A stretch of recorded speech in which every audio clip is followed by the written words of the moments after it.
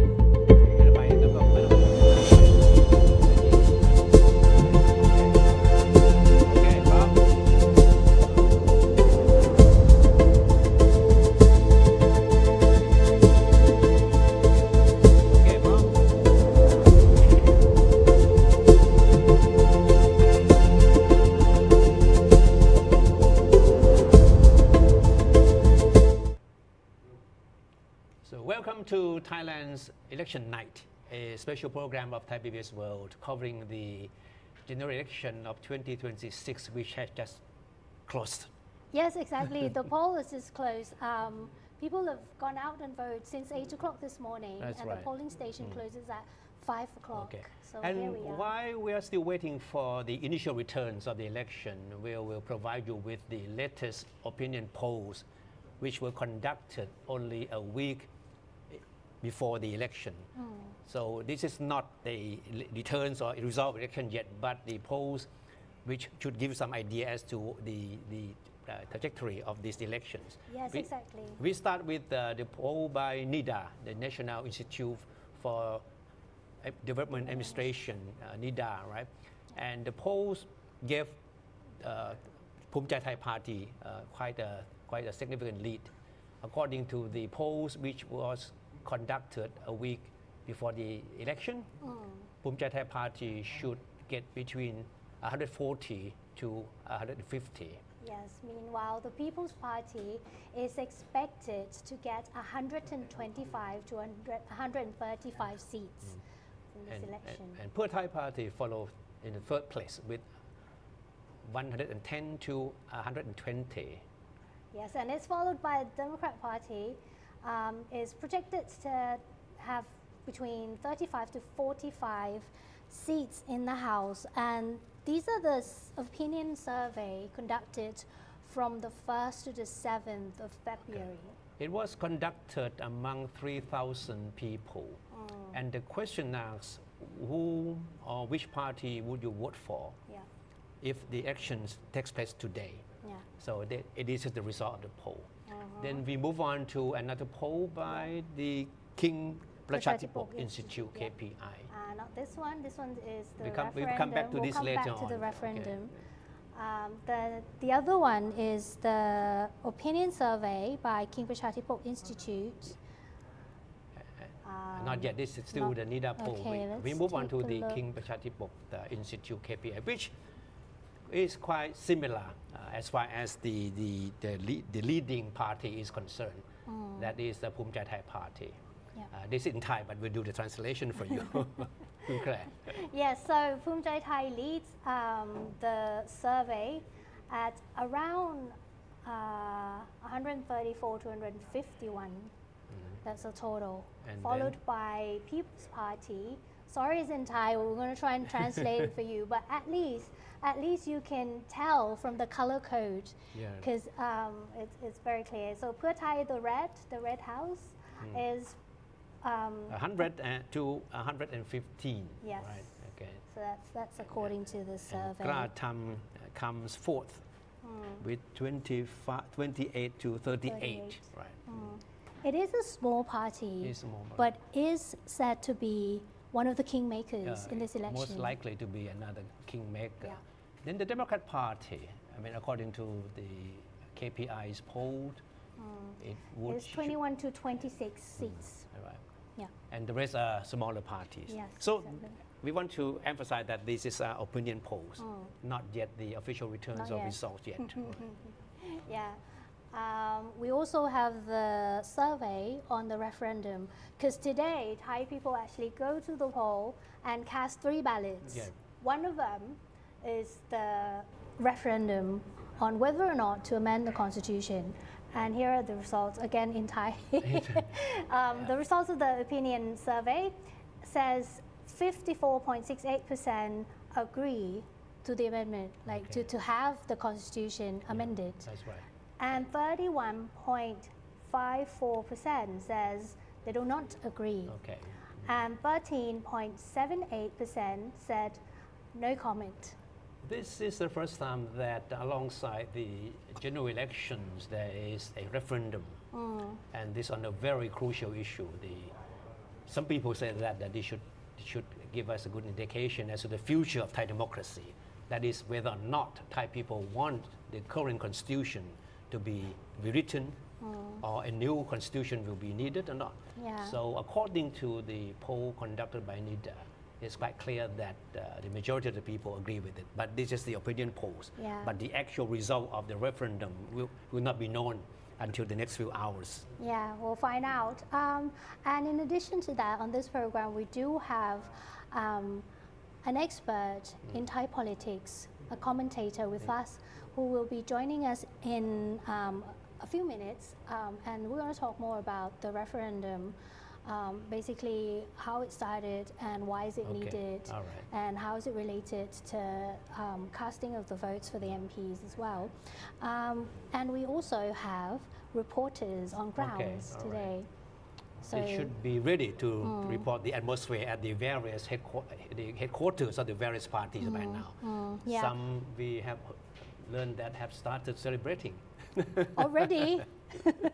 All right. That's a bit fast. So some fun facts. Today, Thai people are voting for MPs, Yeah. members of parliament. There are 500 MPs in the House of Representatives. 400 of them are constituencies MPs, so the constituents vote for them, and 100 of them are party list MP. You know, as we have been saying, every election is important. But the one we just have had today is particularly important in the sense that it will help, according to observers and those in the political circles, that it will help reset the Thai political direction for many years to come. And along with the constitution, the referendum constitution, that should also provide an impetus to any attempts to move democracy forward in the country. Yeah. So let's see what the results of both of the elections and the referendum will be, because that should be a very clear indication as to how Thailand will fare in the next many years, politically speaking. Right?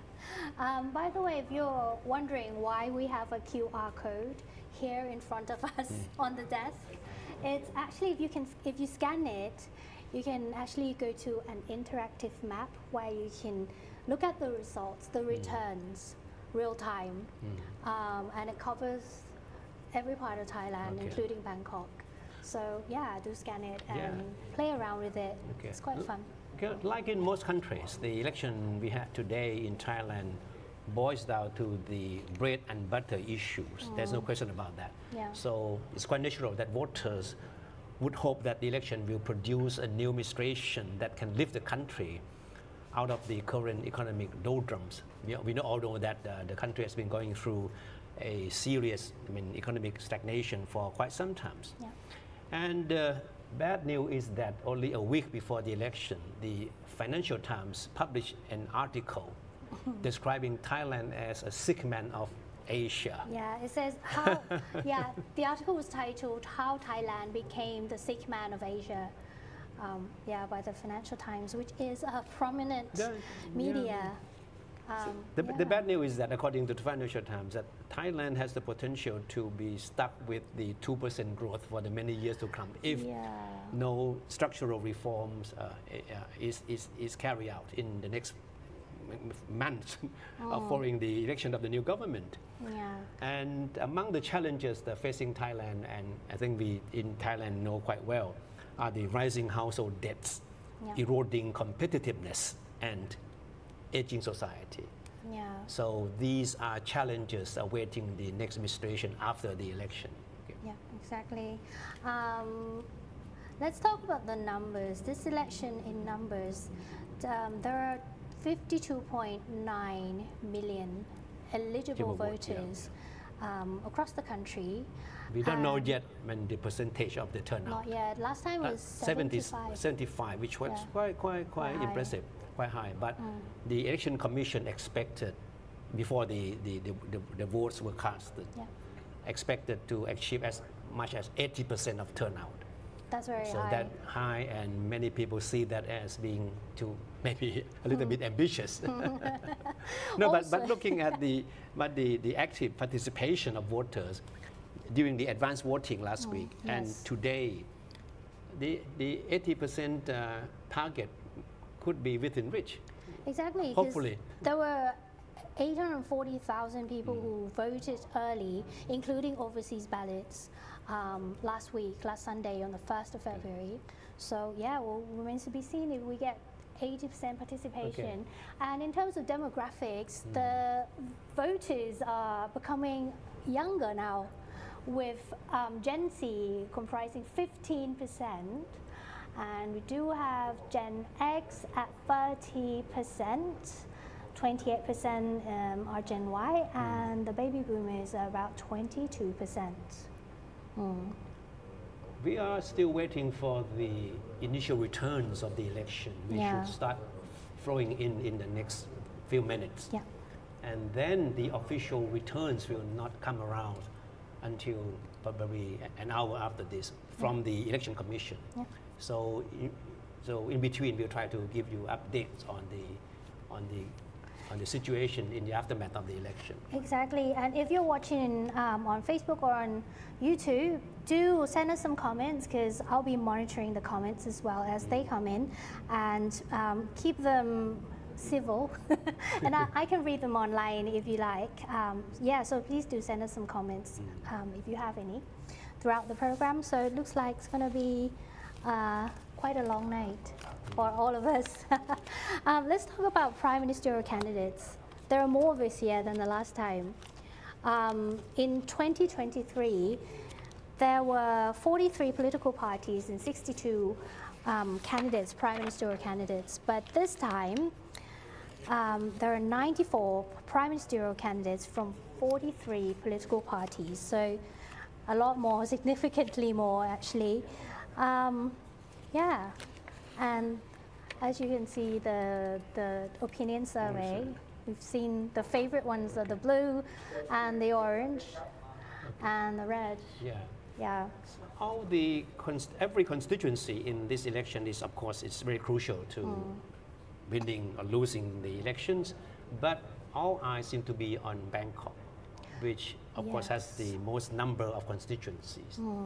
And the city, the capital, has been dominated by the People's Party in the last election, which was still under the banner of the Move Forward Party before it was dissolved, right?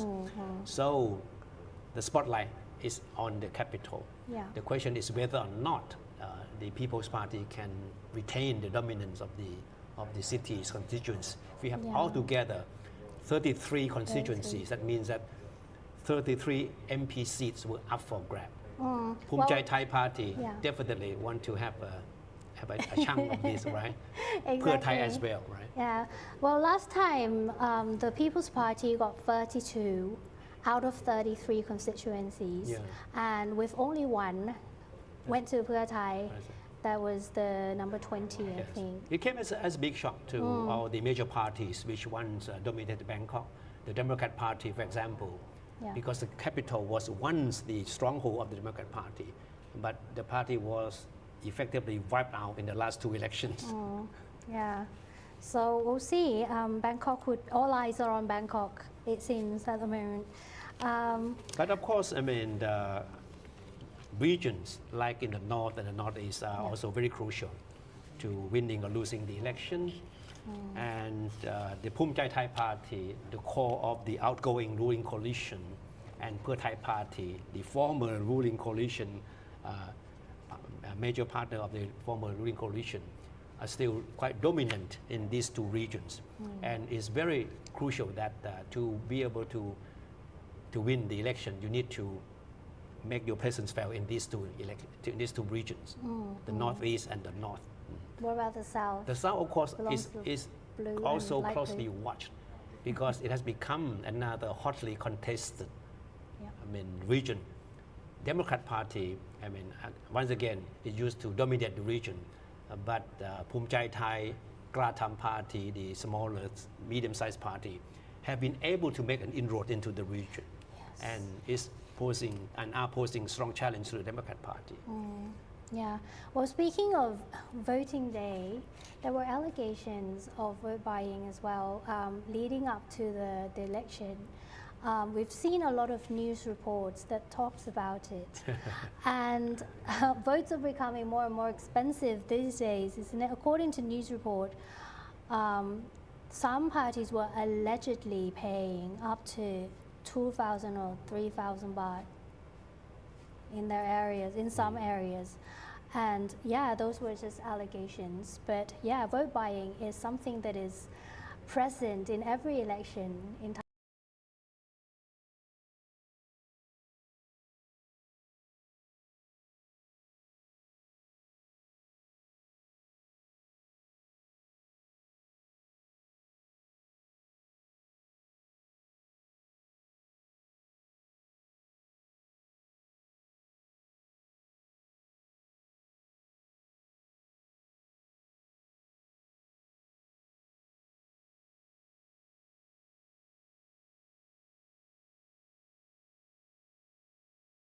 In this election. And it looks like all the major parties have to depend on the service of these banjai or these political clans to make sure that they can retain their influence in local constituencies. Yeah. And like it or not, most of our banjais have been linked to vote buying.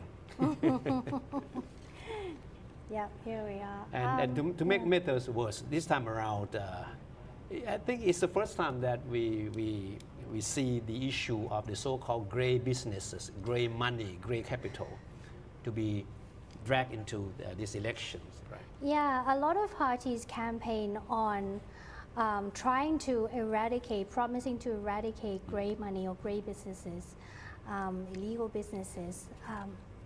Yeah, for example, the Democrats campaign on this quite a lot. Yeah. The grey money, just give our audience some idea as to what it means. The grey money is the money that is derived from illegal businesses.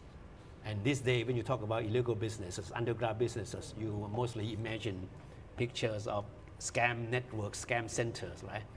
And a number of politicians have been linked to these grey money businesses, underground businesses. Yeah, so these are the campaign messages, how they will tackle grey money. So People's Party said they'll try and shut down mule accounts, prevent money laundering, encourage use of open data. Whereas the Democrat Party campaign a lot on the brand of being honest, an honest option. There was, remember the day, I think it was Thursday or Friday, where all political parties have the billboards around Bangkok and major cities in Thailand. Yeah, and one of the billboards of the Democrats actually said, they used the word the safe survival route. A safe That's choice. What it's safe choice. No, but as we mentioned earlier, that the issue of grey money play a big role in this election, in the sense that for the first time, in the past, the question was always, which party would you join, would you shake hands with in forming a coalition, right? But this time around, the question is reversed. Which party that you would not join in forming a coalition government? And then the issue of grey money, grey capital came up. The parties that are seen to be associated with grey money, that's the party we are not joining. And Kun Apisit Vechachiva, the leader of the Democrat Party, caused quite a stir when he mentioned names for the first time. Yeah. Because the irony is that we have been talking a lot about grey money, about Nobody actually parties mentioned who. associated with grey money, but Yeah. no names No. were mentioned. No. But everybody seems to know which parties we are referring to, or they are referring to. Well, you have to read the news quite a lot. Like if you follow the news, you can kind of tell who they're talking about. Well, actually, the Bank of Thailand, in the weeks leading up to the election, said that they asked the banks to investigate withdrawals Yeah. of large funds like 200 million Yeah. and 250 million. These transaction. These two transactions were too conspicuous because the amount so huge, two separate transactions. Yeah. One 200 million baht, the other 250 million baht. Yeah. Withdraw, I mean, in lump sums. Yeah. So the suspicions were that these batches of money were to be used in vote buying or not. So the Bank of Thailand pointed this out and then asked the Election Commission to find out whether any dirty games would be involved. Yeah, exactly. Okay, like we said earlier, we do have a reporter on standby at 3 major political parties. One of them is Bhumjaithai. We have another one at the People's Party, and the other one at Pheu Thai Party. But we're going to go to Bhumjaithai first, while Kun Kittipat Sunsukjit is on standby at the moment. Let's bring him in and see what it's like over there. Hello, Kun Kittipat. Hello, good afternoon, Kun Tepachai and Kun Claire. So right now I'm in front of the Bhumjaithai Party headquarters in Bangkok, the party which is the government party right now and also the very strong and top contender for this general election. So the atmosphere here right now, we still don't see any supporters of the parties coming here, and also the party's executive. I only still see only Kun King Ekarat Phompan, the famous party members of the party. So to give the background of the party, in 2023 general election, Bhumjaithai won 68 constituency seats and 3 party list seats that gave party the 71 seats in total, making the party the 3rd largest party in the parliament after Move Forward and Pheu Thai Party.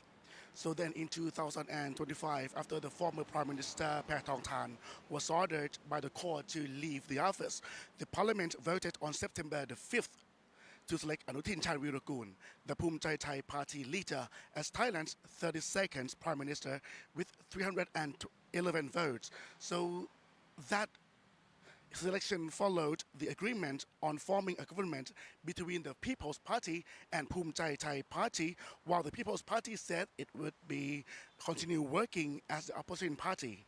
So for this election, talking about how they draw the attention from the voters, so they take the names it is presenting for the key cabinet posts like Kun Sihasak for the foreign affairs, Supaji for commerce, and Ek Niti for the finance.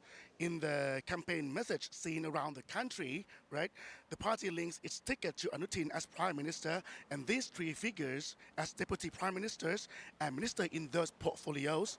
So right now, after the election commission required all parties to submit full details of their campaign policies for review, the Thailand Development Research Institute, or TDRI, analyzed the submission talking about their policies right now. So the Bhumjaithai Party, the TDRI estimates spending of 148,326 million baht per year. The high cost policy is cutting the electricity price to 3 baht per unit for 200 units, which is estimated to cost 63,360 million baht per year. So other main policies mentioned include is the co-payment scheme,คนละครึ่ง phase 2 in the phase 2, and volunteer soldiers and volunteer nurses. So talking about their campaign rally in the past week, from 1st February, the party held a major rally in Sam Khok market in Pathum Thani. The Anutin Charnvirakul, the party leader, said that he asked voter for another chance. He said he wanted to return as the prime minister. He also said if the country's key indicator do not improve in 12 months, he would step down as the prime minister himself. And on February the 3rd, he campaigned in Pisanulok. He said he is ready to come back, spoke about pushing for the higher rice prices, and highlighted the policy on volunteer soldiers and salaries. He also said flood solution should focus on the building system, not only the compensation. That's how he said in Pisanulok. And on February 4th, he campaigned in Srisaket, saying he is confident to come back as the prime minister, and he asked for the strong support across the country. He also ensured that the border protection is the government's responsibility.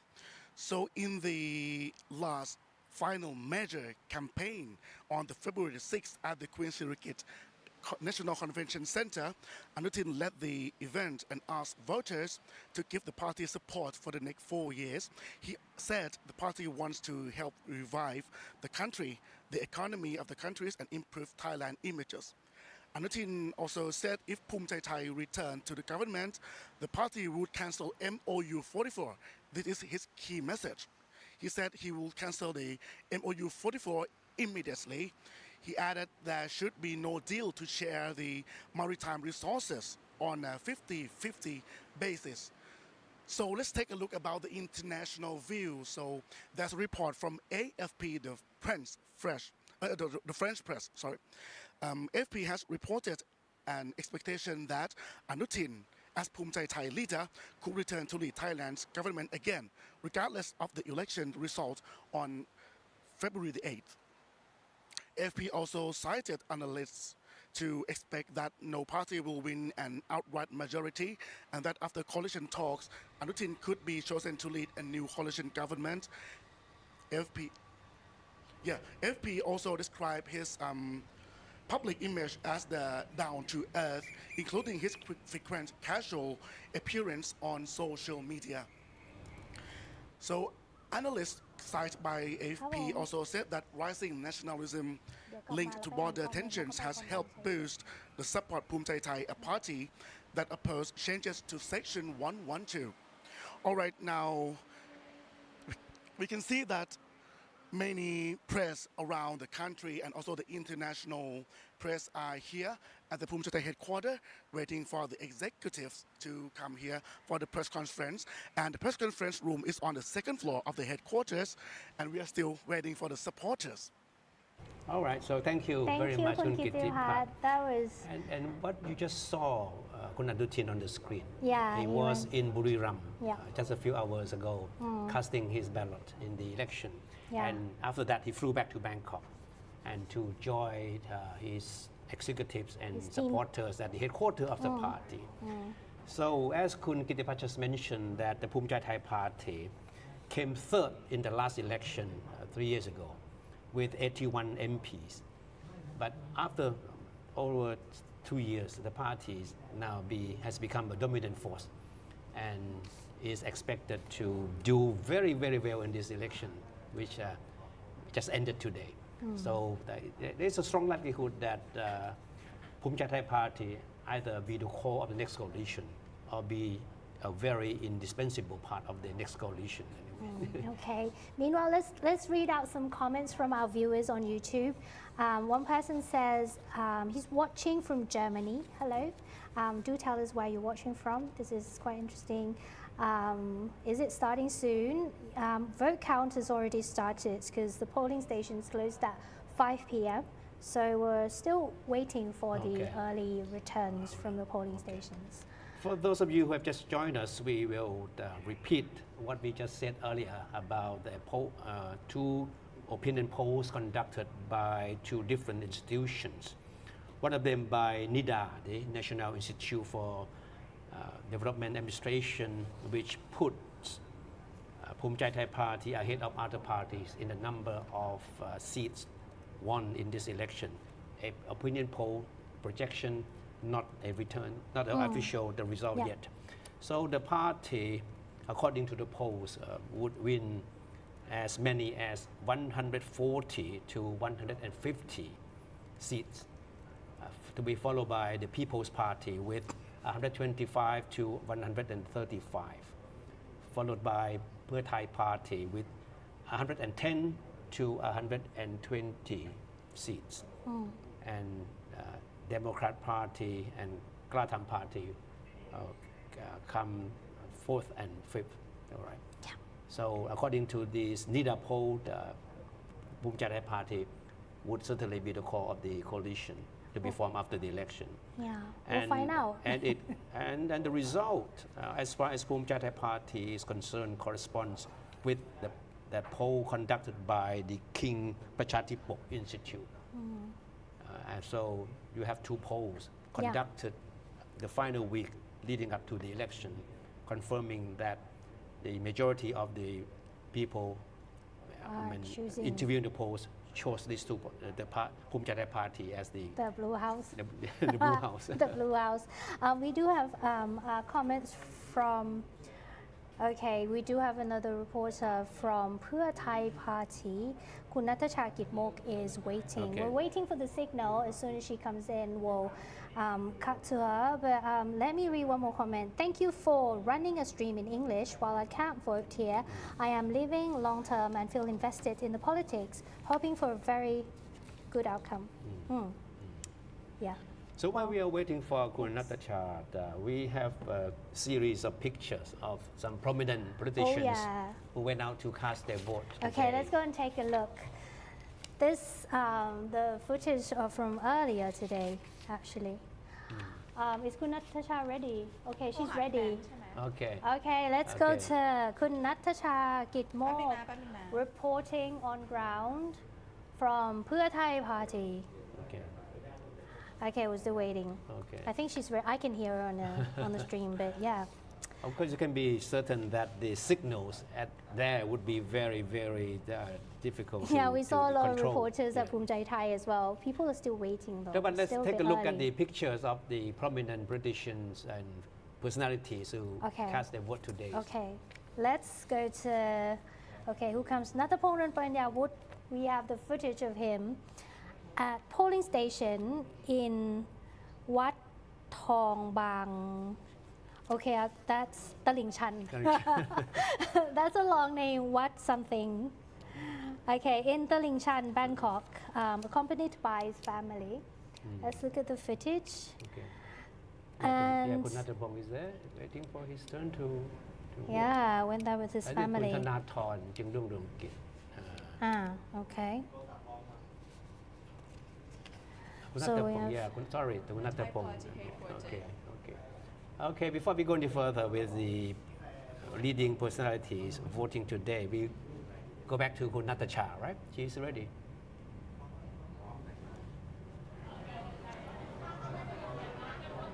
I'm here at the Pheu Thai Party headquarters. The supporters now start to fill in the place. They are in the good faith. And something to notice though, many of the supporters here are senior citizens and the atmosphere here is rather calm than bustling. But still, you can see this is the big deal because we can see many media outlets and big names are gathered here. But despite not being seen as the main frontrunner, Pheu Thai may still hold a key role in forming coalition negotiations. We got some update right now. I can see Yotsanan Wongsawat arrived here at the Pheu Thai Party. Just got off his And car. earlier I spotted Pheu Thai Party leader Zulapan Amonwiwat here at the headquarters. Well, talking about Yotchanan Wongsawat, ahead of the election, the Pheu Thai Party held a major rally at Thep Hasadin Stadium, campaigning under the slogan Yotchanan can do it. Party leaders call on voters to give Pheu Thai another opportunity to govern, saying their candidate could help move Thailand beyond political conflict amid border crisis. Well, Yotchanan Wongsawat previously said he is ready to become Thailand's 33rd Prime Minister. Pheu Thai campaign is focused on economic recovery and improving people's livelihoods. The policy outlined at the previous rally, including raising agricultural incomes, supporting businesses, expanding access to healthcare and developing infrastructure and transportation. Right now we bring you the latest update from Pheu Thai headquarters. Let's see what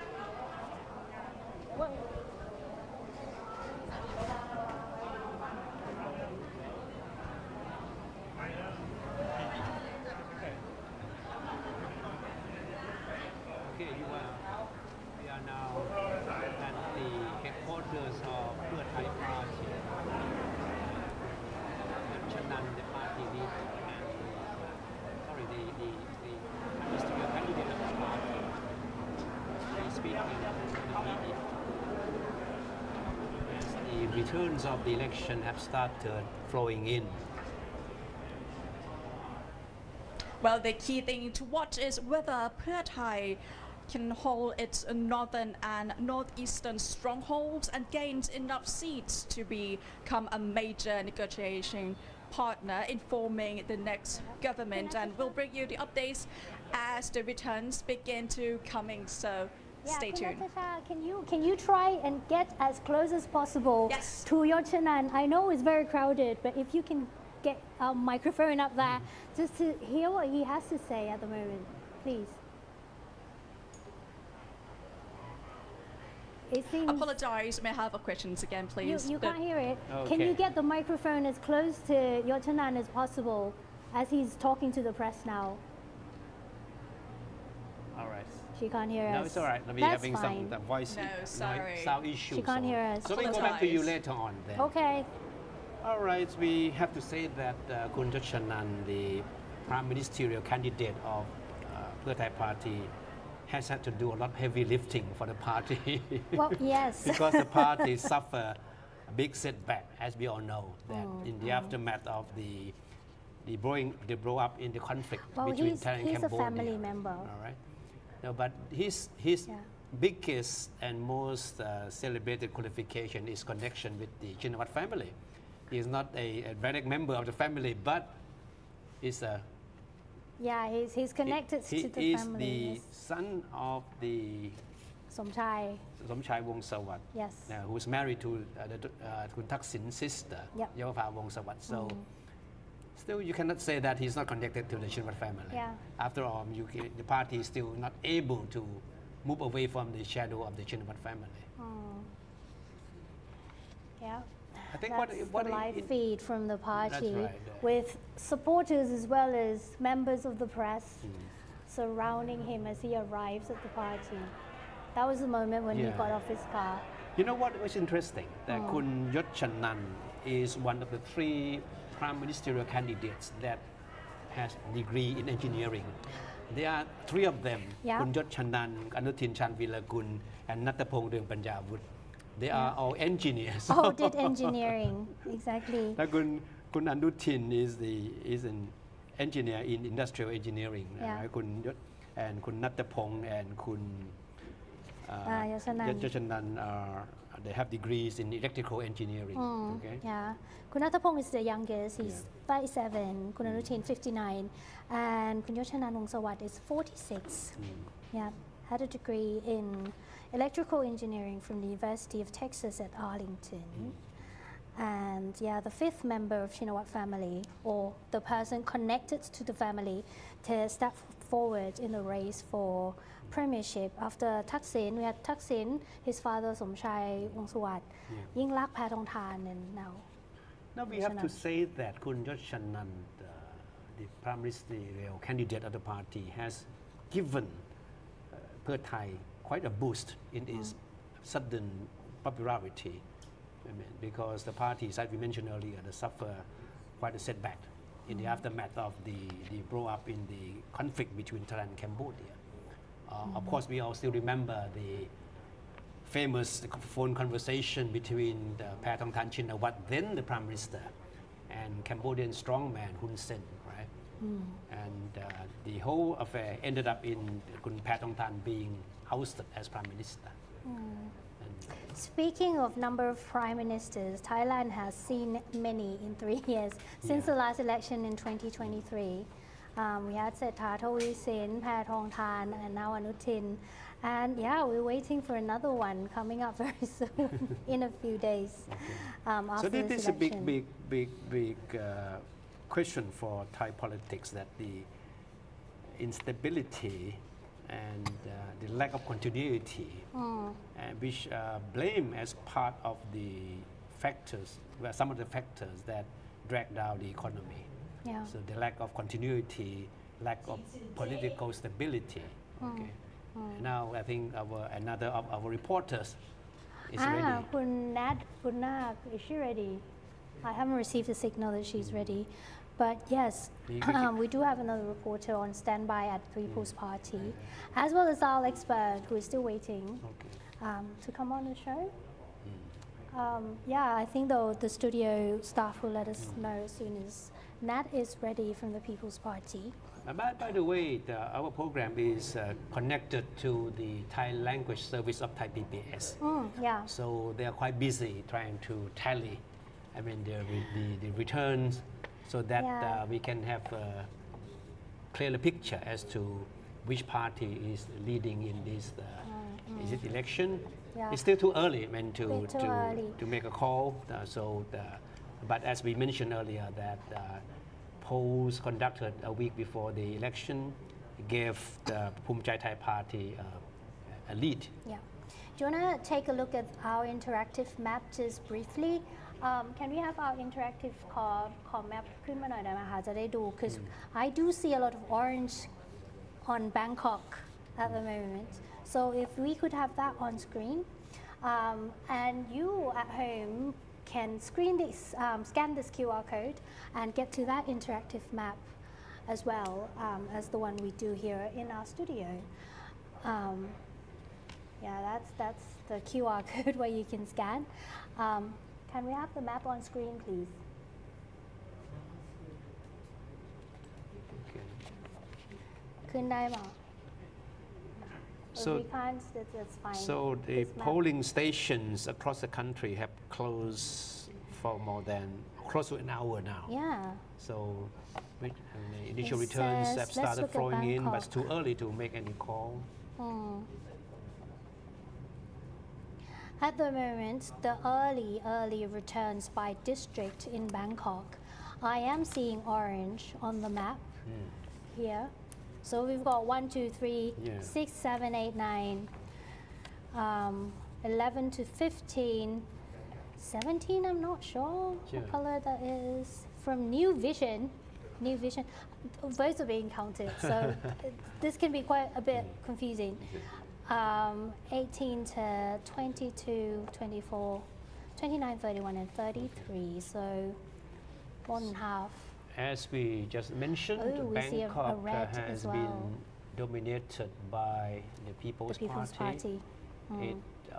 It swept with the exception of one constituency in the last election, and is projected to be able to retain its influence in the capital again. Yeah. Last time, District 20, constituency number 20, went to Pheu Thai, but this time the People's Party took it, seems. So yeah, this is the interactive map I've been talking about. You can click and see nationwide scores as well. So yeah, do play around with it. It's quite useful. So you can watch the returns live. Okay, coming back to us. I think before Kun Nat Bunak is ready, do you want to bring in our experts? That's right, Just to yeah. talk about the importance of the Constitution That's right. amendments as well as how it's linked to the voting today Okay. for the party list MP as well as Okay. constituency Okay. MP. We have Assistant Professor. เดี๋ยวเชิญอาจารย์เลยก็ได้ค่ะ All right. Because in this election, voters were also asked to make a crucial decision in a referendum. This is the Yes. first time that a referendum is organized alongside a general election. The question asked was whether you agree or not to having a new constitution. Yeah. Right. and people had to choose between agree, do not agree, Agree. and no comment. No comment.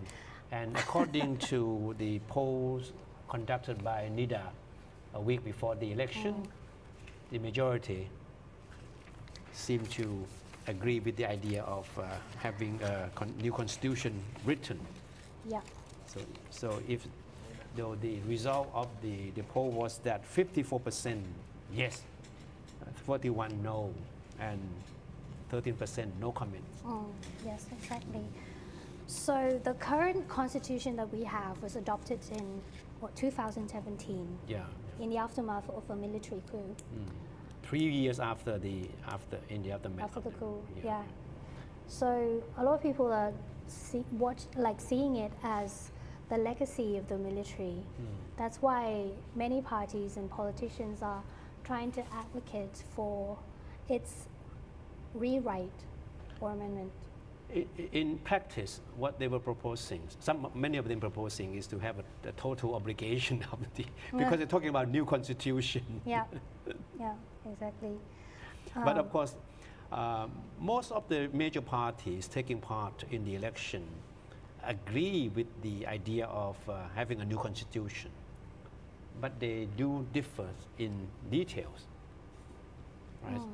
So amending the constitution was one of the planks in the platform of some of the parties. Right. Yeah. All right, now. Yeah. Okay, so now we have อาจารย์พลอยใจปิดตกแต่ง with us on the show. So welcome. อาจารย์ สวัสดีค่ะ Thank you. So I think at least we all can heave a big sigh of relief that the election went smoothly, despite earlier fears that there could be some troubles, especially along the borders, right? Of course. But nothing serious happened. There was a little bit troubles in some polling booths. People were confused, about voting for the election and then voting on the referendum. But we can say that this election went very smoothly with little hitches. Yeah, exactly. So, อาจารย์ we were talking about the referendum earlier, and this is the most costly election in history because we do have 3 ballots, and some people got confused, like you said. But for our audience who may be watching from overseas or maybe expats who don't quite understand what it's all about, why are we with the referendum now? First, before you answer the question, I just want to relate to you an event that I just been through that reflects the very lack of understanding of the whole thing was about. I had a conversation with a group of young people who intended to vote in this election and to take part in the referendum, and they said that, so what would the referendum means? What does yes mean and what does no mean? Yes, yeah. Okay. It can be confusing.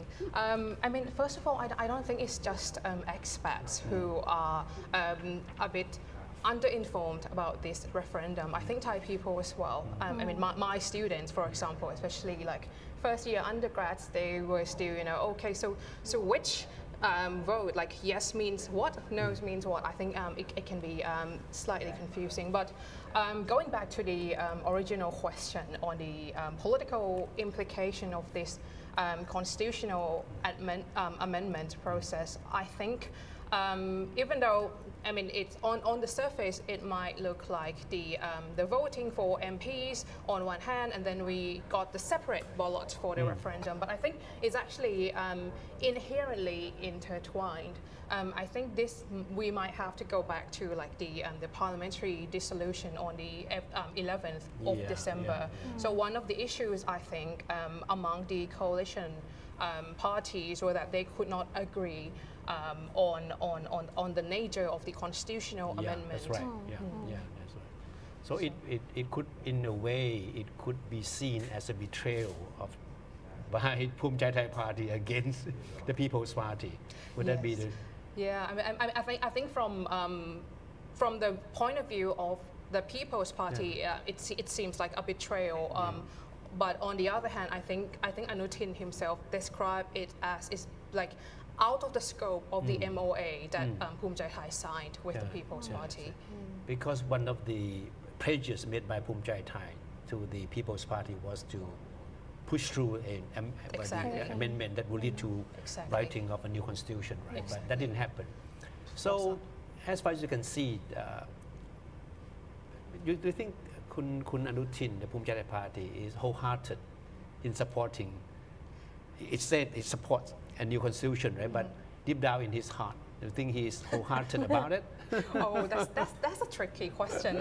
I mean, obviously we cannot know what he thinks, but I think his accusation is that the Senates are, are not a part of his party, therefore he cannot control how the Senate vote. Yeah. But this, of course, for followers of Thai politics would know that one of the most problematic aspect of the current constitution is, of course, the selection process of That's the right, Senate yeah. and the accusation of party bias. Yeah, as well as the part where the Senate gets to elect a lot prime of A lot of independent bodies. right? Yeah. That's the biggest sticking point. Oh. Yeah, exactly. So, yeah, and according to the court, this is not the only referendum.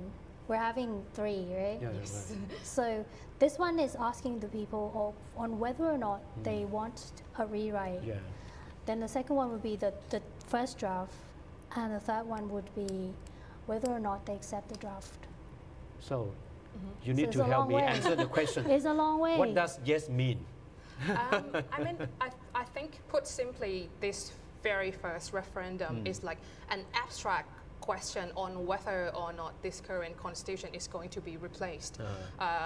We do not have, any draft in hand for the people to look at the moment. So it's just like an abstract yes Okay. or no. Just Some the beginning people- of a Yes, long yes. process. right? Some Exactly. people are saying that it's like writing a blank check. Some commentators do say that though. Yeah, I mean, not quite, because as we know, that's a very, very long way before we get a new constitution. I think the trickiest one is the second referendum. Actually, is the process before we can get to vote on the second referendum. So before we can vote for the Yeah. second referendum, it has to go through the parliamentary deliberation. That's right. And this is going to get a bit technical, but the section of 256 of the current constitution states that on top of the simple majority, we also need the 1/3 vote from the Senate as well.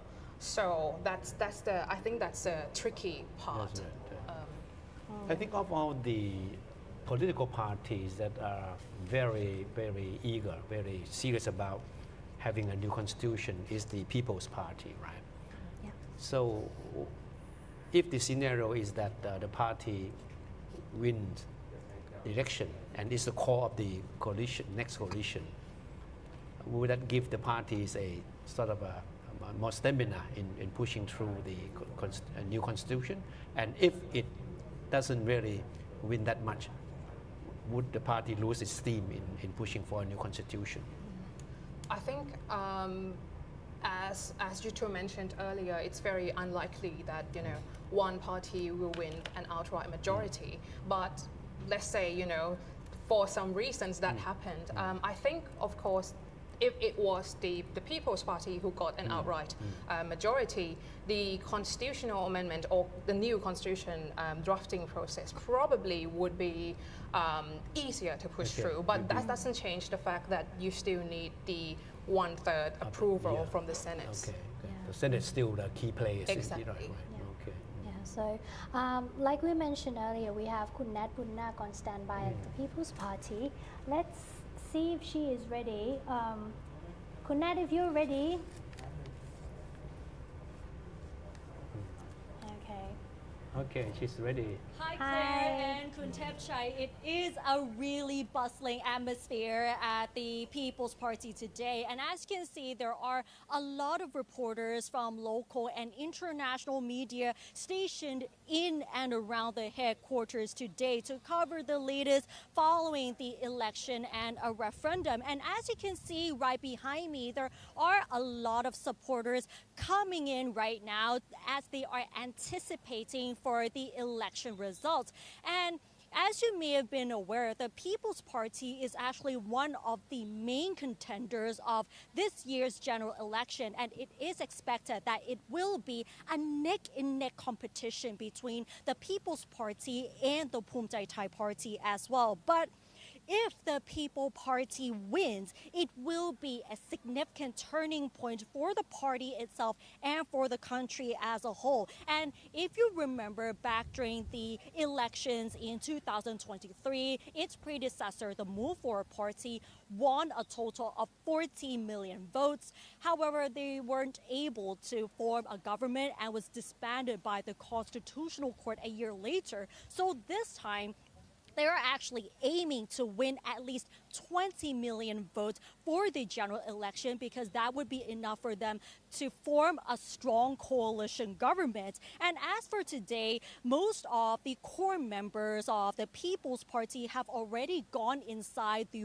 war room, which is upstairs at the headquarters of the People's Party, as they are actually going to monitor the vote counting, because the voting has already closed since 5 p.m. today, so they are going to monitor the vote counting as to who will become the election winner for this year. And so far, there is no press conference at the moment because they are not supposed to comment about the election nor the voter turnout. But we can tell you that its party leader, Nathapong Rungpanyawut, has already arrived at the party headquarters earlier today, and they all went straight upstairs. And another prime ministerial candidate, Wirayut Kanchuchat, also arrived without giving any comments about the elections, but only reminded reporters to go out and vote before the voting closes at 5 p.m.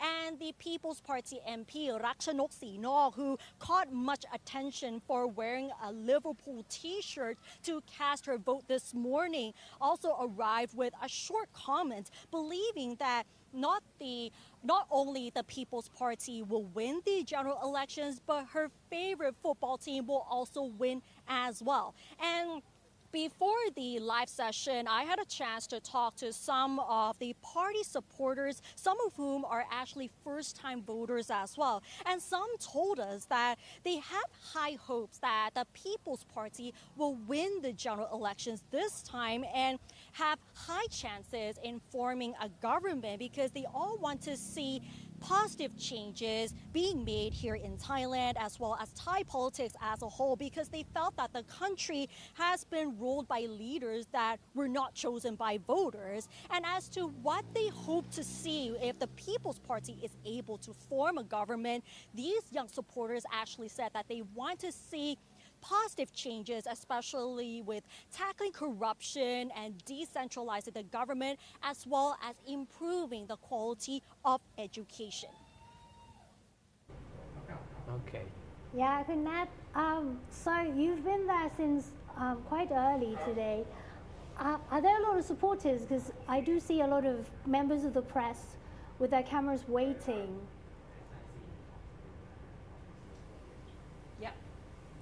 Well, there are a lot of reporters and cameras waiting inside the headquarters and around the premises as well. And even though outside you can see that it's rain, it looks like it's going to rain, but many of the reporters from local and international media are still here waiting to interview some of the core members of the People's Party. And as you can see right now, there are a lot of supporters screaming and cheering outside, waiting for the People's Party to come out as well, because today is actually a big day in Thai politics. And you can see that a lot of people here have so much hope that the People's Party will be able to secure victory once again, just like how they did during the 2023 general elections.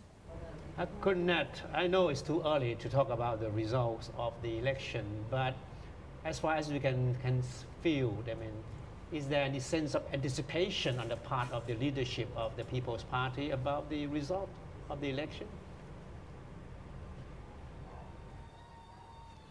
Well, I have heard that most of the prime ministerial candidates, whether it's its party leader Nathapong Rungpanyawut or Siri Kanya Katasongkun, actually commented earlier today and even before that they are pretty confident that they are able to secure at least 20 million votes for this year's general election, which is actually not unapproachable, but they think it's actually the minimum for them to be able to form a strong coalition government, because if they're not able to secure the majority or secure the premiership, it won't be possible for them to form a government or even have this power to deal with other parties in joining the coalition. All right. Thank you. Okay, thank There you. we go. Thank We you. saw the Liverpool football right. jersey. Thank you, Kunad. We'll come back on. Please go and stand by. We'll come back to you a bit later. As Kunat just said, that Thank the you. party hopes to win as many as 20 million votes this time around, compared to 14 million it won last time. Do you think that is too ambitious? A little bit too ambitious? I think it's of course, very ambitious, but of course not, lying beyond the realm of possibility. Considering, I think the last few weeks before the general election, I think we saw like more and more like people cheering for the People's Party, but of course we cannot know for sure whether that's going to be translated to the result directly or not. Okay. You're from Chiang Mai, Yes. which was once the stronghold of the Pheu Thai party, right? Yeah. But it has been the People's Party has been able to make a strong inroad into the province. So, what does it look like this time? I think we can probably safely say that Chiang Mai, just Chiang Mai in the north, is going to remain the stronghold for the People's Party. I mean, there are a few districts that we see really strong contestants from Pheu Thai parties, but I think overall, just Chiang Mai, I think it's going to be mostly the People's Party. As we are speaking, I'm looking at the scoreboard. By the way, these are early returns by district by Thai PBS, and the scores comes in from our volunteers who are observing where the votes being counted. At the moment, if you look at the map, we've got 6 constituencies out of 10 in Chiang Mai going to the orange camp at the moment. Yeah, so speaking of Chiang Mai, Of course, the People's Party's strongest base of support are young people. Yes. Yeah. What about in Chiang Mai? Still the case? I think that is still pretty much the case, especially students who come from other provinces in the north as well. Most of them that I have talked to, they said that they prefer the political part, the People's Party's policies. And what about the issue of rewriting the constitution? Is that something that they understand or they discuss about among them? I think in Chiang Mai, just in Chiang Mai, I think people broadly understand the current constitution as partly the legacy of the military junta. So I think in Chiang Mai there is quite strong sentiment against the current constitution. I see. For those of you watching on live stream, if you have any comments for our expert, please do send it away. I'll read it out.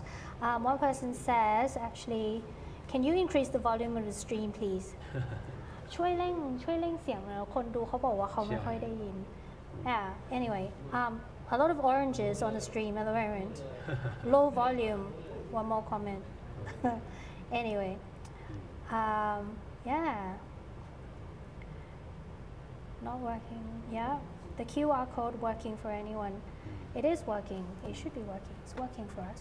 But anyway, yeah. You know, Thai PBS also has its own tracking poll, right? Yes. We want to show you the tracking poll we had We The tracking poll. about the choice of Prime Minister. Yeah, that was taken earlier, right? Yeah, the tracking poll Let me by look Thai at it. PBS. The tracking poll was conducted This one online, here. so the audiences were limited to those who This one here, right? were online. Right? So according to the result of the tracking polls of Thai PBS, Says preferred Prime Minister the candidate. preferred Prime Minister candidate is Kun Nattapong Ruenpanjabut, Yeah. who gets as much as 53% Yes. of the votes. And the second is the Pheu Thai candidate, Dr. Yoshanan Wongsavat, at 16.3%, followed by Apisit Wetchachiwa at third place at 9.3%. And third place actually a tie because we've got Apisit and Anutin at 9.3%. Yeah. And followed by Thirapan, no, no. by And 3.9 says they're unsure. unsure.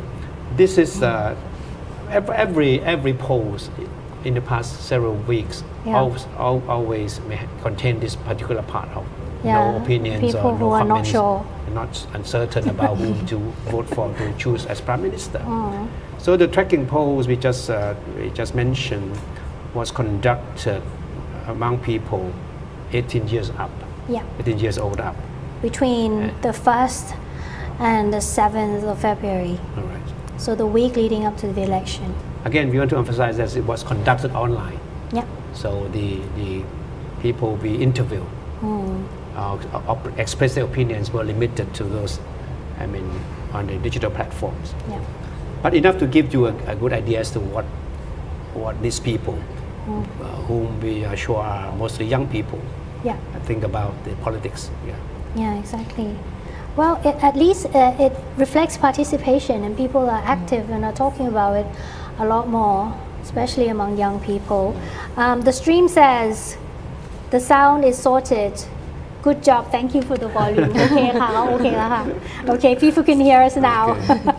That's good. So let's come yeah. back to the Ajahn Proyjai.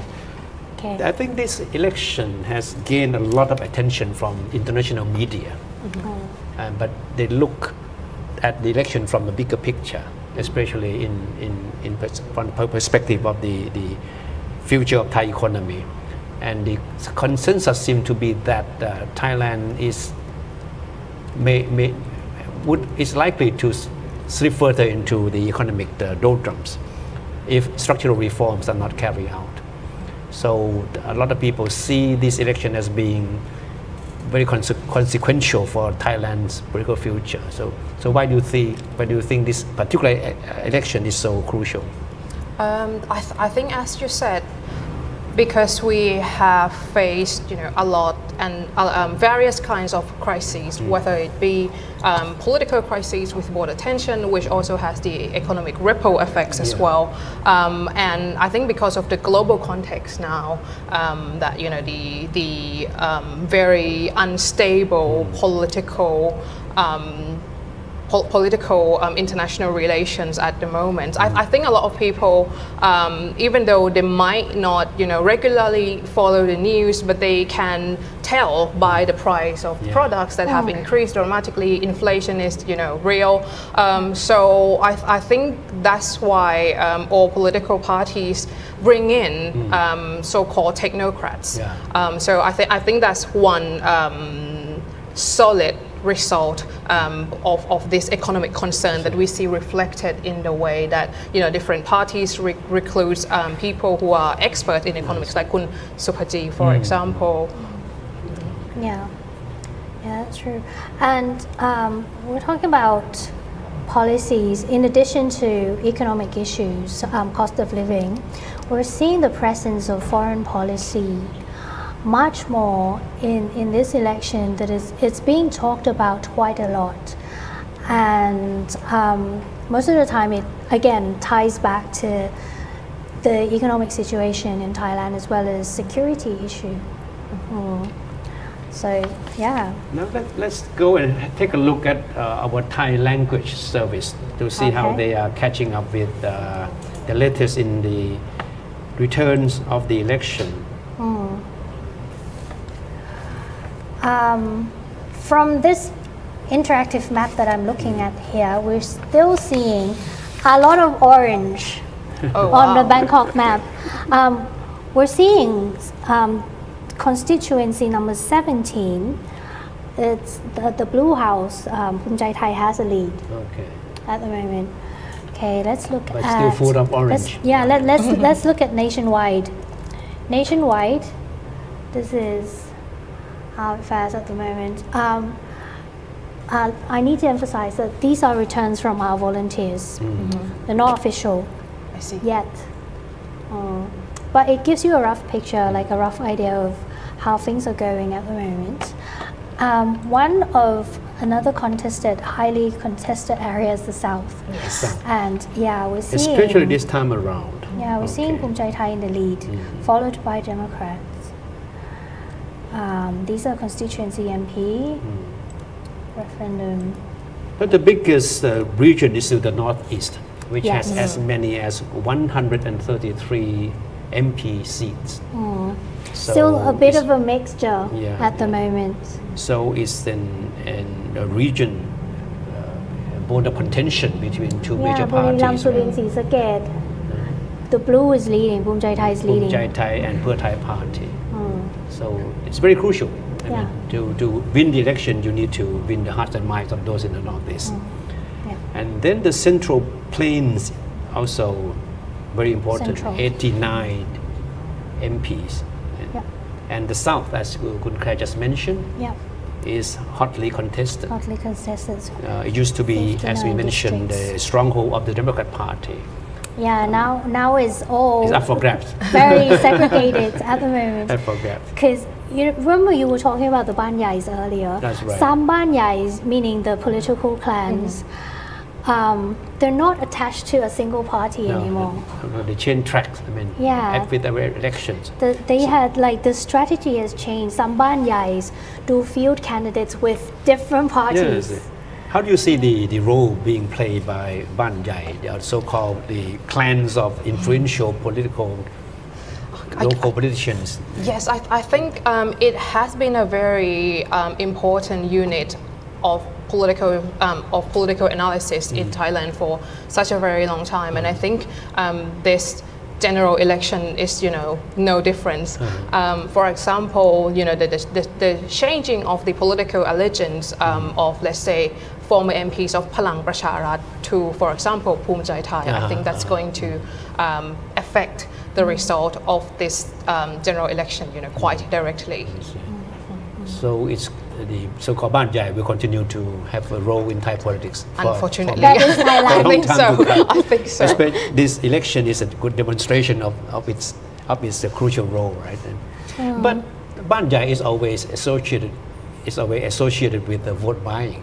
Yes, So yes, yes. that's one thing that we have to remind our audiences. That. Yeah, exactly. So there's no such thing as poor Banyai, right? No, they need the bullets. That's what we call the kasun from the start in order to become Banyai. But I've actually through an interview that I've talked to one of the politicians, the candidates in this election, and he was actually saying that it's the fabric of the Thai society is a major influence in the emergence of Banyai, because you know how different villages would have the village leader, Yeah. and then somehow that person or that family gradually emerge to become an influential figure, and then eventually the Banyai. So that's. Do you agree or not agree with that? To some extent. Yeah, I mean, I think that's a good explanation of this particular political phenomenon, but I think it also has to do with the fact that how Thailand is structured as well, because like the resource management, it's quite centralized, for example. So the fact that you have ties to local politicians probably give you, for example, I don't know, for example, if I have like my house and I do not have like a proper road in front of my house, if you know the ผู้ใหญ่บ้าน if you know the local politician, you know, you're likely to get those things. You're going to get the road. Yeah, exactly. But, you know, it's actually, you know, you're entitled to that, you know, as a citizen. But, you know, this flaw in the resource management, I think it's, you know, it's cause and effect with the rise of the Banyai in Thai politics. At this moment, the members of the Election Commission are holding a press conference. Okay. I Do you want to go and think can we to listen discuss to the- it yeah. and see what they are saying? We move you to the press conference site. การขอไปแถลงข่าวกกตหน่อยค่ะ so we can see what they are saying about this election. As we are talking, the early returns of the election have started flowing in, but it's still too early to make any calls. The figures are still very preliminary. Okay, Okay. so let's take a listen I to think what they're members of the election trying to get the commission signal. ค่ะมีผลกระทบกับหน่วยเลือกตั้งบริเวณดังกล่าวไหมคะ ครับจากรายงานนะครับก็มีแค่ฝ่ายความมั่นคงได้รับบาดเจ็บเล็กน้อย1 รายนะครับไม่จากการรายงานก็ไม่ได้กระทบกับการที่จะดำเนินการเลือกตั้งต่อไปก็คือการนับคะแนนและการรายงานผลคะแนนครับช่วงเวลาที่เกิดก็คือเวลา 16.40 นาฬิกาครับก็ก่อนจะปิดเหตุ20 นาทีปิดหน่วยครับเชิญครับค่ะปัญหาในวันนี้ที่เกิดขึ้นรวมถึงปัญหาเมื่อวันที่1 กุมภาพันธ์ที่ผ่านมาค่ะหลังจากนี้ตัวทางของกกต.เองจะมีการถอดบทเรียนเพื่อการจัดเตรียมการเลือกตั้งในครั้งต่อๆไปที่อาจจะเกิดขึ้นบ้างไหมคะเอาปัญหาวันที่1 กุมภาพันธ์ที่ผ่านมานะครับเราก็พยายามชี้แจงหลายปัญหานะครับคิดว่าเราตอบสังคมได้นะครับไม่ว่าจะเป็นเงินกรอกรหัสไปรษณีย์นะครับผิดพลาดของกปน.นะครับก็มีความชัดเจนนะครับว่ามีการคัดแยกแล้วก็ส่งกลับไปยังหน่วยเลือกตั้งนะครับแล้วก็จะมีการนับคะแนนพร้อมกันในเย็นวันนี้นะครับเราน้อมรับคำวิจารณ์นะครับเราก็จะนำมาปรับปรุงในส่วนที่บกพร่องแต่ทั้งนี้ทั้งนั้นเราเคยเน้นย้ำมาตลอดนะครับว่าในการจัดการเลือกตั้งแต่ละครั้งเนี่ยเราใช้กปน.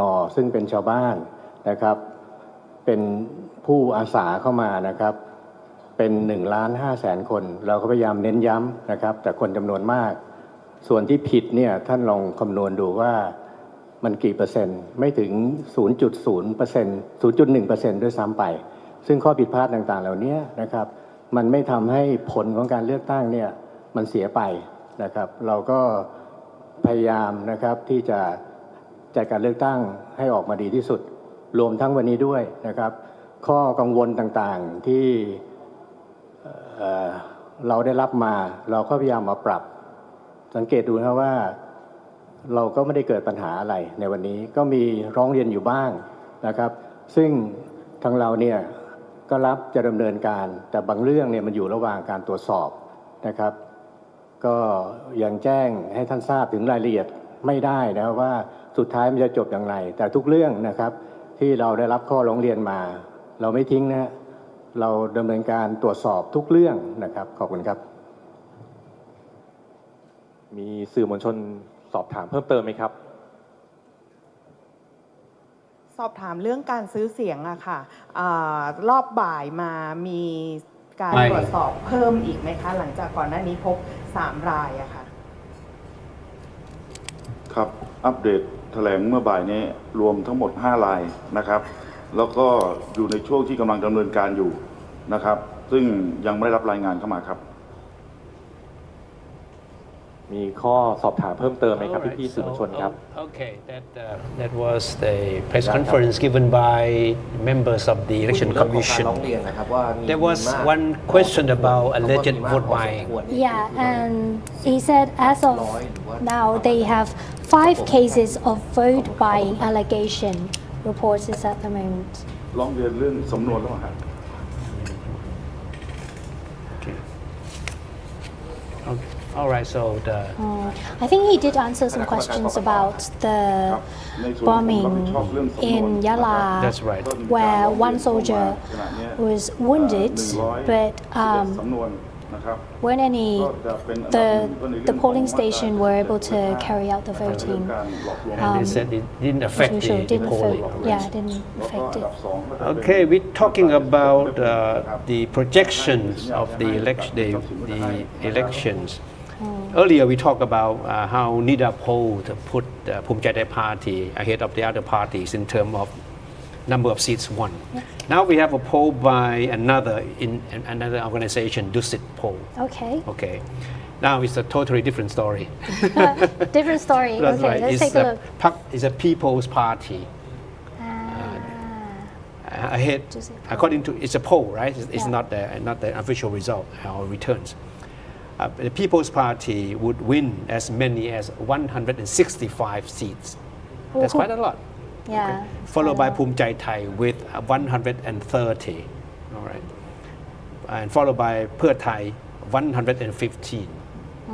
Democrat 45, not too bad. And then Kratham 35. Okay, I'll repeat the figures again. According to the Dusit poll, which is another reputable organizations as far as the polling is concerned, the People's Party will win as many as 165. Bhumjaithai 130, Pheu Thai 115, Democrat 45, Kratham 35. So this contradicts the result of the poll by NIDA, which puts Bhumjaithai party ahead, right? Yeah. It was quite interesting though. Once like the numbers starting to come in, though, even before the election itself, there are people like observers who are trying to place who's gonna shake hands, who's gonna join who, informing the next coalition government, isn't it? That's right. And I think the Green, the Gatham, isn't it, is going to be one of the kingmakers in this election. You have your own It's a small theory party. about whom would shake hand with whom in forming a coalition? It's just so difficult to It make a is, guess isn't at it? this point, isn't it? Because I mean, formally we probably would be thinking that the People Party and Bhumjaithai, not going to make great coalition, but then again, Anything can happen in Thai exactly. politics. Yeah. So Big politics is the art of the possible. Don't forget that ends it. Yeah, exactly. Unless the winning margin is clear cut, That's right. it will be difficult for the People's Party. yes. So I think it's So quite to clear that form- no single party will win an outright victory in the election, right? So it's very likely, very strong likelihood that we will end up with another coalition. Yeah. Yes, and I think this is also like one of the legacies of the current constitution as well, with the first part, the Okay. post system. Yeah. Well, okay. Let's look at. Oh, it's changing again.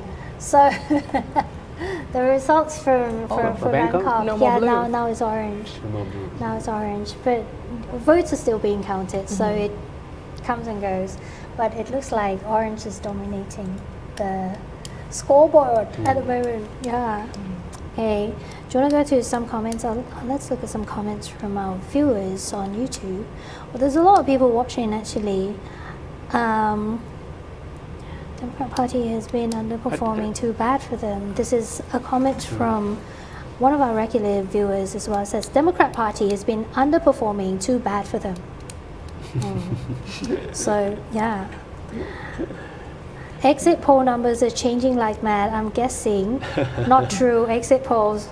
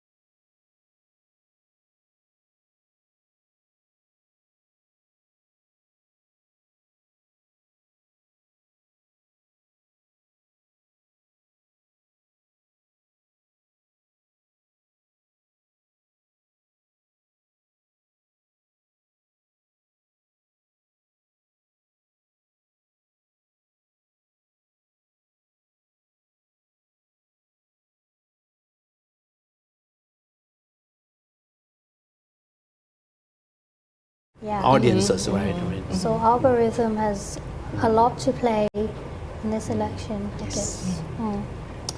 Yeah. but do you see big differences, major differences in the policy platforms of the competing party in this election? Any major differences? I think most parties are going digital, like more or less. So when I research on party policies, I go to their website, and I think all the big three parties got really good digital platform that explains like the philosophy behind their policy. So I think this is going to be the new norm in Thai politics. Yeah, we have some fun facts. I actually prepared this. Let's talk about the party names and their meanings. Did you know that 28 parties in this election has the word Thai? Thai spelled as in Sala Ai Tho Thahan with the Yaw Yak, and Thai without the Yaw Yak. Thai is obviously meaning Thai. 28 parties has the word Thai in it. 7 parties has the word Chat, which means the nation, in the party name. And 11 parties use the word Pracha, which means the people in their names. So it's quite like you see a pattern there, either Thai or the nation or the people. New, the word new. New, yeah, there's the word new. 11 parties is the name, yeah, with the word new in it. Yeah. And there are parties with English names as well. So we have Green Party and Fusion Party and a New Vision Party. Which is a bit difficult to say in Thai. Like for me, yeah, I'm not sure about the naming strategy, but there you go.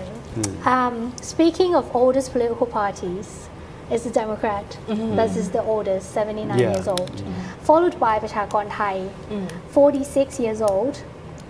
I remember Prachakon Thai when I was very young, but now it sort of has drifted. Yes. I think has been almost forgotten by most people. But somehow it's still around. But used to be a force to reckon with. Yes, back exactly. many years back, when Kun Samak Suntaravel was the leader and who eventually became prime minister under the banner of the previous life of the Pheu Thai party. Yeah, and the third oldest is Kwam Wang Mai, 35 years old. And again, this party has also been pushed into Very oblivion. Yeah, so there you go, some fun facts about the parties. I think what is interesting in this, in the final days before the election, at least 3 major parties had some parting shots in the form of digital billboards, right? Oh, yes. Yes. They and it's were quite large effective billboards. because it did grab a lot of attention from the media and went viral on the social media. For example, the People's Party came up with a series of digital billboards with the word change. And that struck a lot of people with the right chord. Yeah, because for those people who want change would have voted. So in addition to Bangkok, it covers major cities like Chonburi, Pattaya, Chiang Mai, Chiang Rai, all the rest of it, Samut Prakan, Udon Thani. So these are like Ayutthaya, Nakhon Si Thammarat, so large provinces. Also, we had the Pheu Thai party also used digital billboards, like big ones, and it focused on the word Yotanan can. Can do. Yotanan can do. Making Thailand great. Yotanan Bole, you use the Bahasa. So how do you see this parting shot tactics, especially when the one adopted by the People's Party using the word change? It really struck the right chord with many people. Right? Yes.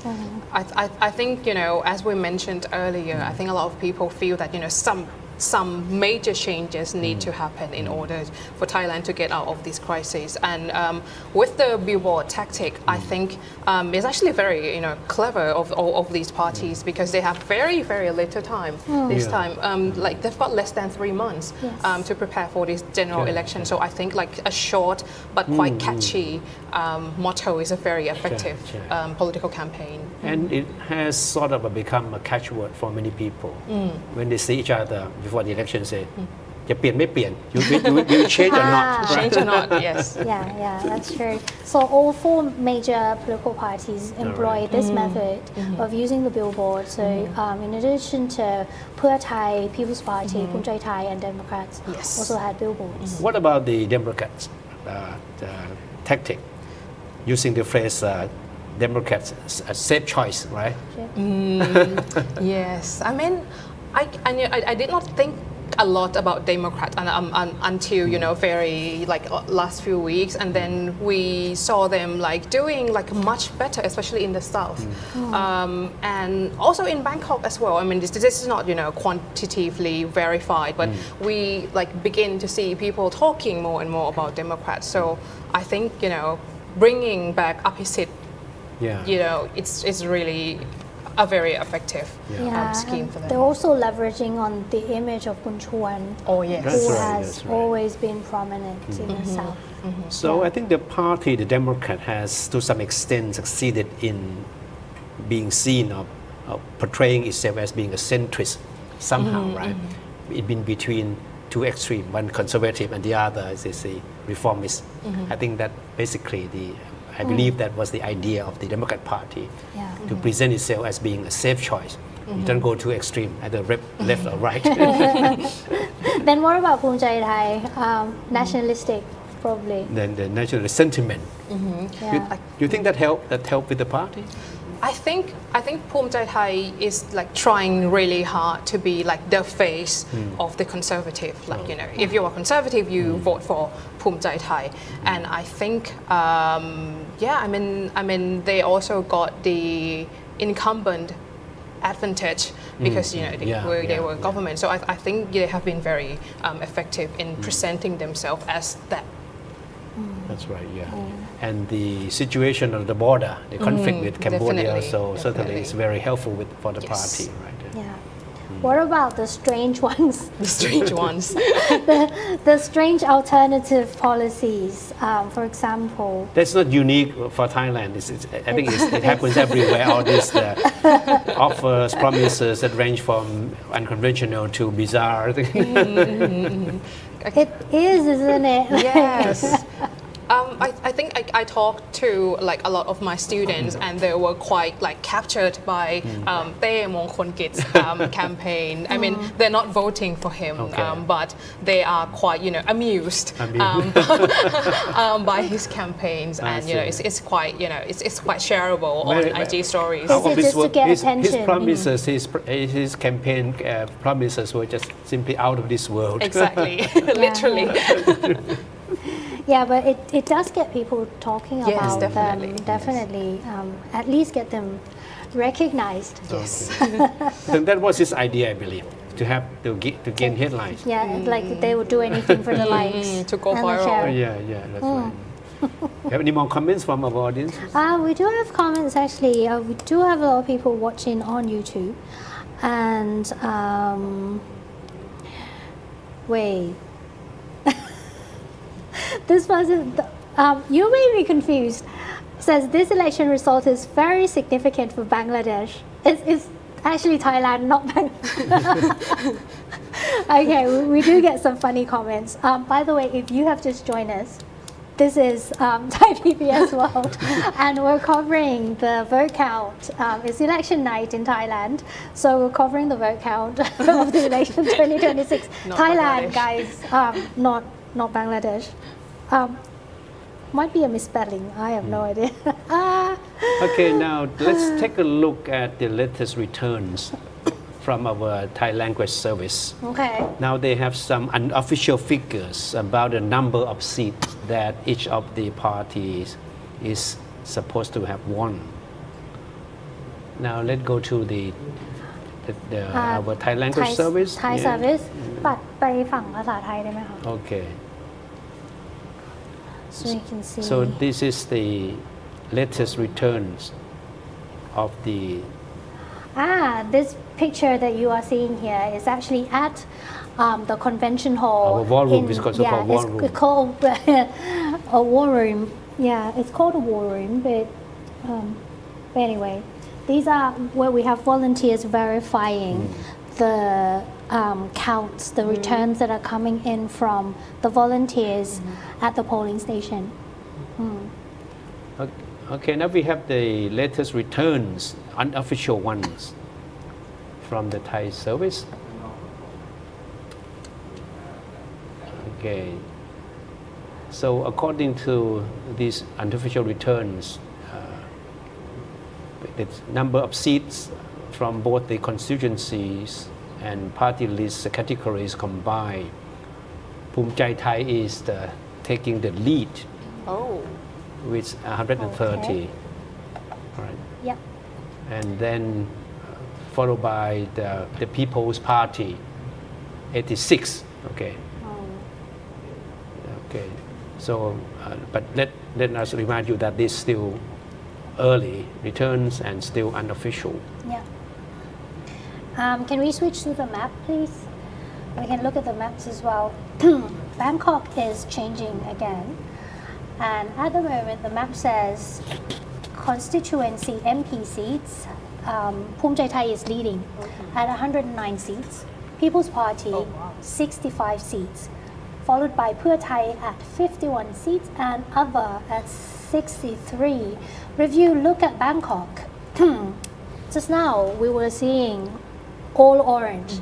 Now it's changing again. So we're seeing light blue, which refers to the Democrat, 1 seat, and for Pheu in 2 constituencies. Okay. Okay. Now let's go to the Thai service มาไปที่หน้าของจอภาษาไทยเลยนะครับ Okay. Now we have the latest returns. The number of seats are supposed to have been won by each of the parties. Bhumjaithai Party has gathered altogether 132 seats to become the leader, followed by the People's Party. Yeah, that's right. Okay. So these are the lower sides. So these are the latest returns, indicating the number of seats that each of the parties is supposed to have won. Yeah. Unofficial figures. Unofficial figures, yes, exactly. And still very early Yeah. in the ballot counting. Yeah. But enough to give you an indication.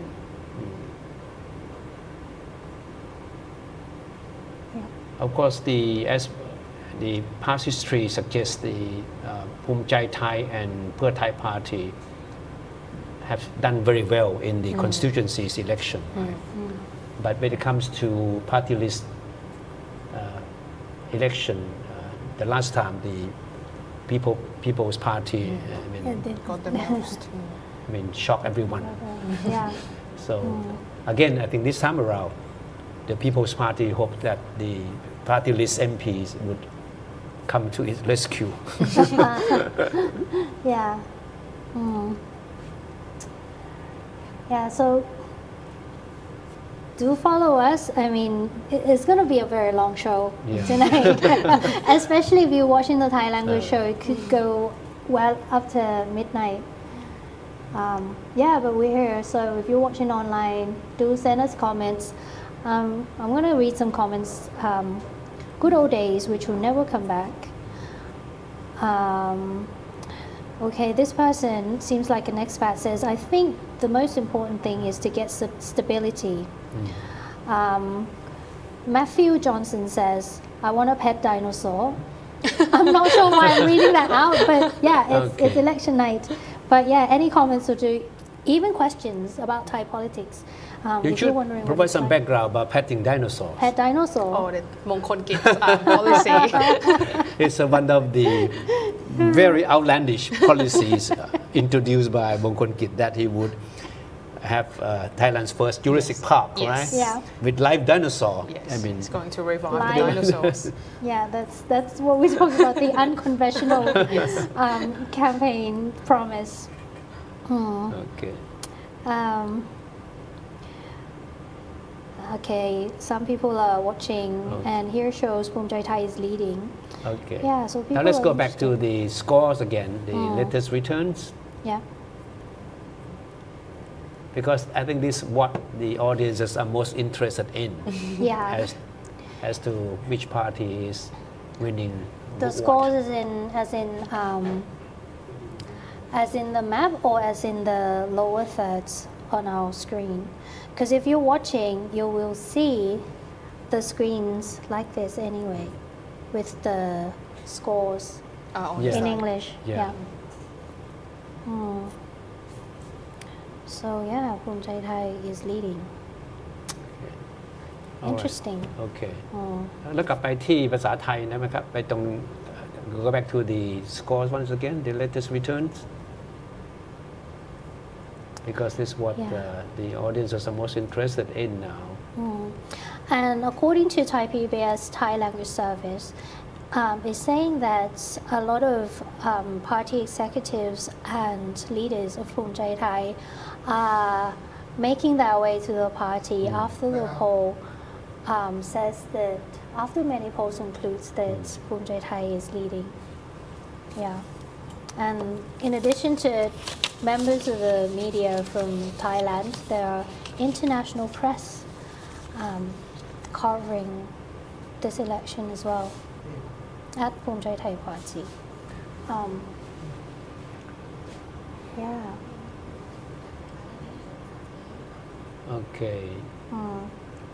You know, the Thai language service has many presenters, but we only have two. So we're gonna, you're stuck with us. Yes, we have to work hard tonight. You're stuck with us. No, in the last elections, Bhumjaithai Party won only 81 MP seats. But according to this latest return, projection. it is making quite a big Yeah. leap, right? Wonder if it's possible to take a look at the projections from other channels as well. Since we're public media, we might be able Okay. to get some projections Okay. from those.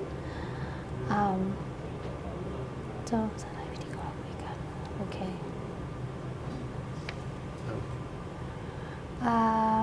All right. Yeah. So we are keeping tab on the returns that continue to flow in. And again, it's still too early in the evening. Well, speaking of Bhumjaithai, let's talk about their prime ministerial candidate. So we have obviously Anutin Chanvirakul as the prime ministerial candidate. Another person is Siyasak Phomketkaew. Now this is an interesting one to talk about because he's a career diplomat and was not a politician from the start. No, I interviewed him a few weeks before the election. I asked him whether he was able to adjust himself to his new role as a politician. He said he still cannot, shake off his diplomatic habit when addressing people. He has to be continued. He can't help being diplomatic. But the funny thing is that, as you might have noticed, that Kun Anutin, the party leader and the prime ministerial candidate #1, he shunned all appearances on TV debate, except for one. And then he let Kun Siyasak take his place instead. So Kun Siyasak represented Kun Anutin in most of the election debates. And of course, Kun being a diplomat, he was outclassed by the more seasoned politicians when it comes to arguing on contentious issues. Yeah, it is rather difficult. But Kun Siyasak is a career diplomat who is a very prominent, like one of the most prominent diplomats in the history of Thailand, like at least modern history, because he was the ambassador to Japan and France. And he was actually Thailand's permanent representative to the UN in Geneva, as well as the president of the Human Rights Council. That's a very prestigious title. Now, since most political observers believe that Bhumjaithai Party will be in the next coalition one way or another, whether it wins the Whether to most lead seats or not to lead.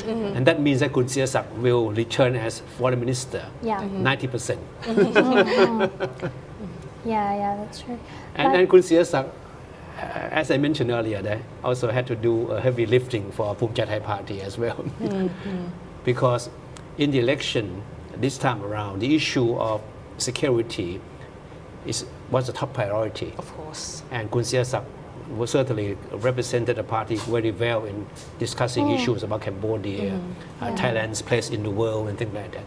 Yeah. Something that Kun Anutin could never have imagined himself, discussing in public forums. Yeah, that's true. And I think the issue about Thailand and Cambodia, our conflict, has been capitalized by the Bhumjaithai party quite a lot on that campaign trail. Talking about border issues, it actually says, was it one of the campaign promise to cancel one of the MOUs? Yeah, that's right. MOU 44 or something. And then, I think but what is noticeable is that the Bhumjaithai party did not hammer on the issue of the conflict with Cambodia as much as people had expected, because there was a theory that there could have been some kind of backdoor, deal between the two parties, that you don't attack me that much, then I would not do the same to you. This kind of agreement, an under-table agreement between the two parties. And that's why, of course, the issue was mentioned, but not as intensely as many people had expected. Yeah, it's true. We do have a question from one of our YouTube viewers. Says, is there a party that is more pro-foreigners than others in this election? Pro-foreigners in what sense? I'm not sure what pro-foreigners in what sense, but in terms of opening up to countries, in welcoming more expats or investments, or that sort of pro-foreigners. I guess that's the question. I think maybe like the viewer is referring to like the now like global anti-immigration wave. Possibly. Yes, probably. I think Thailand, comparing to other countries, probably is not that anti-immigration. We're friendly. Yeah, we're quite friendly. We're quite everyone. open. Yes. Okay, now let's go back again to the latest returns. I think the gap between Bhumjaithai and People's Party has widened. Ooh, yeah. Let's look at the แล้วกลับไปที่ scoreboard. ภาษาไทยอีกครั้งหนึ่งนะครับ มันมี scoreboard ของ Okay. We do have Ajahn Titipon on Zoom as well, if you want to go and Okay. ask him. But yeah, this is the latest returns, unofficial still. Bhumjaithai is leading at 147.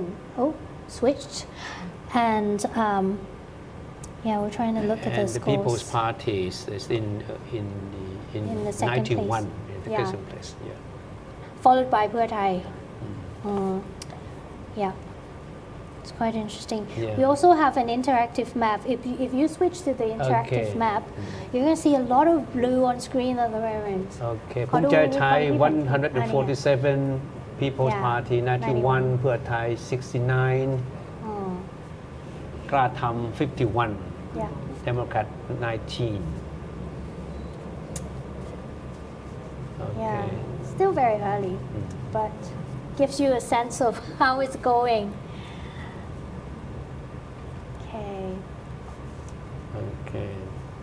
and Oh, here's wow. the interactive map. Wow, That's quite blue. dark blue. Now we have blue all over now. Yes. Yeah, especially the southern part of the northeastern region, as well as, the south. No, Ajahn, if Ajahn the trend, Titipon is if the online. trend keeps on like this, Yeah. and the Blues, make a strong comeback like this, so what do you think is the reason? Well, Nationalist. I think, of course, nationalism as well, Yeah. border dispute, but I think mostly because Bhumjaithai was the government. I think the incumbent advantage is really, really important, especially for Bhumjaithai. Although they didn't have much time to implement anything. Yeah, that's also true. But It's I quite think, impressive. Yeah, but I think if you look at Anutin, he's been in politics for a very, very long time, and I Yeah. think he's very, very politically savvy, especially with Okay. regional connections. Okay. I think Bhumjaithai is giving an interview to the members of the press. It's going to be in Thai, but they're going to switch it on anyway, and then you can translate it. อย่าฝันเลยผมว่าเดี๋ยวรอฟังผู้บริหารพรรคดีกว่าครับโอเคที่ไปประชุมขอบคุณครับ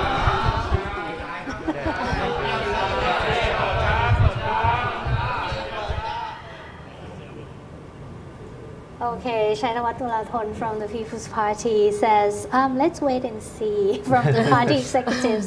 So he didn't say much, but yeah. So if you look at the trends, the returns, I think it's not certainly not very encouraging for the People's Party, right? Yeah, not yet. Okay, let's see. Okay, we do have Ajahn Thitithipon on the phone. Okay. Let's go to Ajahn Thitithipon for a bit. Ajahn, Sawadee-kha, can you hear us? I can hear you now. Okay, perfect. Ajahn, have you been looking at the projections, although unofficial, but seems like the blue is leading? What's your opinion on that? Yes, Bhumjaithai is actually perhaps is doing well, and I think I just want to perhaps reflect from what I have seen in ASEAN, perhaps. I think Bhumjaithai perhaps is gaining more support, not because people actually love the party, but if you look at the history of MPs that move around like before the election, because there are numbers of MPs from Pheu Thai and other parties, like for example in Ubon, actually Constituency 7 in Ubon is actually one of the main things that Pheu Thai is actually trying to gain it back. To perhaps to declare their victory because they position themselves as a cut enemy between Bhumjaithai and Pheu Thai now in the one, and so I think it's possible perhaps that Bhumjaithai might win. And I think, as you mentioned, I heard that you talk about the nationalism and things like that. But I would want to add this as well with Bhumjaithai on border provinces. When Anutin was here, and he actually made it very strong that we would actually build a wall. That is quite scary for me if they actually lead the new government, and if they actually build a wall, that would actually undermine the relations between the two countries and ASEAN. But Ajahn Thitithipon, if the trend continues like this, does it mean that the People's Party has lost its appeal? Yeah, I think that the problem that I have seen because of this decision, they made the wrong decision to vote for Bhumjaithai.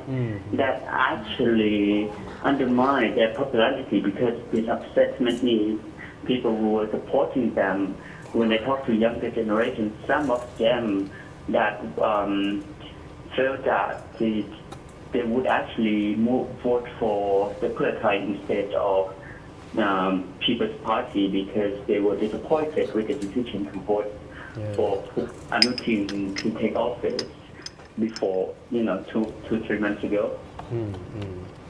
No, and the other thing, actually, perhaps I would want to mention it. So I think, from what I have seen, I think one of the problems that the People's Party have with their selecting process, the internal process within the party, because like in Ubon, a number of candidates who were actually in the 2023 elections and who did very well, who were not selected or chosen by the party to run in this election. It's quite surprising to many people in the province. And when we look at other provinces as well, former candidates were not selected. So this is the other problem, perhaps that.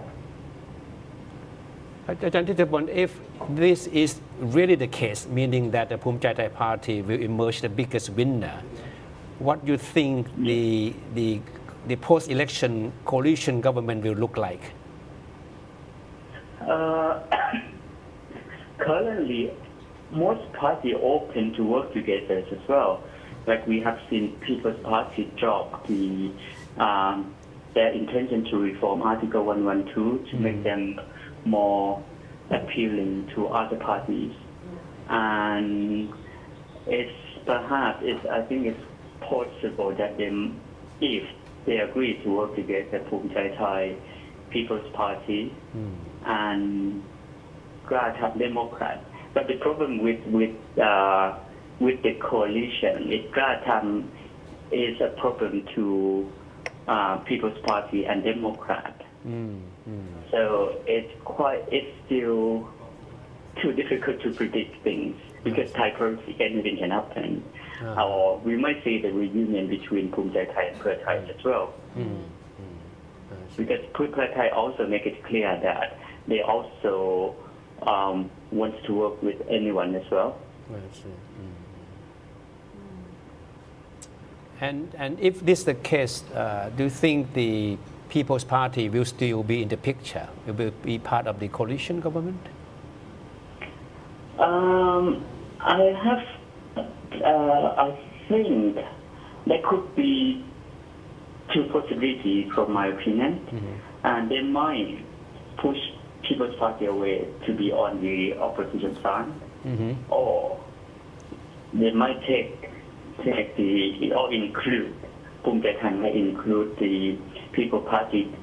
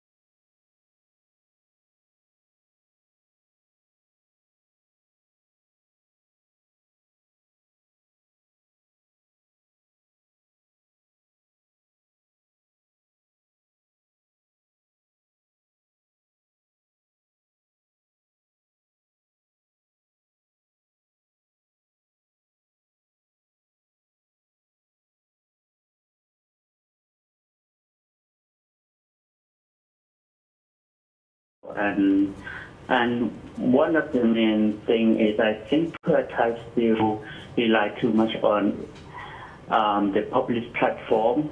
That is not the only thing that is working in elections now. They didn't learn from the last election because in 2023 they used the 10,000 baht digital cash as the main campaign in the last week in order to mobilize support, and they failed.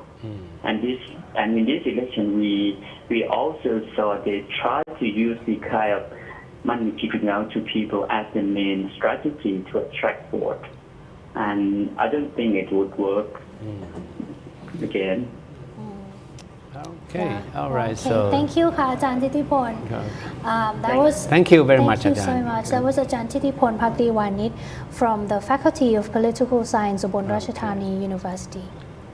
If you look at the latest projections and official ones, there must be some kind of a celebratory mood at the headquarters of Bhumjaithai Party by now. Yeah. We'll try to get back to our reporter there to see what's the Yeah, latest there. can we try and see if Kun Giripat is on standby at Bhumjaithai Party? We might go to him in a few minutes. But meanwhile, let's go back to the Thai service. Yeah. กลับไปที่ช่องภาษาไทยอีกครั้งหนึ่งนะครับ It's quite clear that according to the latest unofficial projections, Bhumjaithai has widened the lead. And according to the projections, it should have won as many as 165 seats by now. So a lot. We do have a social media post by คุณณัฐพงษ์ เรือนปัญญาวุฒิ Can we look that? Okay, can we look at the social media post ของคุณณัฐพงษ์หน่อยก็ได้นะคะ He says he wants to thank the people for going out to vote to decide the country's future, and he also thanked the members of the People's Party for the hard work in the past few weeks. And yeah, he is asking people to keep following and investigating, to keep a close watch at the vote counts to protect their votes. So still waiting. Okay. But yeah, those are the social media posts from one of the Kun Teng from Okay, People's Party. now let's again go back to the unofficial projections. And now, as we Looking just very deep blue. Yeah, I don't know. 165 seats. wow. Okay, 165 now. with 63. Hovering around People's 160 Party something. gaining only 95 seats. So, okay, so quite Yeah, Pheu Thai coming wide at gap. third place, 70 something. Okay. So this is Chonburi province, where there are a lot of industries over there, a lot of factories in Chonburi. Pheu Thai dominates. Yeah, but There are big 10 challenge whether or not we constituencies. can retain the dominance in these constituencies.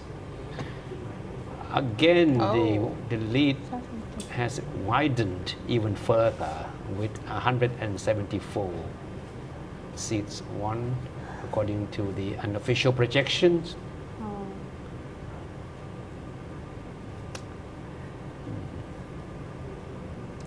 This second screen here. Yeah, these are all small parties. Okay.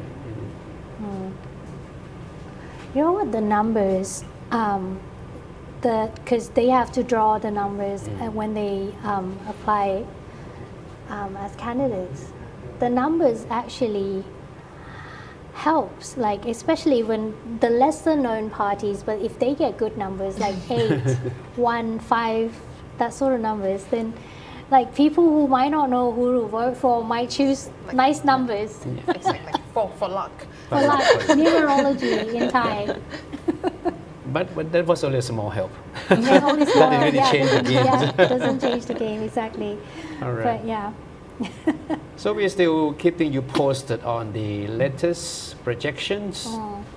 And as we have been reporting, according to the unofficial projections, Bhumjaithai is taking a big lead ahead of all the other major parties with People's Party lagging behind at 95 seats compared to 174 seats by Bhumjaithai.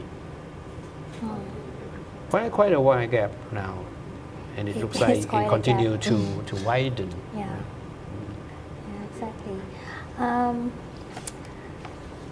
Let's talk more about the numbers. We've been talking about the party list MPs, but the formula itself is quite interesting as well. It used to be divided by 500, now is 100. Yes, only 100. Only 100. So the total number of party list MPs divided by 100, and then that number divides whichever party has the number of MPs and then divided by that number to get the number of MPs for each party. Yeah. And So- like, Bhumjaithai is doing so well with the party list this time as well. Last time we only got 3, That's I think. right. Yeah. So that's This time- that's quite this time's dramatic doing quite well. change. So, yeah. So tonight's vote is actually being looked at as a historic national vote in a sense, because it's been so long after the coup, and then we had the 2023 vote. Now we're here. So 2 polls on the same day, and it's the most expensive. If we look at the numbers, the total number, the amount, the budget is 8.97 billion in total. So that's like 284 million in US dollars. Yeah. So part of it goes to the actual election itself, which is about 213 million US dollars, and 70 million to hold a referendum in US dollars. So it's quite a lot of spending. Now, Yeah. if Bhumjaithai is able to continue with the trend, right? It is quite clear that the incumbents, the team that is running the government right now, especially those in the foreign affairs and finance and commerce, will be back. Yeah. Well, Kun Supaji didn't make it to the party list because she didn't vote last time, right? Yeah. That's why But she doesn't was matter. not. Doesn't matter. She will be But yeah, because she's still in the team. yeah, it's in the team, and she will, certainly will continue to hold that portfolio. Yeah. Okay, now once again, let's go back to the Look Thai at the service scores. to keep track with the latest projections. Okay, that's the latest projection, This is Bangkok. unofficial one. 124 for Bhumjaithai, 98 for People's Party. So it's quite interesting to see that Bangkok is now is the stronghold For the People's Party. People's Yeah. Party, and the rest of the countries are fragmented, except Chiang Mai. Yeah.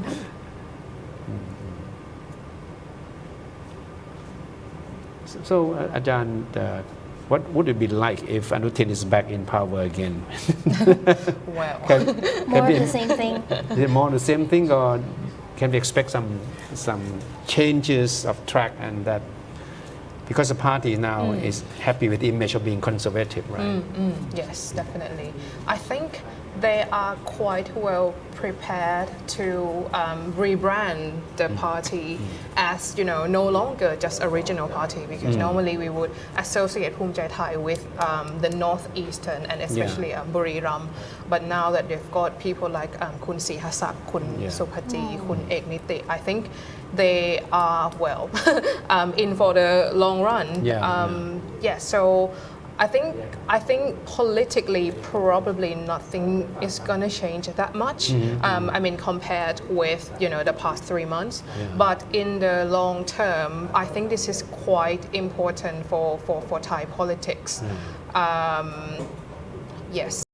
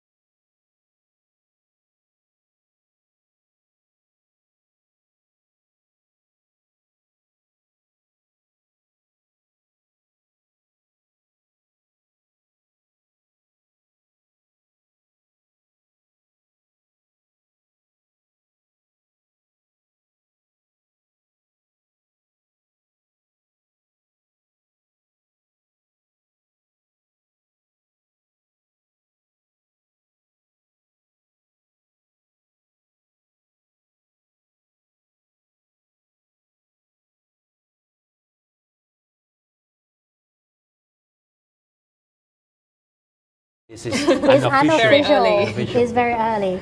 Okay, we've got another question. I really would like to ask your guests what aspects of the Constitution she thinks might be reformed by Bhumjaithai if they are the main coalition partner. Well, I mean, This is assuming that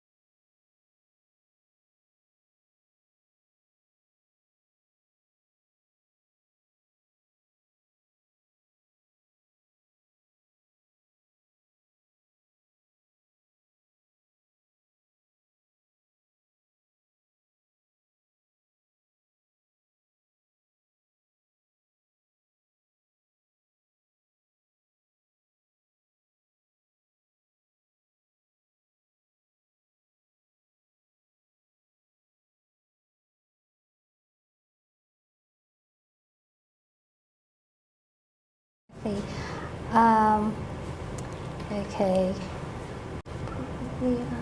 Okay. So the projection still remain unchanged with Bhumjaithai taking a widening lead. And again, we need to reiterate that this is unofficial and still early in the night. Things can change.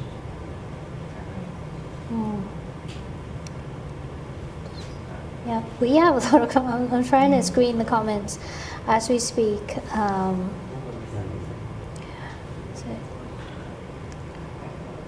Okay.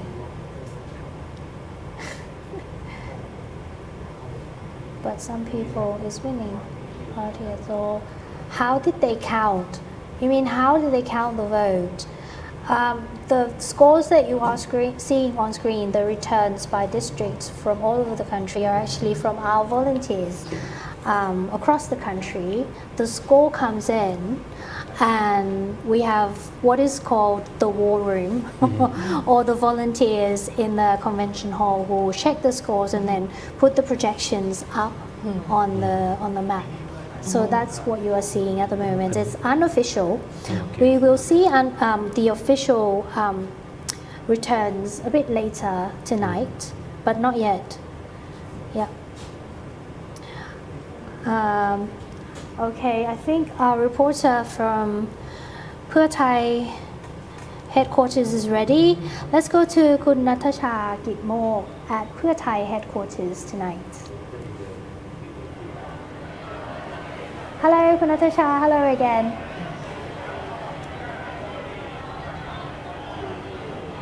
What have you got for us? At Pheu Thai Party headquarters, the counting of the vote is still well underway. We can see an excitement and a very busy atmosphere compared to this afternoon. Supporters are gathering behind me. Many are now closely following updates on their phone and television screens, waiting for an official result. Well, traditionally, Pheu Thai Party gained much of its support from northern and northeastern Thailand, particularly provinces such as Chiang Mai, Chiang Rai, and areas across the northeast region. Well, supporters say they plan to remain here through the evening. Supporters here told me that they have come to show their support for the party, and the policy they like the most is the 30 baht healthcare scheme.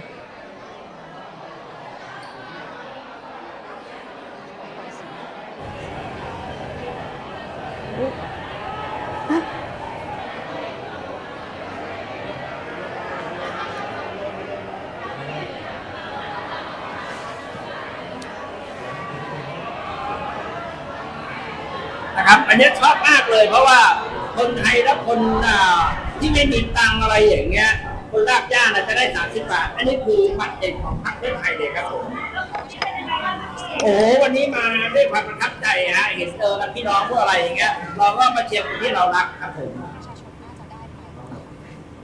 จัดเต็ม The fashion. Strongholds in northern and northeastern Thailand.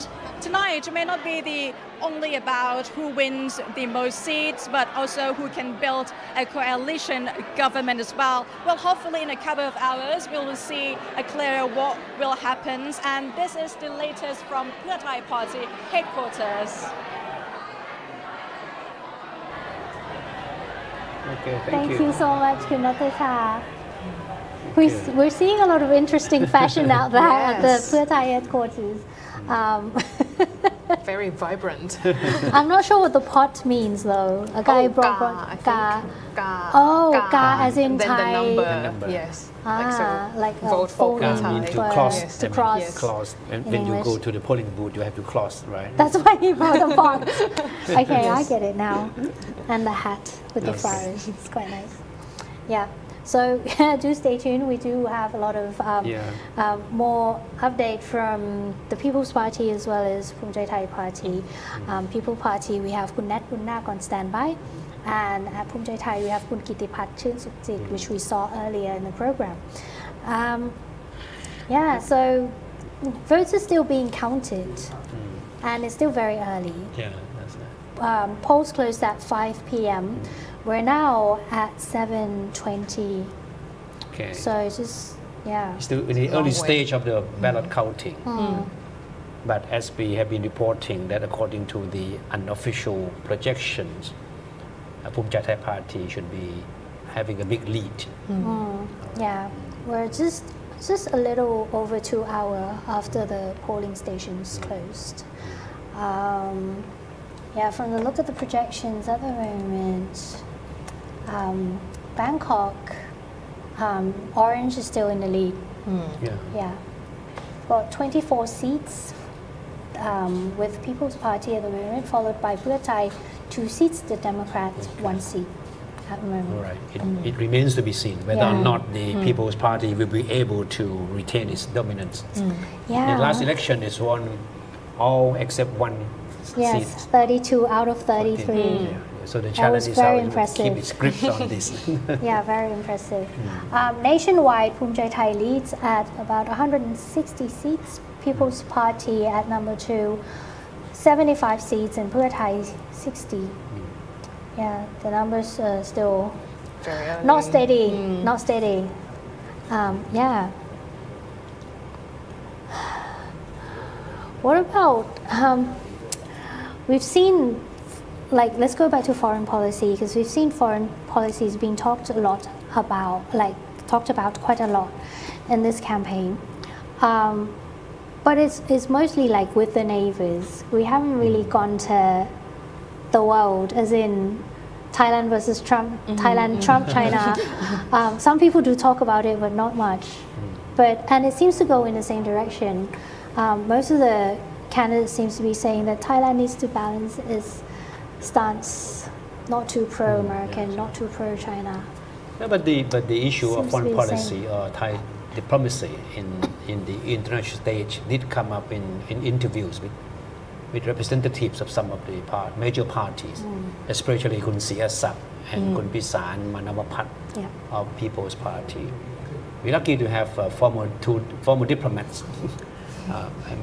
Putting in charge of foreign affairs of these 2 parties. So they did spend a lot of time talking about how Thailand should adjust its foreign policy direction after this election, so that Thailand will be back on the radar screen once again.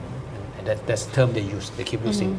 It's time Thailand return to the radar screen. Yeah, putting Thailand back on the radar screen. So now let's once again go back to the Thai language service to see what the latest projections, the unofficial ones are, because we're still waiting for the official returns from the Election Commission. So if these are the right projections, then you can see how wide the lead Bhumjaithai is having. Wow, that's a lot. It keeps widening. Again, let us emphasize that this is not official yet. only 4% Yeah. has been counted. Yeah.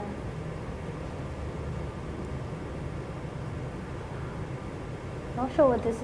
Oh, this is like, the situation where they try to say who forms a coalition with That's who. right. Pairing up So of that's, yeah. pairing of potential coalition partners.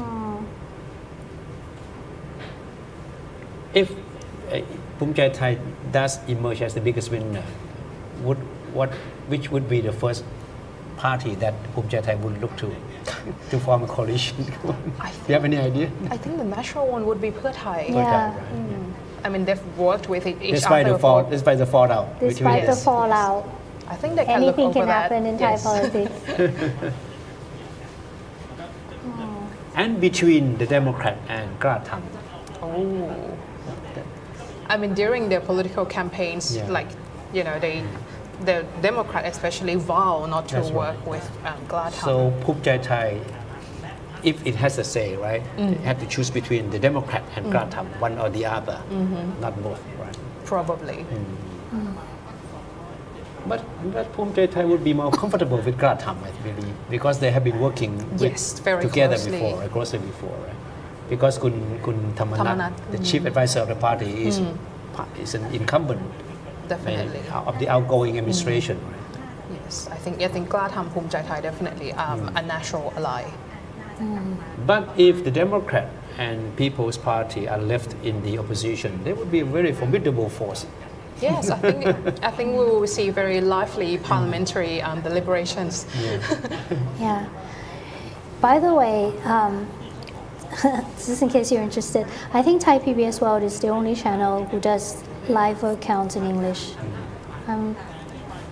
At the moment, like the only channel that does it in English, I think. Yeah. All right, so that's how things stand at this moment. Yeah, 2 the hours and a map is half after looking- the polling closed. So It's going to be a long night. It's going to be a long night, but let me try to stay with you until the picture is clearer.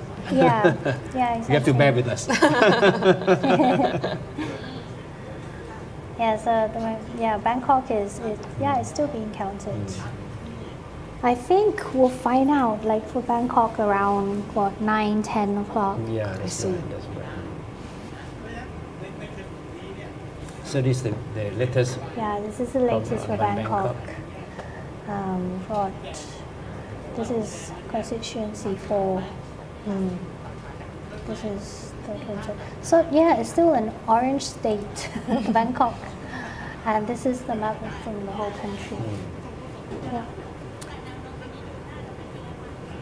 It's looking very interesting. So things won't be The clear. polls, I mean, yeah. within the next 1 hour. But we stay with you anyway. And as for the referendum, we'll have to wait for the official numbers. That's right. That's right.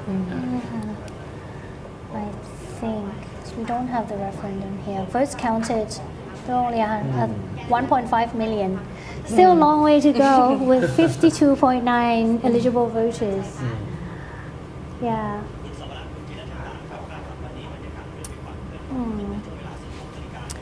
Now, if the projections stand, it would be quite a challenge for the People's Party to catch up, because the it's gap is so wide. It's wide.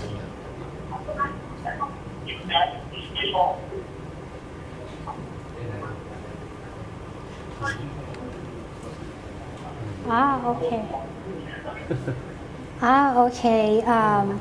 We can go to Nat Bunnak at the People's Party headquarters. Is it video or phone in? Phone in, it's his telephone report. Okay, let's go to Nat Bunnak and see what updates she has for us. Hello, Nat. Can you hear us? Yes, I can hear you. Okay, what's the latest over there? Let me know. Well, the latest update that we can give you was that the former Move For Party member Chaitawat Solathon actually came just moments ago and gave a brief interview with reporters. He did say though that he couldn't really comment about the election results as of now because there are still in the process of the vote counting, but he has mentioned that he is still pretty confident that the People's Party can still win a majority and still form a single-party government. And it was quite difficult to hear exactly what he said because there are a lot of reporters surrounding him as all the other MP candidates declined to give interviews because they have made some sort of agreement that they cannot reveal any of the comments to reporters about the election results. And the only person that was able to give the interview was Chaitawat himself. So he said that he wants to see the People's Party secure the majority just like in 2023, and he still hopes that the People's Party can form the majority government at least. So that means that Kun Chaitawat doesn't look like he is bothered by the projection that put the Bhumjaithai Party far ahead of the People's Party, right? Exactly, because even though there is a watch party outside the headquarters at the moment, there are still a lot of supporters witnessing the vote counting at the moment. You can still hear some cheers like from time to time despite the rain. But if you really look into the poll results at the moment, especially on our Thai PBS website, the Bhumjaithai Party is currently in the lead for constituency MPs. And may I repeat, for constituency MPs, the Bhumjaithai Party is currently in the lead, followed by the People's Party. However, the party itself managed to secure the majority in major capitals like Bangkok, Phuket, Phuket, and Chiang Mai for constituency MPs. But if you look at the parties of MPs, it looks like the People's Party is in the lead for that particular category. So we would still have to wait and see for the final election results that will come in a few hours' time. Okay. All right. Okay. Thank you, Nat. Thank you very much, Nat. So that's the latest from the People's Party. Yes. The figures, according to the unofficial projection, don't look very encouraging for the party, but Kun Chaitawat doesn't seem to be shaken. Still keeping the spirits up. They're helpful. Yeah, still keeping the spirits up. Yeah, exactly. Do you want to go back to the scoreboards? Yeah. Hasn't changed much actually. So far, unofficially, 1.9 million votes has been counted out of 52.9 eligible voters. So yeah, still a long way. But Bhumjaithai is in the lead at 164 seats, 164 now, followed by Pheu Thai at 67, and People's Party at 66. So it's quite very it's close. still very close between People's Party and Pheu Thai. I think they're talking about different projections now, right? Because there are different rankings that we are presenting to our audiences. But what is certain, according to all these projections, that is Bhumjaithai is taking the lead. There's no question about that. But the number of seat won is another question. Yeah. Unless People's Party work with Pheu Thai. That's going to be interesting. It's going to be interesting, isn't it? Just look at the numbers. But yeah, difficult. So election night. People's Party is still doing quite well in terms of party list. Yes. Yeah. It's like that. But yeah, Bhumjaithai is in the lead. I'm looking at the campaign promises of Bhumjaithai just to try and get a glimpse of what Thai people are thinking today as they vote. One of them says to take back the territory from Cambodia. Another one is to put Thailand back on the radar screen. And then there's half plus, which is the one about the money. And another leading campaign promise is to tackle scammers issue. So these are the major four. Do you think, I guess it hits the right note with the voters somehow, especially the one with the Cambodian-Thailand conflict? He plays, Anutin has been playing the right tune. And then he knows what strikes on Thai people the most, at this moment. The co-payment, the plus, half plus program was very much welcome. And then he wasted no time in capitalizing on the conflict in Cambodia. Remember one of the last stump speeches that he made while visiting Sisakit was that I support the Thai army, all the way, because I have faith in Thai army that it will bring victory to the country. Very patriotic. Yes. And what else do we have? I'm still quite impressed with the pot, the red pot. The pun is quite strong. Guys or pots.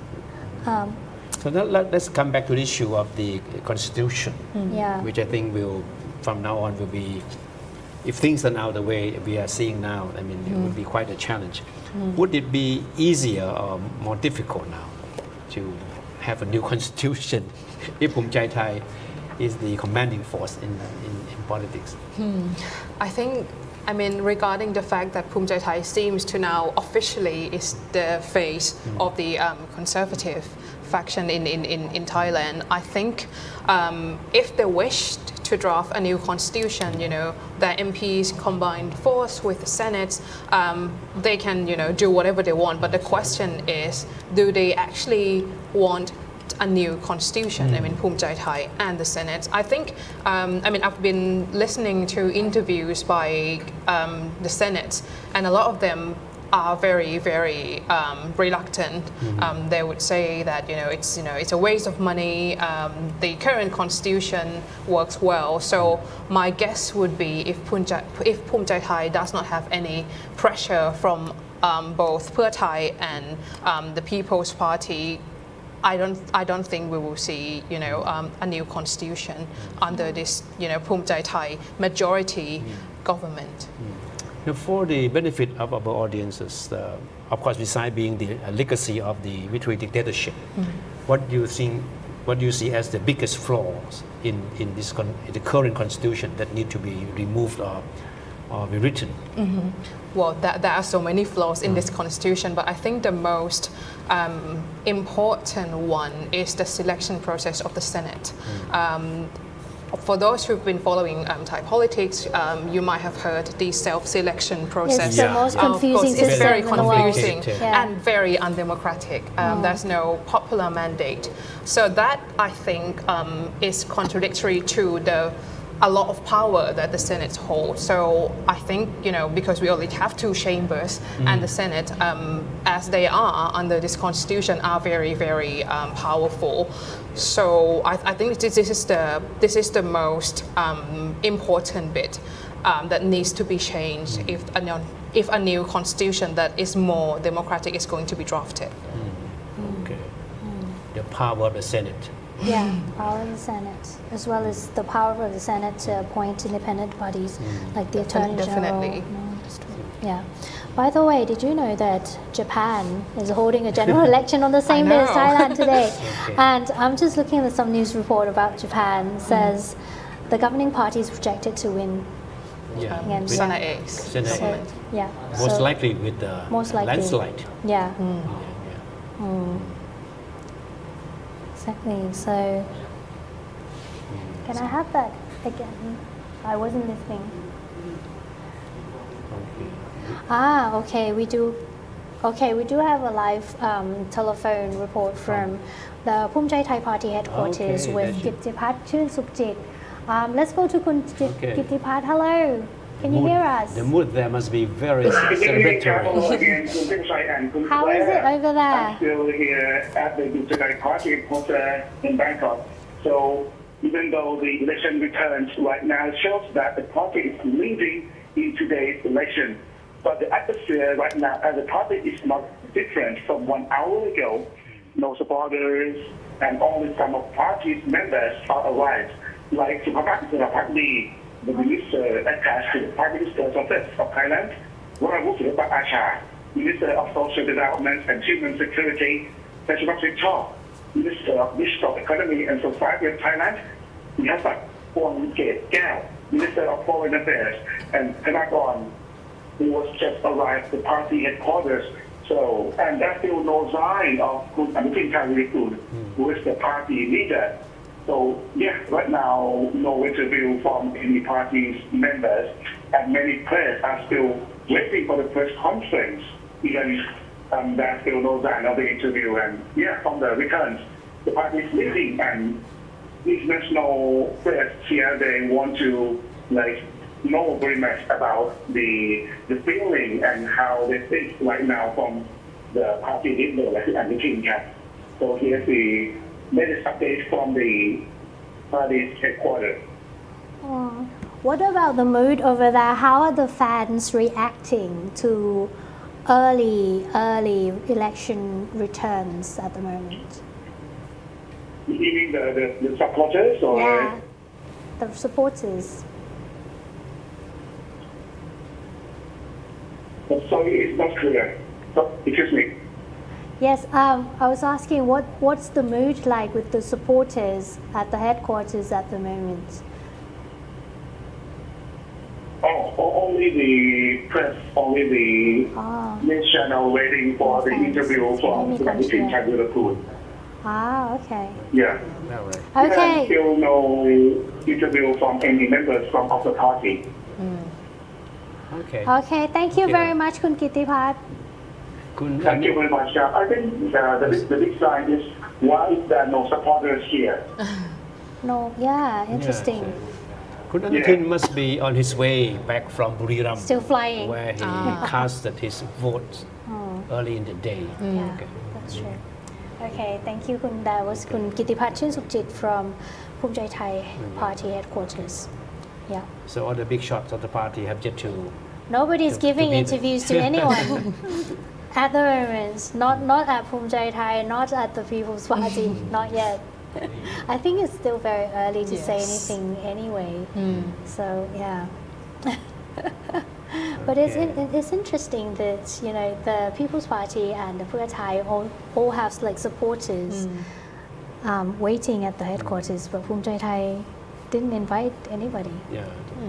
But maybe because Bhumjaithai doesn't really have a big presence in Bangkok. That's true. So the supporters, if they are to be there, they need to be people in the Bangkok areas, unlike the People's Party and the Pheu Thai Party. Okay. So that explains it. And the rain, of course, you saw? Of course. Yes. Of course. Yeah, it's been raining throughout the day actually. Sort of start-stop with the rain. Okay, I'm gonna look at some comments. Oh, we've got more viewers at the moment, actually.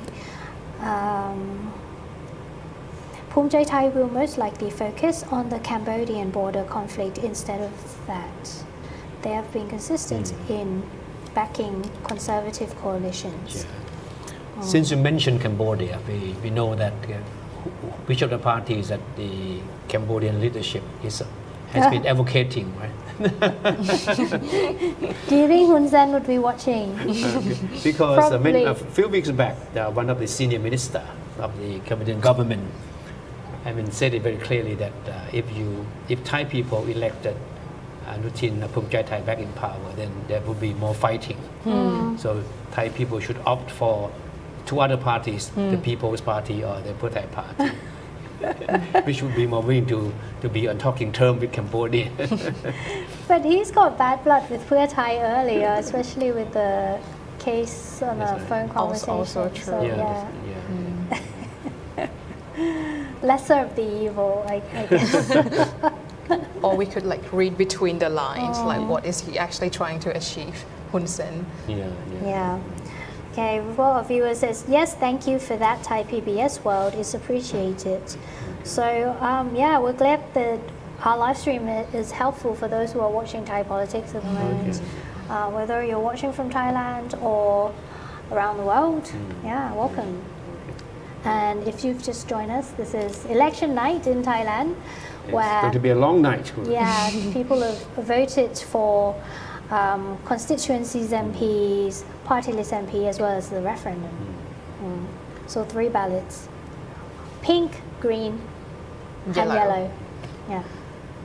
Because some people were there were confusions actually, like for a lot of people, because you have to go in one round to vote for the MPs and then come out and then vote for the referendum. Like, so yeah, some people were confused, and there were early voters who registered to vote on the 1st of February. So they could only vote for the MPs, and then they had to come back for the referendum anyway. Very confusing. That's true. No, but it wasn't that confusing. I mean, initially people thought that having to vote both in the election and on the referendum would be confusing, right? Yeah. But I was there. I mean, voting myself, and the people there, the poll officials were very cooperative, very friendly, and they guided you to, I mean, on the process, and no confusion at all. So. Yeah. That's very good. I had similar experience in Bangkok, but my father, he's from Nakhon Pathom, and he said in Nakhon Pathom the staff weren't explaining much, and he said that some people voted for MPs and then went back home without voting for the referendum. Forgot. So yeah, so they weren't like giving out information. So I think that depends. It depends on how it's organized as well. Like for my polling station, you go in and then they were like, you voted for the green and the pink and then come out this way. So there's no way that you can skip the yellow, the referendum, because it's like in, like the direction is designed that way. So, the only issue is that you had to present your ID card twice. Right. Yes, that's correct. And then sign the ballot and everything. Yeah. But this is, if this whole thing goes through, if the referendum is positive for the constitution writing, new constitution writing, there will be 2 more referendum, right? Yes. If the whole thing want to go, I mean, throughout the process, because once the drafting process start and then they come up with the contents or the principles of the new constitution, then this had to go through another referendum. Exactly. And then after that, they would go back and come up with the final version, final draft of the constitution, which also has to go through the 3rd referendum. Yes. Long wait. It makes it very tricky to change in a way, because although, like for some people who actually agree to having a new constitution, might not be happy with the draft. And if they reject the draft, it goes back, and then the final draft, it's... Yes, it's still a very, very long way to go. And, you know, in the best case scenario, I think we are like looking at 3-year period before we get a new constitution. This is the best case scenario. It could be much longer. Now, besides the issue of appointment or the election of the senators, what do you think will be the more contentious issues involved in the drafting of the new constitution? If you look at parties like Bhumjaithai and actually the Democrat as well, they've been firmly saying that there can be no changes to Article 1 and Article 2. That's their which deal with the monarchy and the sovereignty of the country. Right? Exactly. I think another contentious issue is the selection process of the Constitution Drafting Committee. So the Constitutional Court argues that it cannot be voted by popular vote. So that is going to be up to the parliamentary deliberation. So the People's Party has been suggesting that they would find a way to circumvent that restriction by not having the people write the new constitution directly, but through a process in which legislators appoint people from different walks of life to have part in writing the constitution. Right? How do you see that process? Yes, so that was in the People's constitutional draft, which is now, of course, like being suspended because the parliament has been dissolved. If the scenario is that Bhumjaithai is going to come out as #1 party out of this general election, I think that is going to make it very tricky to have like democratically elected or even connected to the people. So Bhumjaithai doesn't buy that idea. Doesn't buy that idea at all. So yes, tricky. We also have a question from our viewer. Can you please explain the Glatham Party? How did it happen that they went to 69 so far? Wow. In short, how would you describe the rise of Glatham Party from a little known fringe party just only a few years back now, emerging as being a possible kingmaker, right? Well, I think if we look at the MPs of Glatham, we would realize that a lot of them come from former conservative parties from the last general election, like Palang Pracharat. So and also former MPs from Pheu Thai as well, which I think this is why we are now seeing quite like a steep decline for Pheu Thai's MP numbers as of now. So I mean, even though the party itself is new, I think if we take a look at the MPs, we realize that familiar faces. Old wine in new bottles. Exactly. Right.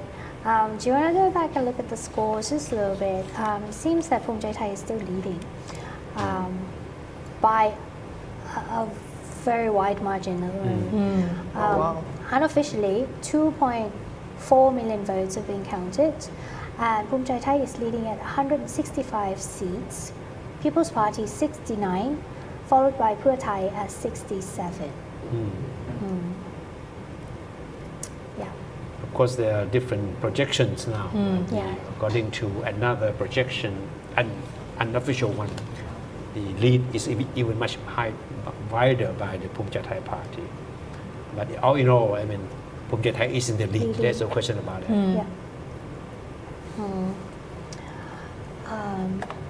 I'm going to look at the north.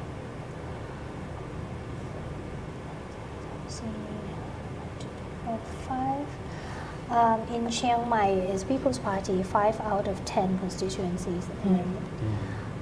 Lamphun goes to People's Party, Lampang also half, and then the southern half of the northern region, we're seeing a lot of blue from Bhumjaithai. Phetchabun was Pheu Thai, I think, last election. Nakhon Sawan. That's a big lead. Phichit. Sorry. Okay, let's go to the south. We're seeing a lot of Glatham candidates. There's some blue spots there too, right? Yeah. Some blue spots. The south would be particularly interesting. I think it could spell, a rebirth of Democrat Party. Exactly. Or a demise. Look at Trang. Trang is a stronghold of the Democrat Party where Kun Chuan was popular, so they took. Yeah, still early to say, but if you look at the numbers, Nakhon Si Thammarat also. The east. How much influence do you think the vote buying played in this election, Ajahn? I think a lot. Because we have heard the Bank of Thailand, who came out to say that there's, cash being exactly. How much was that? 250 million? There were two transactions as reported. One was worth 200 million baht, and the other 250 million baht. So altogether, 450 million baht withdrawn in very suspicious circumstances. Right? And in banknotes as well. In small denomination. So yes, very high, I would say. Yeah. And quite curiously, the election committee did not do much about that.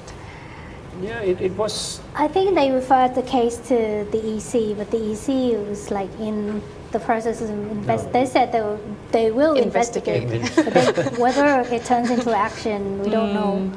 But you look at his past record. I mean, his performance has been far from being impressive. Exactly. Has been accused of inertia in dealing with this very serious problem. Because vote buying certainly undermines the credibility of our democracy.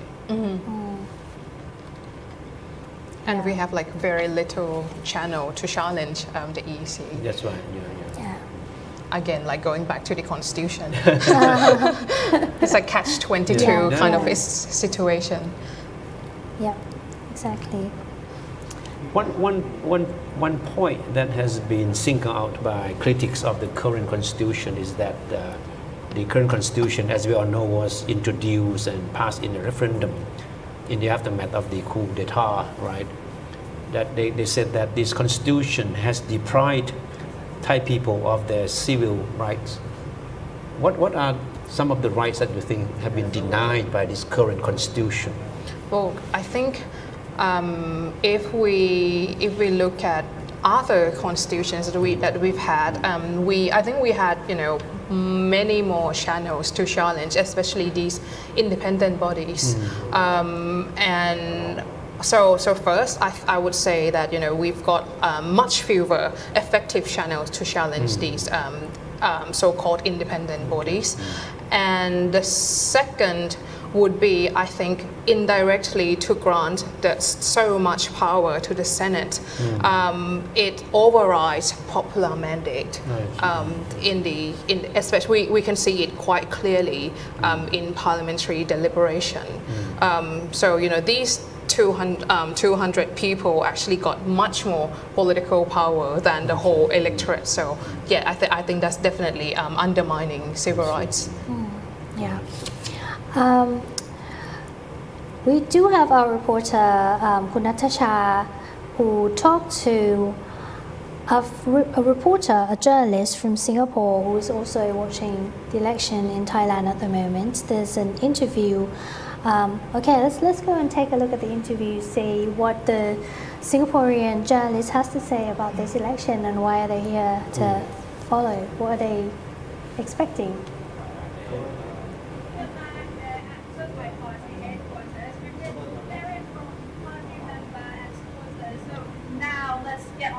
International perspective. I'm joined by a journalist from Singapore covering the election here tonight. So what are your thoughts on this election so far?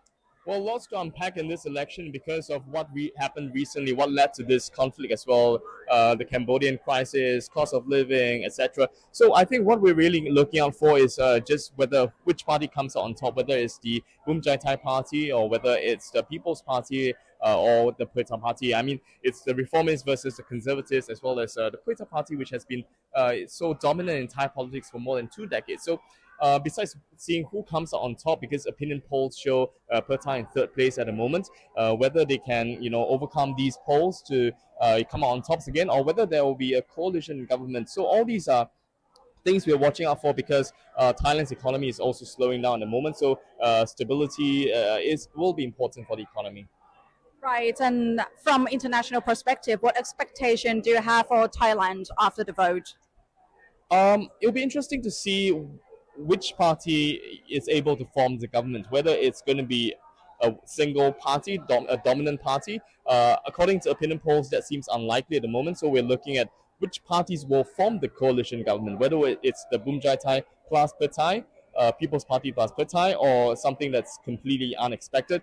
But because of the number of prime ministers we've had over the last few years, this is also the 20th year since Mr. Thaksin was overthrown in a military coup. So I think for the international community, we're trying to see what comes out next for Thailand, whether the next government is able to serve the full term, whether there will be a lot of pro-business policies as well as other policies that will improve the livelihoods of Thais. Okay, thank you so much. And of course, that's the latest update from Bhumjaithai Party. Okay, so I think he shares the same expectations that we have. Exactly. So a lot of, I guess, not just Singaporeans, but other neighbors in the ASEAN region are looking at Thailand in terms of like business prospects, investment prospects, and how they're gonna relate to us. So that's important. So political stability and continuity is something that that Thailand has been lacking for not years but decades now, and that certainly has a strong impact on its competitiveness and on its ability to deal with more crucial issues like the issues on the economy and international issues. Yeah. By the way, we saw a monk in the background with our reporter on screen. Monks are not allowed to vote, but it doesn't mean that they can't actively follow the election. But yeah, anyway. Quite interesting. It's quite interesting to see a monk. All right, it has been 3 hours now after the polling closed, and we still don't have any clear picture yet as to which party has won the election, but it's quite clear at this moment that no single party will be able to win the absolute majority. Right? Yeah, that's what it seems. If we look at the map, the returns, unofficial returns, 2.6 million votes have been counted. Bhumjaithai Party stands at 170 seats. That's wow. Impressive, isn't it? And the People's Party is 67 seats, Pheu Thai 66, other parties 88 seats. Yeah, and if we look at Bangkok, 33 districts, most of it goes to the People's Party.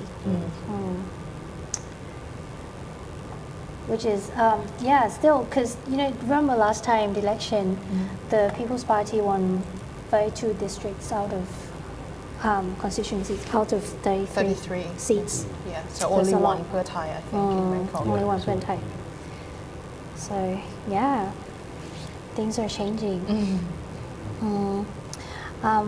We were talking about the Green, Thamanat, and the Gladam. Our viewers were asking about the party quite a bit. We've covered that quite a little bit, but Thamanat Pheu himself is quite a character in terms of his track record. Oh yes.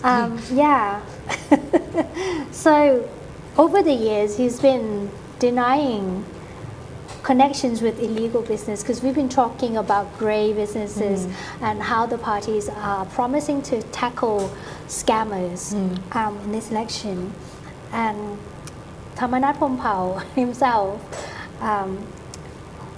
remember the news about the alleged connection with a foreign businessman who was accused of being involved in scam operations.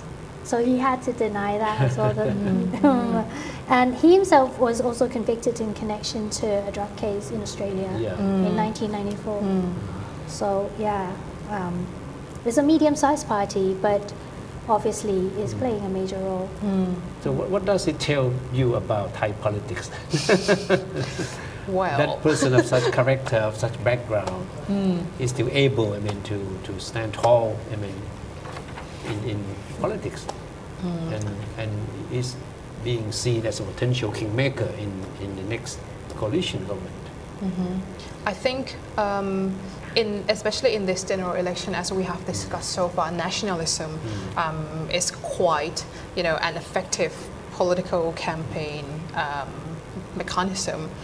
And I think not just Thailand at the moment, globally we are seeing the like kind of strongman politics. We look at America, we see Donald Trump, not to mention elsewhere as well. So maybe we're seeing like a more like relaxed stance, on like a personality like Thamarat, like strong man. Maybe he did something bad in the past, but then well, he loves the country. Maybe that works. I don't know. That's just my guess. So yeah, and he's the only prime ministerial candidate from his party. As well. Yeah. So this kind of slogan still works. Bold and dependable. Bold and กล้า dependable. ได้ถึงพึ่งได้ in Thai, right? Yeah. Bold and dependable still works for many politicians, right? Yes, Because apparently. if people in trouble come to them, then they would not hesitate to offer a helping hand. In fact, a lot of political characters have that image in Thailand, sort of being that kind of person who are dependable for all your needs. Yeah. So, still a long night, but do stay with us. Send us some comments as well if you have any comments. I still have some numbers so these are just fun facts about the election again. We're talking about the political party with the largest number of candidates. We're talking about Thamarat. I think our Thai Thamarat. service has Is he? an interview with him right at the moment. Okay. At the moment. Yeah. สวิตช์ไป ภาษาไทยนะครับ ภาษาไทยไม่ดู Yeah, okay. A viewer says Malaysia and Singapore has been better for political stability in all of ASEAN. Okay. ยังเป็นนั่นอยู่ค่ะ is the Royal News. Okay. Okay, we'll come Which back to parties? Kun Thamarat later on. Yeah. Again. Okay, the official returns have yet to come in a number that can give us a clear picture of how things will unfold. Another viewer says Thailand needs to have political stability for economic growth. Take a lead from Malaysia, economic boom with existing stable government. Nah, not sure about that. But yeah. I think that's what people are praying for. I mean, political stability. People want stability.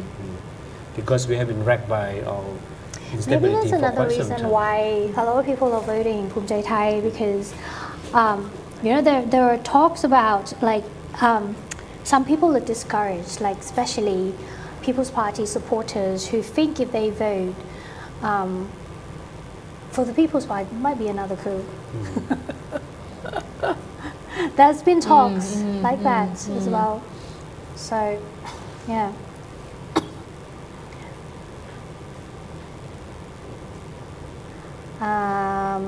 Not shocking considering the fact that the side, the next government will be stable and could last for a full term. This is another comment. On the bright side, the next government will be stable and could last for a full term. You never know. You never know. Anything can happen in Thai politics. Very true. Okay. Another scenario says, another viewer says, this is a scenario where Bhumjaithai will invite the Klatham party to join to form the government. Possible, I think. Very possible.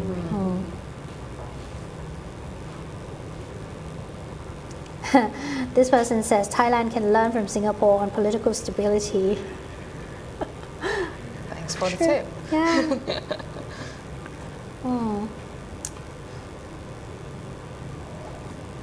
It's quite a lot of people watching the live stream for a live stream on Sunday night. Yeah. Very true. Yeah. People are certainly interested in the outcome of the election, which will certainly guide Thailand's future.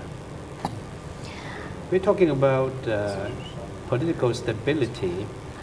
We have some interesting comments from Kun Suwat Liptapanlut, former Deputy Prime Minister and a veteran politician. And he said that for the next government to be politically stable, it should have at least 300 MPs supporting it. So that means a coalition of more than two parties, for sure. Right? Yeah. 2 or 3, 4 parties.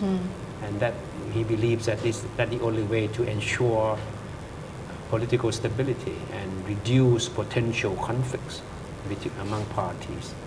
So bring everybody under the tent and into the tent.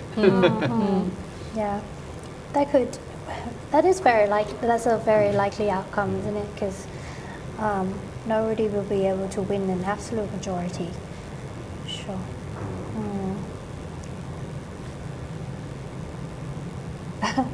Political stability from the same party that brings much instability.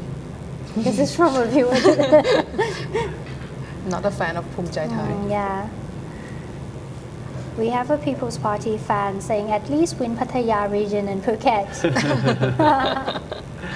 All tourist destinations. But meanwhile, there is this development which is not directly connected, or maybe directly connected with the election. Tomorrow, according to reports from the National Anti-Corruption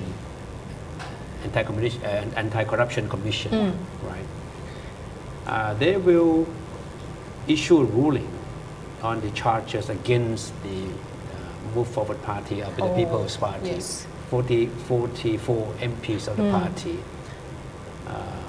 who co-sponsored the bill to amend Article 112. Remember that?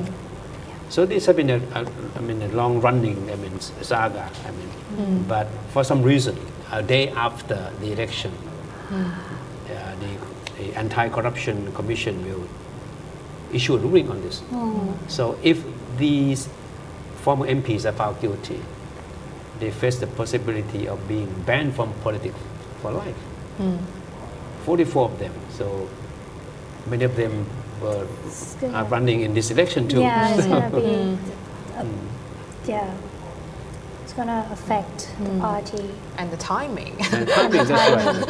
So this case dates back to 2021, when Kun Pitha Limjaroenrat, who was then leader of Khao Klai, the former life of the People's Party, and together with other 44 MPs of the party, submitted a bill to have Article 112 amended. Article 112 is the law that penalizes people for insulting or threatening the monarchy. Right? And somebody took this to the Constitutional Court, and then the matter after that it was passed on to the Anti-Corruption Commission. So tomorrow will be another big day for the People's Party. And it means reporters are not allowed a day off after the election, because it's a long night and then another important ruling to follow. There are these MPs of People's Party are being charged with endangering the constitutional monarchy, system of constitutional monarchy. Yeah. We do have some social media posts of Anutin as well. I think this is much earlier during the day, where he says he visited his parents after voting, I think. That's Anutin's social media post. And the latest from Apisit Vechachiwa says, ขอบคุณทุกคะแนนเสียงครับ Thank you for all the votes. From Apisit Vechachiwa from the Democrat Party. Yep. Okay. Still going to be a long night, so keep the comments coming. Any questions that you may have. This person must be watching from Australia. Says Australia needs Thailand more than Thailand needs Australia. Okay, not sure. And then Harris Dog asks, who win? Not yet. We don't know yet. These are still unofficial, very, very early results. Only 2.7 million votes have been counted. So still a long, long way to go. Yeah. Do you think the foreign visa policy would be changing with Bhumjaithai administration? Thailand has been pretty loose in recent years and it caused lots of issues. Foreign visas. They haven't really talked about that during the campaign. Not at all. No, not at all. Have to wait and see. Wish for the best for Thailand no matter who wins. Oh, thank you. Very kind.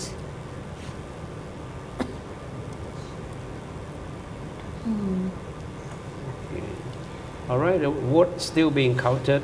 Yeah. And as Kun Claire has been mentioning that the returns so far represented only a small fraction of the whole Country. lot of votes, Yeah. right? Yeah. Be interesting to see how the voter turnout is like today. Because last time it was 75%, which is very high. This time it's expected to be higher. I think the EC was hoping for like 80% turnout. The last time in 2003, the turnout was 75%, Yeah. and which wasn't bad. But the election commission expect things to be better this time around. I mean, hoping as much as 80% of turnout. Yeah. And by the way, this election comes early because usually Thailand holds an election every 4 years. That's right. But this one comes very early, 3 years and few months, right? Yes. Yeah. 2 years and 3 months. Yeah, 2 years and 3 months. And that's because Anutin dissolved the House in December. Yeah. But yeah, Thailand kind of came a long way since the last election. In 2023, we had 3 prime ministers. Yes. Starting with Sethar Thavisin of the Pheu Thai party. Well, actually back then, the Move Forward party, the predecessor of the People's Party, won the most seats, but couldn't form a government. So we had Sethar, and then Sethar was ousted by Constitutional Court. And then we had Pat Hong Tan. Pat Hong Tan again was ousted from the phone conversation with Hun Sen. And then we had Anutin.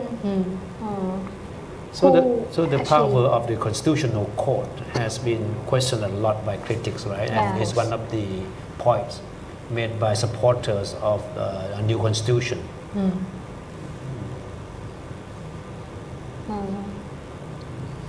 Yeah, that's true.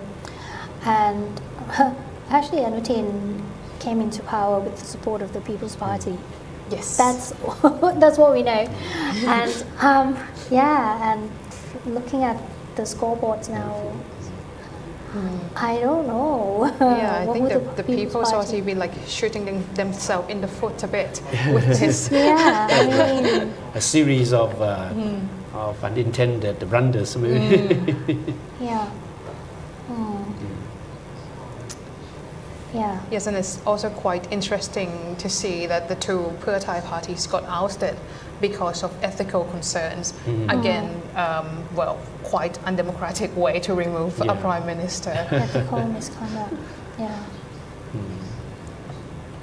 The map is looking very blue at the moment across the country, except for Bangkok and Chiang Mai in the northern region in Thailand. Let's look at Bangkok. Seems 30 districts have been counted unofficially. Still have 3 left. People's Party is leading at 27 seats in Bangkok. 3 seats for Pheu Thai. Yeah. The south still looking pretty much the same. Northeast, as expected, like all the provinces that are bordering Cambodia. Buriram. Yeah. Goes to blue. See some reds over here in Nakhon Ratchasima and Udon Thani. The east from Chachoengsao, Rayong. All the parties are certainly holding their breath, waiting for the official results of the election. And as we have been reporting, the unofficial projections put Bhumjaithai Party far ahead of the rest. And some projections put the number at as many as 187 seats for Bhumjaithai against 98 for People's Party. Okay, we have some live footage. Okay, of let's Supathai. see what the Bhumjaithai Party, some of the key members of the party.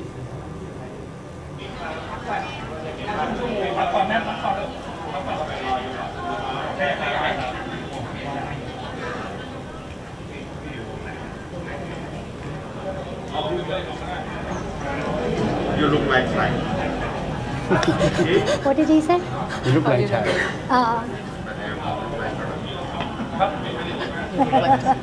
Oh, he's greeting a foreign reporter.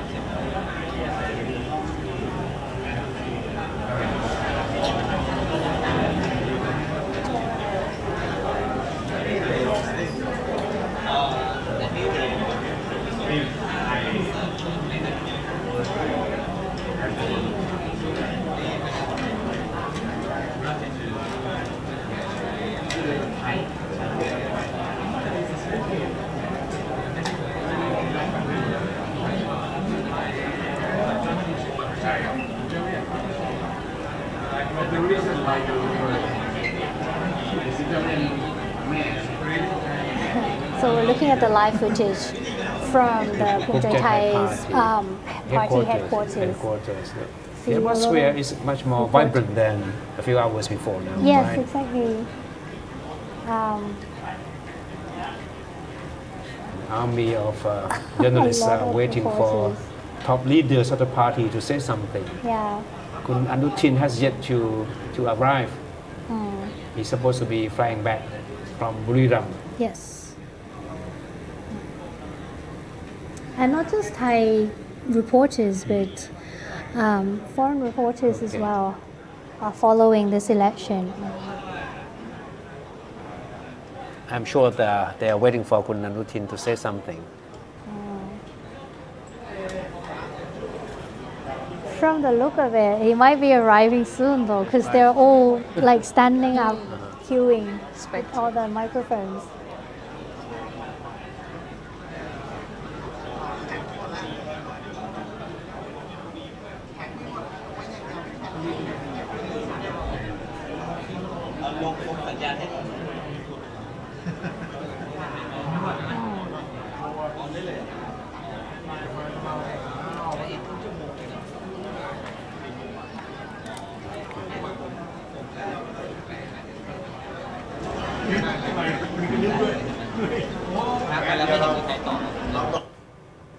Okay.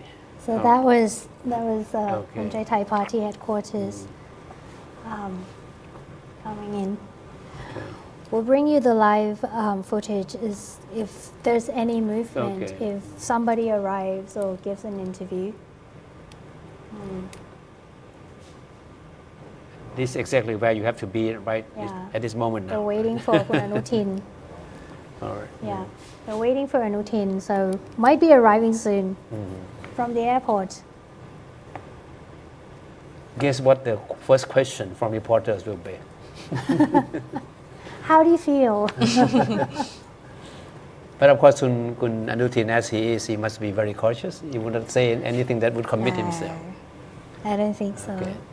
But of course, I mean, the following question will be about which parties he intends to form alliances with in forming a coalition. But of course, I don't think he will answer that question right on the spot.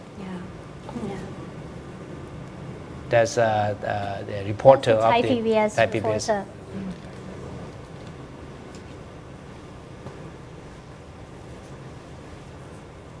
Yeah, with Supathai Jaisamut waiting. So he's waiting. That means should be arriving soon. Supathai is a key figure of the party, and definitely he will be giving things the way they are, I mean, he'll be given a prominent Yeah. position in the next government for definitely. So what we know so far is that from our reporter, he says that within half an hour, Kun Anutin would arrive at the party and then talk to the press about how today is going. Any moment now, I think. Within half an hour.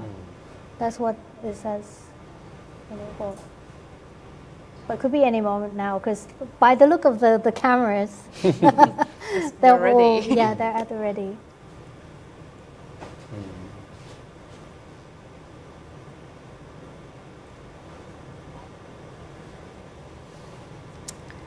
So all projections up to this moment point to a strong lead by Bhumjaithai party. Yeah, a very strong lead indeed.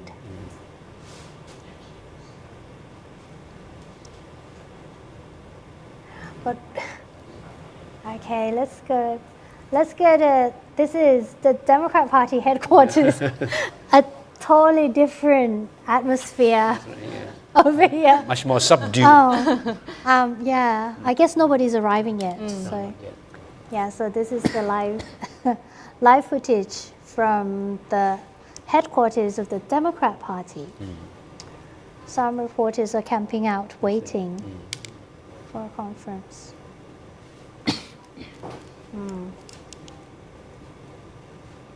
I mean, they got like 25 seats last election, I think. Last election. And So like actually not too bad. not too bad. And according to the unofficial projections, the figures tonight is quite close to what it achieved in the last election. I thought bringing in Abhisit would make it a bit higher, but apparently not yet. Yeah, not yet, but we'll never know, I guess. Maybe like later in the night. Yeah. By the way, this is the oldest political party in Thailand at the moment, the Democrat. 79 years old.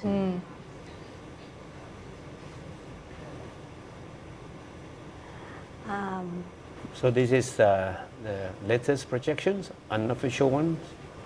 This is from, this is English. Not what I have on screen.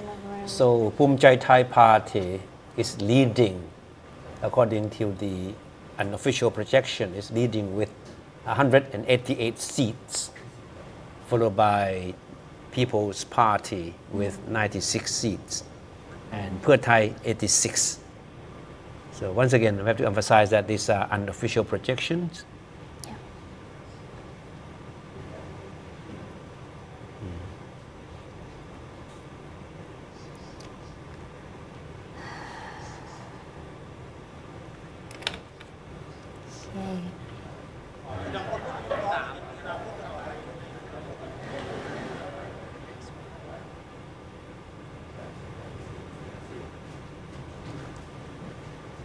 You remember what Kun Anutin has been saying? He said his party hoped to win as many as 200 seats. So if these projections stand, I mean, it might, might be. What he said might not have been that ambitious at all, right? Okay.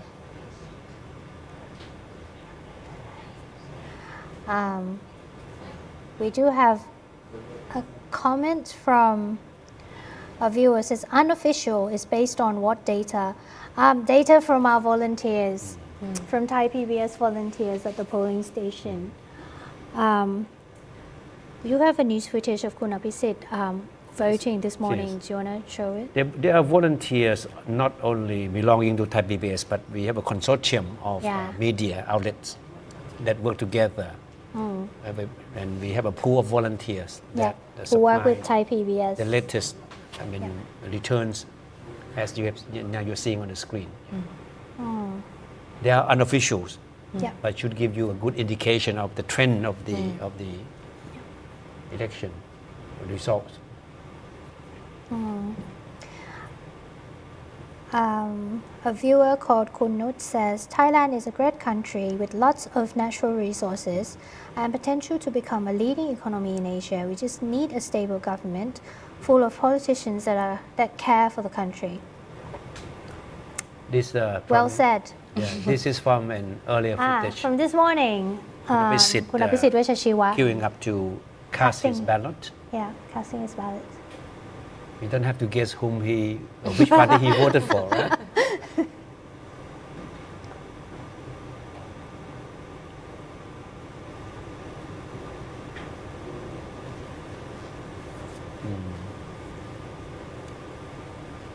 Okay.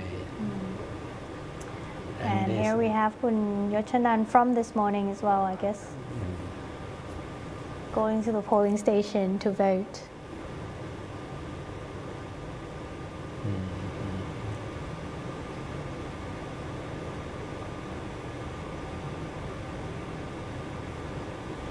Yochanan certainly has given Pheu Thai Party a big boost. His background and his demeanor and the way he addresses issues. Yeah, he's an academic actually in engineering, electrical engineering, and he taught biomedical engineering. And this is Kun Ek Niti, right? Kun Ek Niti Thanpapat, the finance minister and one of the so-called professionals of the Bhumjaithai Party.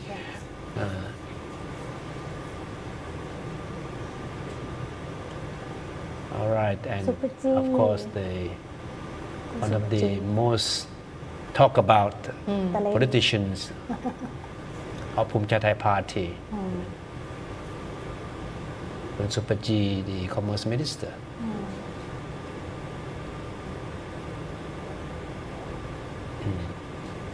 A former businesswoman turned politician. And Kun Gandhi Leopailot, one of the 3 prime ministerial candidates of the Democrat Party. Showed up in light blue, which is the color of the party. As well as Kun Supaji in dark blue, the color of Bhumjaithai.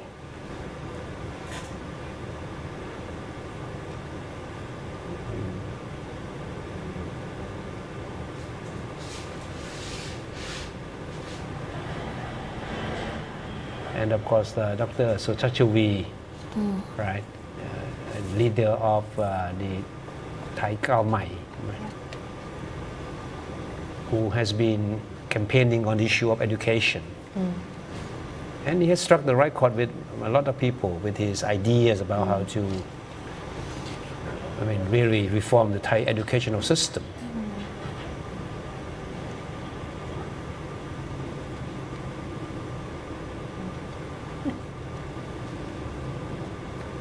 Two ballots, pink and green, to vote for the MPs. Okay.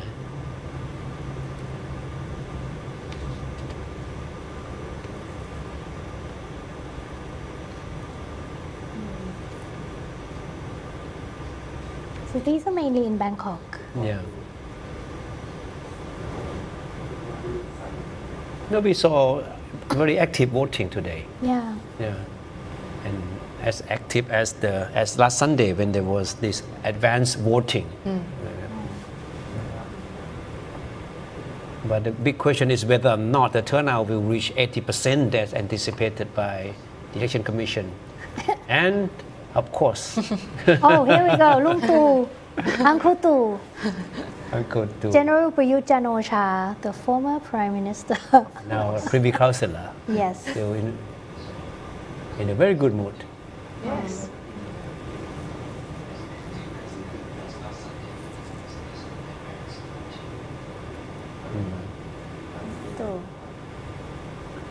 Here we go. Thammanat. Mr. Thammanat Phomphao.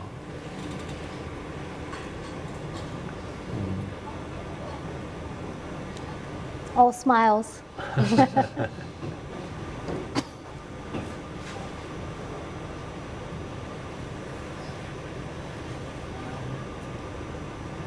Who this could be? คุณเสียศักดิ์ เสียศักดิ์พงษ์เกตแก้ว the foreign minister yes and okay.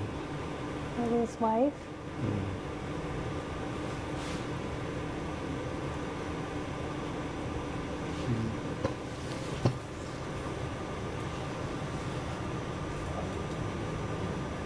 all smiles he must have adjusted to the life of a politician by now right? yeah been photographed quite a lot Right. we have คุณนวลพันธ์ลำซ the chairwoman of the Thai Football Association with a beautiful bag Oh yes, very pricey. yeah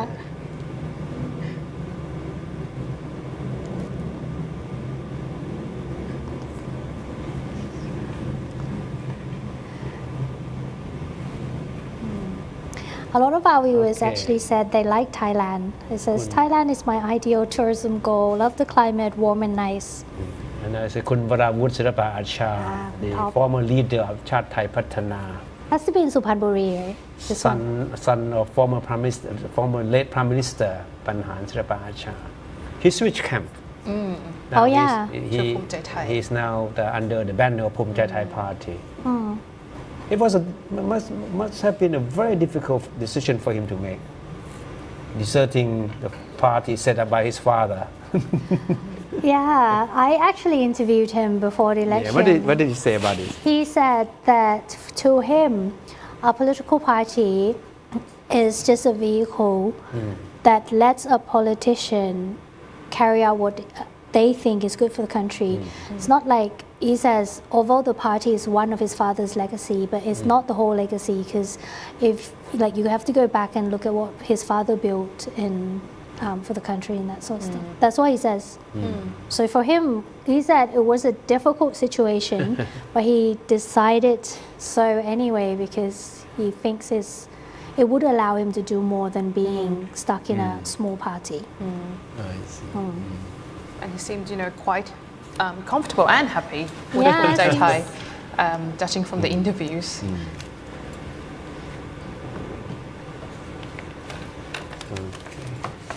Yeah, so these are the atmosphere that we have since this morning. Beautiful. Very. Okay, we have another recorded interview by Kunatasha. Okay. This time she interviewed a reporter from Germany. Okay. Let's go and hear what the reporter has to say. Let's see how reaction is seen All the by way from Europe. the Western media. Yeah.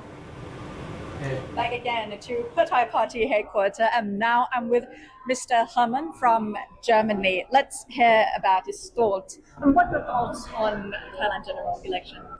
I find Thailand is a very interesting country with the concept of constitutional monarchy.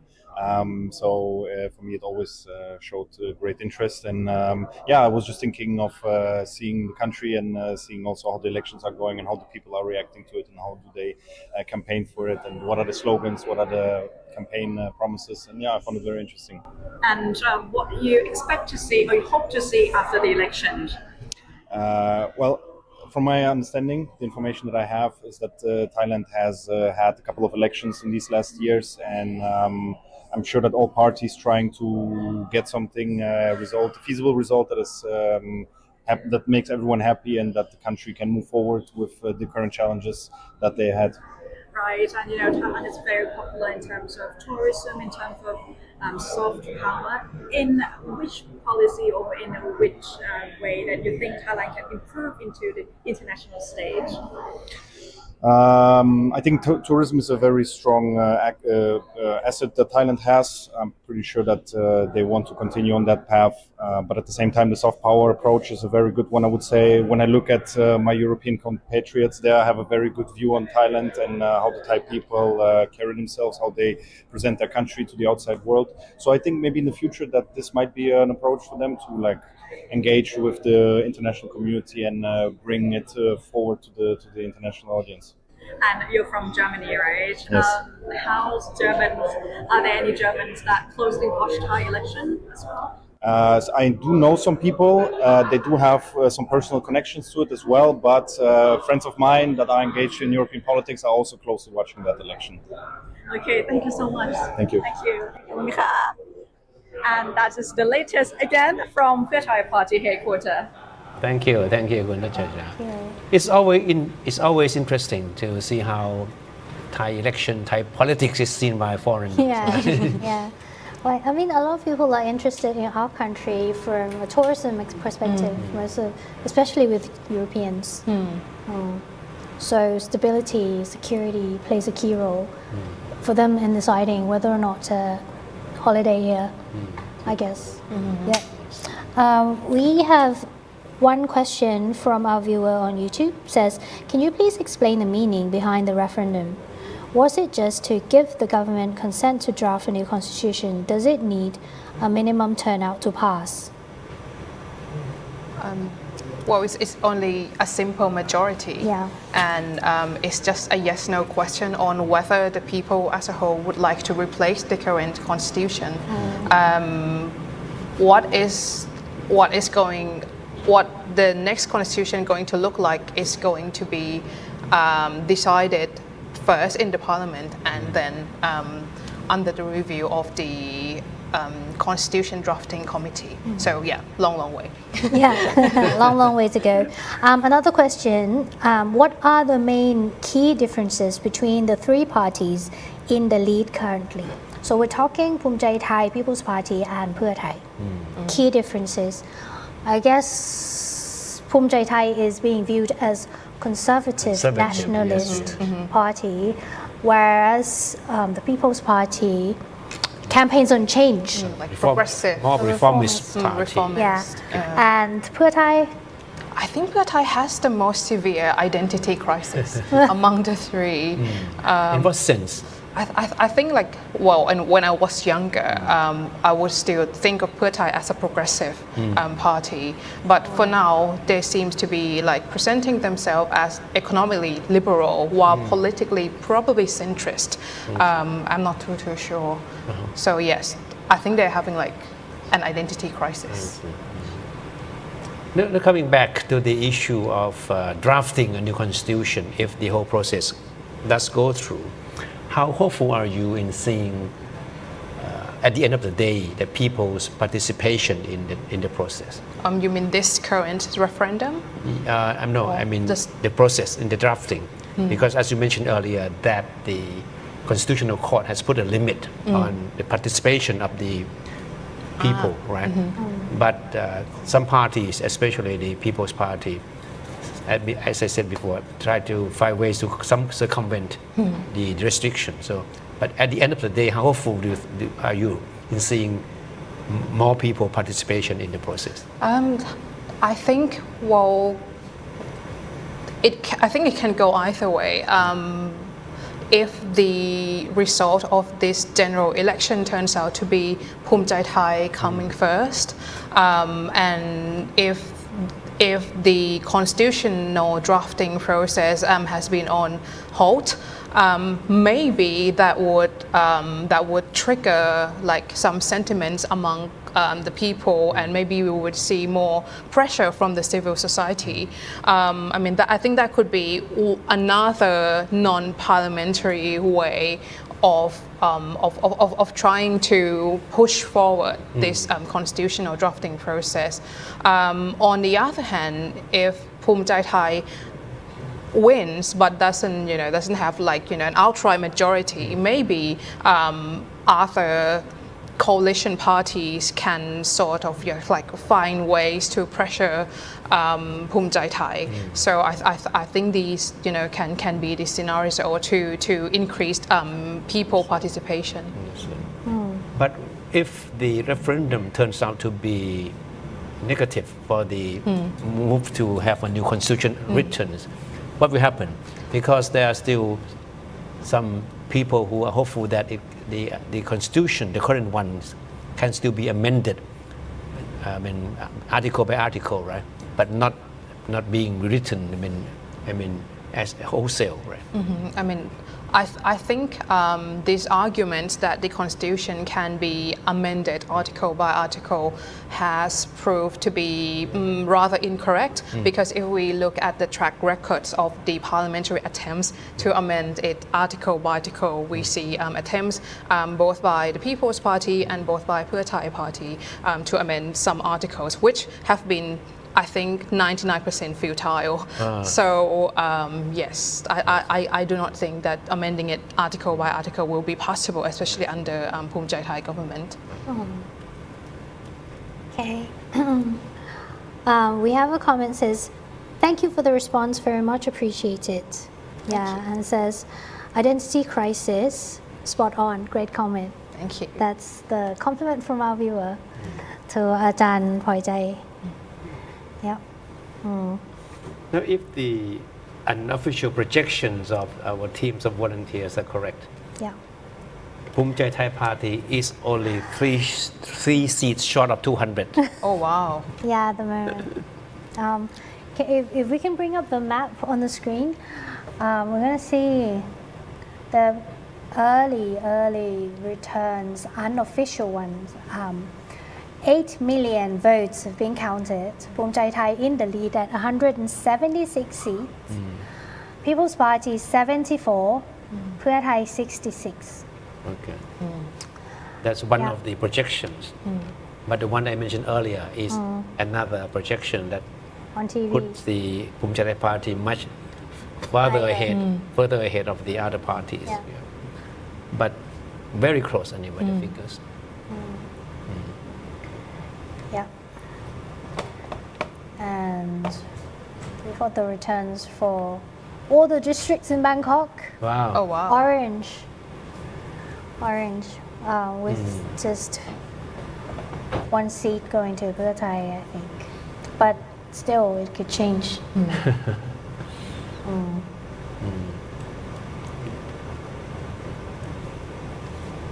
Okay. The People's Party knew that it need to keep Bangkok, its biggest stronghold. Okay. We have a social media update from the People's Party as well. Let's bring it up on screen. It says the People's Party would like to thank everyone for going out to vote and for voting in the referendum today. Every vote that you give us are not just numbers, but represent the trust and the intention that the people want to see Thailand moving forward.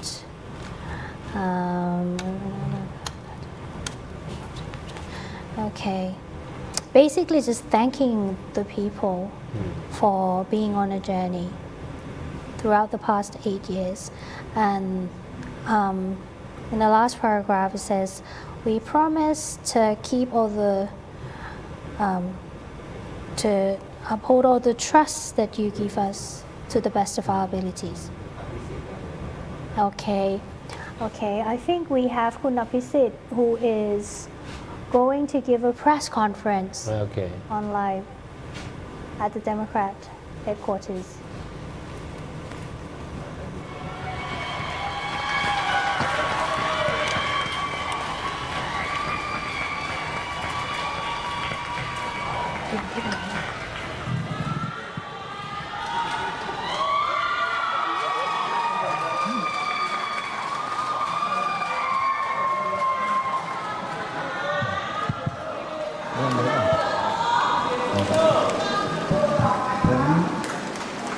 ในนามของพรรคประชาธิปัตย์นะครับขอขอบคุณพี่น้องประชาชนที่ได้ลงคะแนนในวันนี้และโดยเฉพาะอย่างยิ่งขอบคุณทุกท่านที่ได้ลงคะแนนให้กับพรรคประชาธิปัตย์แม้ว่าขณะนี้การนับคะแนนหรือการรวมผลคะแนนยังไม่เสร็จสิ้นนะครับแต่ก็พอเห็นภาพคร่าวๆในส่วนของที่นั่งและก็คะแนนของพรรคประชาธิปัตย์ซึ่งก็ได้มีการพูดคุยกันในพรรคนะครับว่าก็เป็นไปอย่างที่เราเคยคาดการณ์ ว่าสิ่งที่เรามั่นใจได้ประการหนึ่งก็คือการเพิ่มคะแนนสัดส่วนในบัญชีรายชื่อใช้คำว่าหลายเท่าตัวนะครับ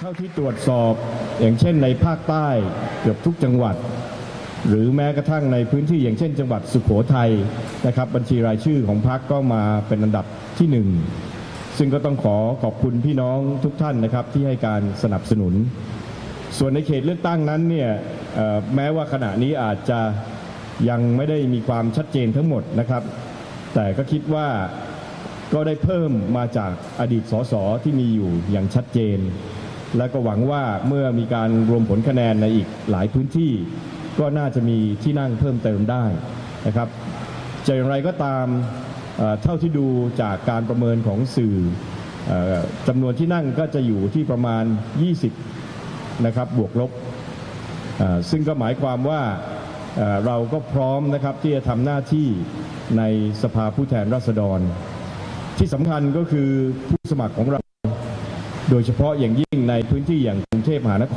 รนะครับก็มารวมตัวกันที่นี่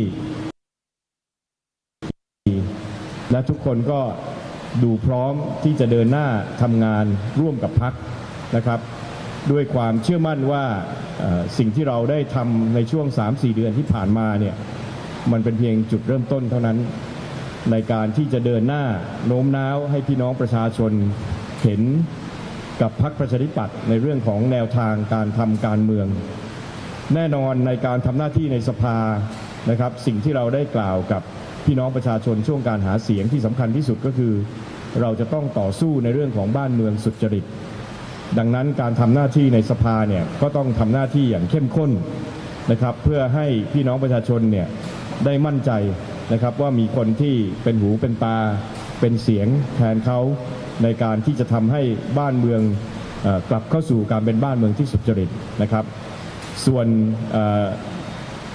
เรื่องของผลการเลือกตั้งในส่วนอื่นเนี่ยเนื่องจากจะมีความไม่แน่นอนสูงแล้วก็ไม่ชัดเจนในเรื่องของการจัดตั้งรัฐบาลนะครับก็คงยังไม่สามารถที่จะพูดอะไรได้มากนักครับ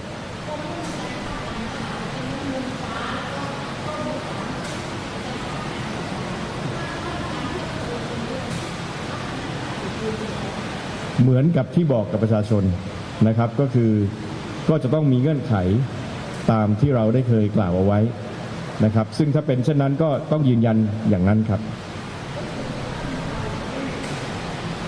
คือเราบอกแล้วว่าการดำเนินการกับผู้ที่อาจจะมีส่วนเกี่ยวข้องหรือเป็นอุปสรรคต่อการปราบปรามเรื่องของทุนเทาเรื่องของคอร์รัปชันนะครับต้องไม่มีสิ่งเหล่านี้โดยเด็ดขาดนะครับยังครับ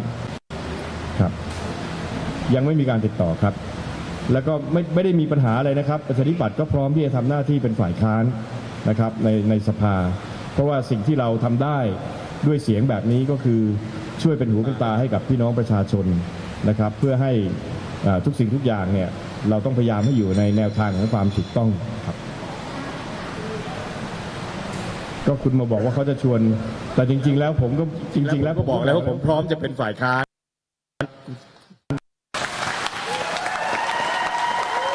เพียงแต่เมื่อกี้คุณมาถามผมบอกว่าเขาจะมาชวนผมก็ว่าอยากจะเสียมารยาท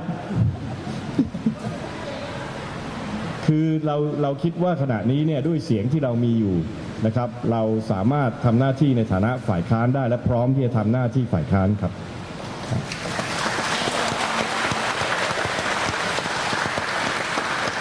ผมคิดว่าเราจะเป็นรัฐบาลก็ต่อเมื่อมันมีสิ่งที่จะเป็นประโยชน์ในการที่เราจะเข้าไปเป็นนะครับซึ่งก็หมายความว่าถ้าพูดตามตรงในเรื่องของนโยบายด้วยเสียงเท่านี้เนี่ยคงเป็นเรื่องที่ค่อนข้างถ้าสามารถจะทำให้เราสร้างเงื่อนไขตามที่เราประกาศกับประชาชนได้นั่นก็อีกเรื่องหนึ่งนะครับแต่การทำหน้าที่ฝ่ายค้านเนี่ยก็จะเป็นไปตามแนวทางที่เราสามารถที่จะรักษาแนวทางที่เราประกาศกับประชาชนไว้ได้ไม่มีปัญหาครับ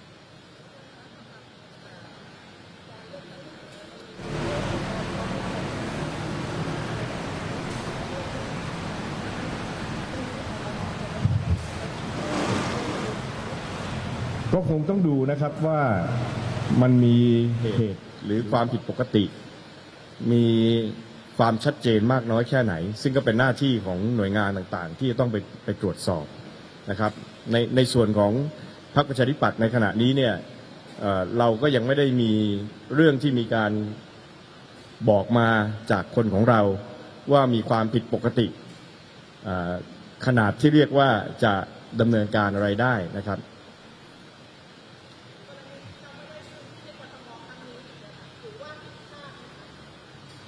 ผมพูดตั้งแต่ต้นนะครับว่าเป็นเรื่องที่ไม่ง่ายในการที่จะได้ที่นั่งในกทมนะครับแล้วก็ปฏิเสธไม่ได้ว่าคะแนนเสียงของพรรคประชาชนเนี่ยยังมีความแข็งแกร่งมากนะครับเรียกได้ว่าสัดส่วนคะแนนเนี่ยสูงแทบจะไม่แพ้คราวที่แล้วนะครับหรืออาจจะมากกว่าด้วยซ้ำครับขอบคุณนะครับSo that was Episit Vechachiwa. I think he made it very clear that the Democrat Party is ready to be in the opposition. Yeah. And it's, I think, even though he believes that the party will have gotten more seats from the party list MPs this time around, but not enough to give the party that boost that it needed. Can we go back and look at the projections? If we look at the number of party list votes, the returns on the map,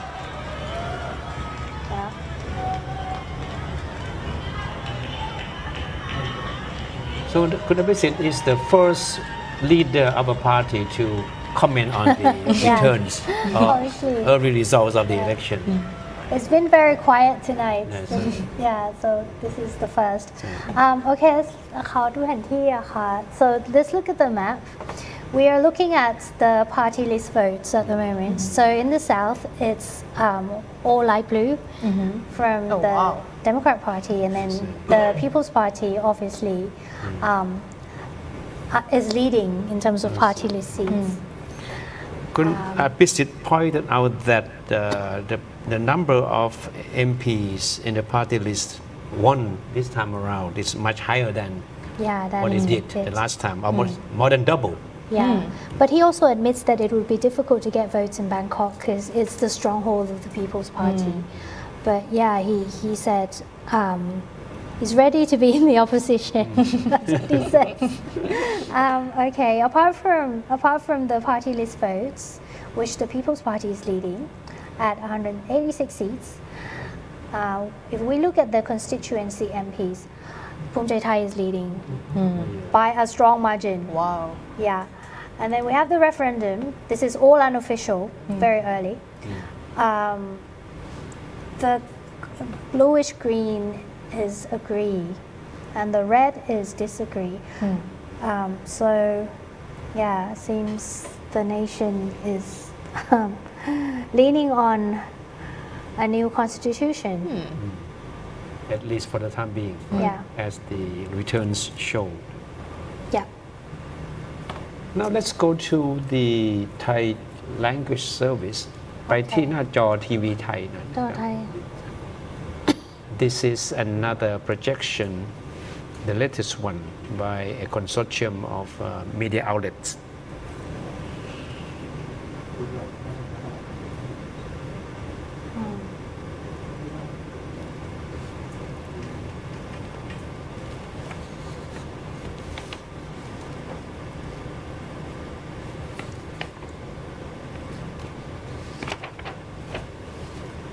Now, the latest projections by this consortium of media outlets show that Pheu Thai Party is only 2 seats short of 200. And followed by People's Party with 97. And then, okay. Now let's go over it again.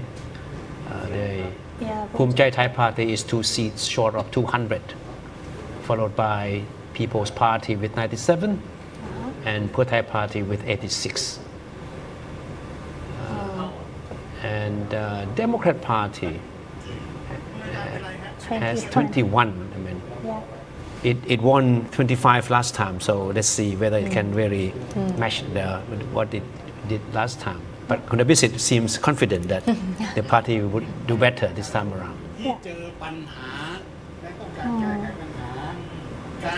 Okay, unofficial vote counts 18.54%.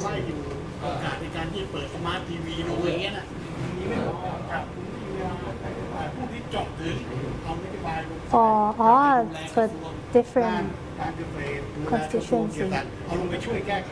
Okay. และเครือข่ายดั้งเดิมใช้งานได้ Only 18.5% of votes have been counted.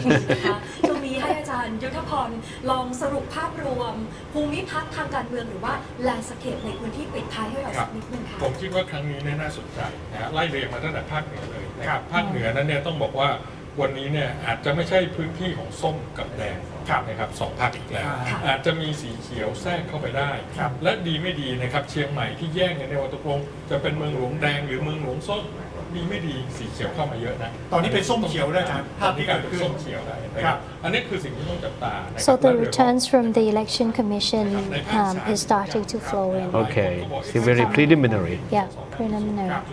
จุดชี้วัดจะอยู่ตรงนี้ เพื่อไทยเตรียมแถลง Okay, เพื่อไทย is getting ready for a press conference. สิ่งที่ต้องจับตาคือจากน้ำเงินมาได้ 100% ไหมนะครับในอีสานใต้ก็ยังไม่ 100%นะและน้ำเงินเขาไม่อยู่เฉยแน่นอนเขารุกไปที่อีสานเหนือนะครับซึ่งเป็นถิ่นเดิมของพรรคเพื่อไทยจะเสียพื้นที่ตรงนั้นไหมและในเขตเมืองในอีสานเหนือหลายพื้นที่นะครับเกิดการตัดคะแนนกันเองระหว่างแดงกับเขียวและนั่นอาจจะเป็นโอกาสของส้มในเขตเมืองที่จะเสียบแทรกขึ้นมาอันนี้พอมาภาคกลางบ้างต้องบอกว่าการได้มาซึ่งกลุ่มชาติไทยพัฒนาทำให้กลุ่มจะได้แข็งแกร่งในภาคกลาง Do you want to go to Pheu Thai just in case there is a press conference? Yes. You know, we talked earlier about the role of so-called Banjai, right? And the Banjai, the political clans that are influential in local constituencies. And the academics we just heard right now also confirm that theory that one of the contributor to the Bhumjaithai Party success this time around was the presence of networks of Banjai. And these are politicians who switch camps from other parties and to join Bhumjaithai Party this time around. And that's why Kun Anutin was so confident that he predicted, as I mentioned earlier, that his party would win as many as 200 seats in this election. And according to the unofficial projections, very close now. It's very close, yeah. Yeah, at first we were thinking that it could be a bit ambitious, but somehow they're very close now. And yes.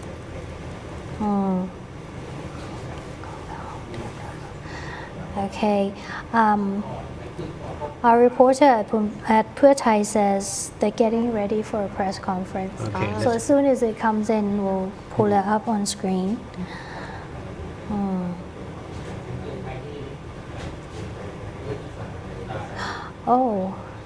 We do have a report.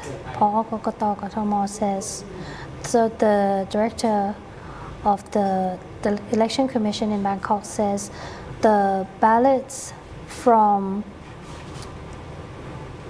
หน่วยเลือกเขตคณะยาว which is a district in Bangkok, a constituency, got caught in the rain. So they got caught in the rain. นับคะแนนต่อไม่ได้ They have to post the vote counting for now.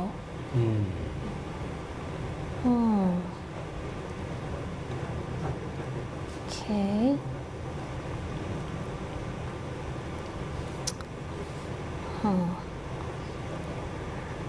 Right.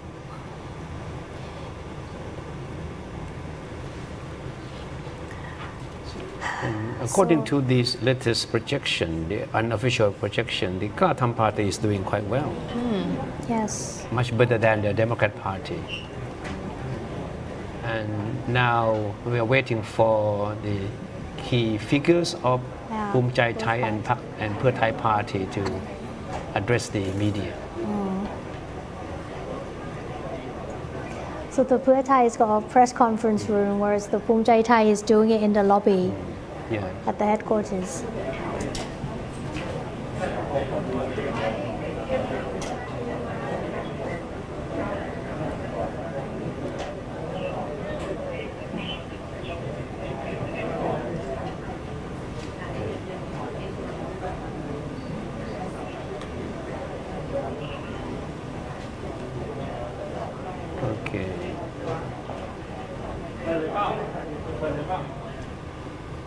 Okay. So while we're waiting for the press conferences of Bhumjaithai and Pheu Thai party, we'll come back to the unofficial projections once again, because that's the only figures that are reliable at the moment. Because the official returns from the Election Commission are still not up to the minute, and so. So once again, the Bhumjaithai party is still commanding a very strong lead, followed by People's Party, Pheu Thai Party, Kra Tham, and Democrat Party. Yes. Actually, one of our viewers says that the Kra Tham party is performing surprisingly well this time. What is interesting is that in all opinion polls earlier, Kra Tham never made it to the top five, even top 5. It's quite puzzling. Also, we have Friday 19016 says, it's nice to see there are so many different choices when it comes to parties you can vote for. People are complex and have many different views.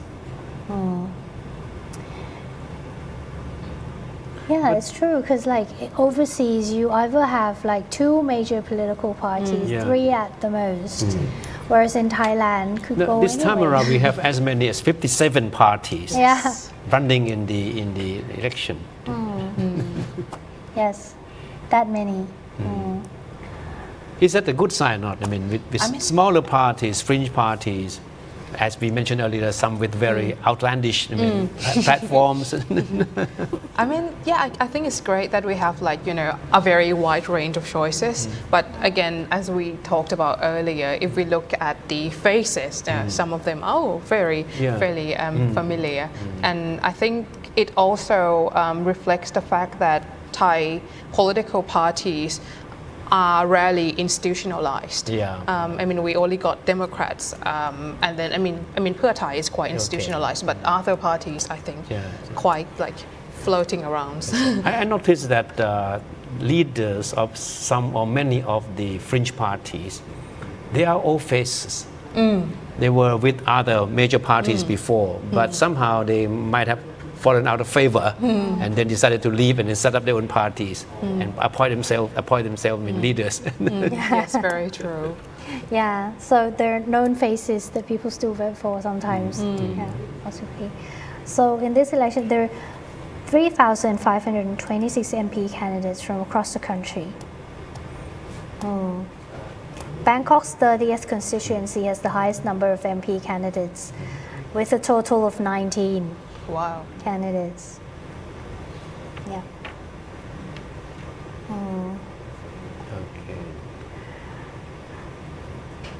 Now let's go to the headquarters of Bhumjaithai party. There's a movement there. It looks like We're about they to are ready hear from to start with the Kun Anutin might be press arriving. conference. Yeah. Okay. ไปภูมิใจไทยอะค่ะ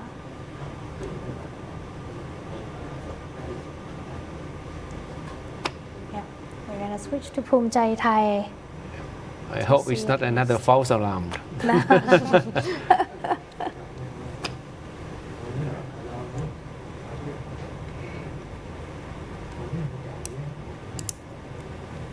He's the man of the hour now, Kun Anutin Chanvirakul, right? Yeah. Oh, what is going on? Somebody hit. Oh.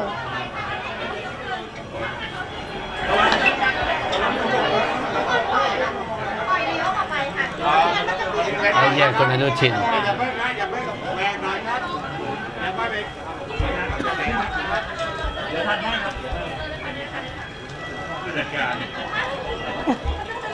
So what you are seeing here is live footage from Bhumjaithai headquarters with Kun Anutin being swarmed by reporters at the moment. He's the man of the hour. There's no Yeah, all question about smiles, all smiles.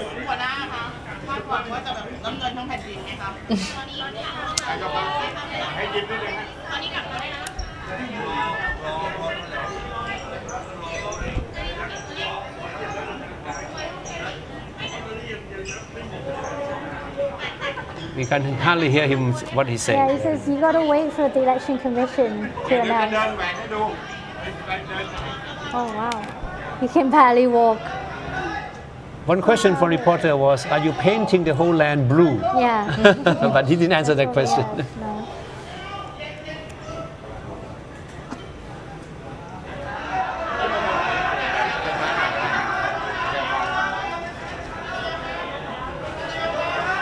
Is he going to talk to the press or not? Doesn't look like he's... It doesn't look like he's going to talk to the press. He's heading up now.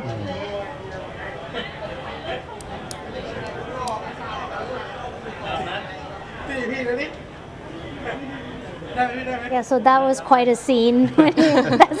That's the opening scene when he arrives at the party headquarters. No, you're not quite sure what's happening, whether he intended in the first place to talk to the media or not. But it looks like he was in a rush. Yeah. Well, at least we know he arrived from Buriram. Okay, that was very short. Now, can we go to the Kalatam party then? Kun Thamanat is once again talking to the media. Okay. Kalatam, as we mentioned, is coming up quite strongly in the 5th place.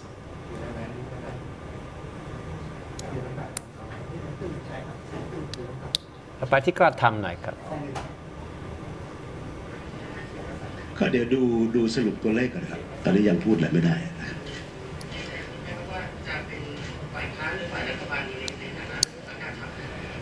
ก็เร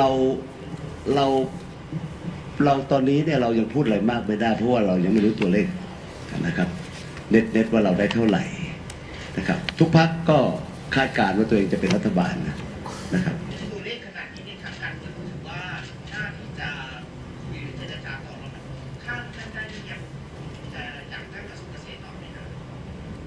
ผมเอาอย่างนี้นะครับเดี๋ยวรอให้แบบสัก 80% นับแล้วเดี๋ยวค่อยพูดกันตอนนี้มันไวเกินไปนะครับดังเชิงการเมืองเนี่ยชิงพูดก่อนจะเสียเปรียบนะครับ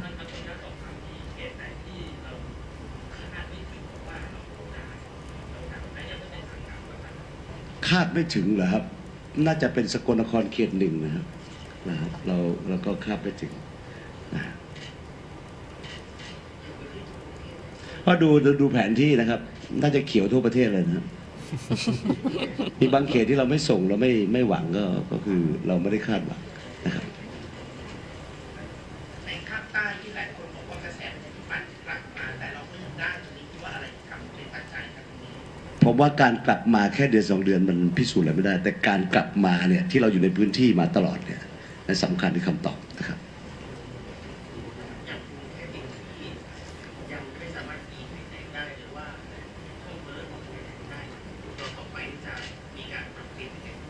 กรุงเทพมันเป็นการสู้ระหว่าง1 ค่ายกับอีก 4-5 ค่ายไปแย่งคะแนนกันเองผมบอกแล้วว่าแย่งคะแนนเองเจ๊งครับเหมือนตะวันออกครับไปแย่งคะแนนเองบางจังหวัดนะครับ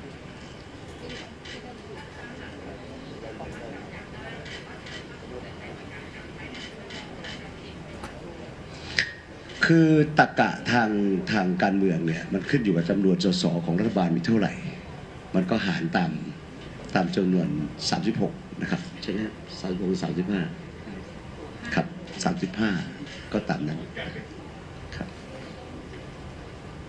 โอเคนะครับ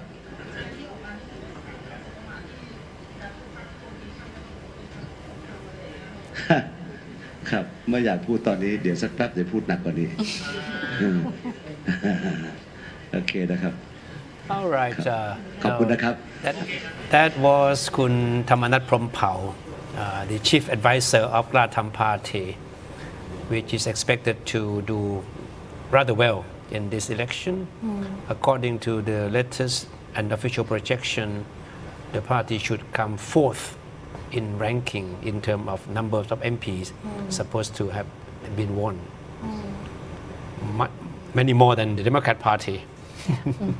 Yeah, So the exactly. question is whether or not, questions from reporter naturally was that would you join the next coalition government? And he was evasive. Yeah, he said it's hard to say at the moment as we don't know for sure how many votes we got, and he says he wants to wait until about 80% of the votes have been counted before he says anything. And he says in politics, saying things too early might be a disadvantage. He also played out early expectation that the Democrat Party would rival his party in the South.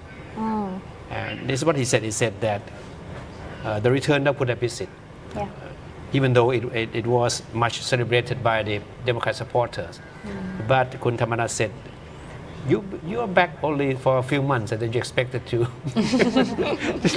to rival our party? No way, because we have been there for years now. Yeah, that's true. Well, the Glatham Party took Pheu both party list votes and constituency MPs, if according to early projections. No, interestingly, Kun Thamarat is one of Thai politicians who has been much followed by international media, largely because of what we just talked about earlier, like his background, history, the scandal surrounding him, and of course especially his conviction in connection with the drug case in Australia back in 1994. 1994, right? I mean, and that still has come back to haunt him, I mean, incessantly. Yeah. But of course he never admitted to have done anything wrong. And in fact, his conviction was a result of a plea bargain. He wasn't, in fact, to be fair to him, he wasn't directly convicted for drug trafficking as widely reported. Yeah, that's what he says. That's what he said, I mean. Yeah, that's what he says. So yeah, his party is expected to be a kingmaker in this election, for sure. And look at the way he had talked to the media this tonight. It was quite self-confidence. It's very obvious, right? Yeah, that's right. We're still waiting for another conference from the Pheu Thai because they have the media room all set up, waiting. In fact, we certainly would love to hear from Kun Anutin, the man of the hour. He didn't say much. Just walked in and then directly walked to his office. Maybe he needs some time. Just arrived from Buriram. Yeah, just got back. That's right. Okay, now Pheu Thai Party is ready to talk to the media.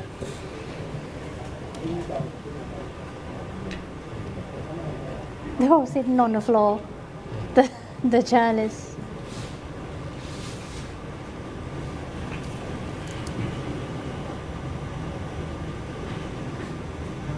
ครับกราบเรียนพี่น้องสื่อมวลชนนะครับแล้วก็พี่น้องประชาชนคนไทยทั่วประเทศนะครับ คุณจุลพันธ์ Amamivat leader of the party การเลือกตั้งยังดำเนินการในเรื่องของการนับคะแนนและสรุปคะแนนผลการเลือกตั้งอยู่นะครับเราก็เห็นภาพที่ไม่เป็นทางการนะครับพรรคเพื่อไทยเรียนอย่างนี้ครับว่าเรากราบขอบพระคุณสำหรับพี่น้องประชาชนทุกท่านที่ได้ออกมาใช้สิทธิ์ใช้เสียงเลือกตั้งเดินหน้าระบอบประชาธิปไตยแล้วก็กราบขอบคุณทุกคะแนนที่ให้กับพรรคเพื่อไทยครับเป็นกำลังใจที่พวกเราจะเดินหน้าในการทำงานเพื่อพี่น้องประชาชนต่อไปนะครับส่วนเรื่องของผลการเลือกตั้งเนี่ยในขณะนี้ก็อาจจะยังไม่จบสิ้นนักนะครับยังอยู่ในขั้นตอนของการรวบรวมคะแนนต่างๆนะครับแต่อย่างไรก็ตามพรรคเพื่อไทยยืนยันครับเรายึดมั่นในระบอบประชาธิปไตยนะครับยึดมั่นในระบอบรัฐสภานะครับก็คงจะเป็นภาระหน้าที่ของทางพรรค ที่ได้รับคะแนนเสียงมากที่สุดนะครับในการไปเดินหน้าเรื่องของการจัดตั้งรัฐบาลต่อไป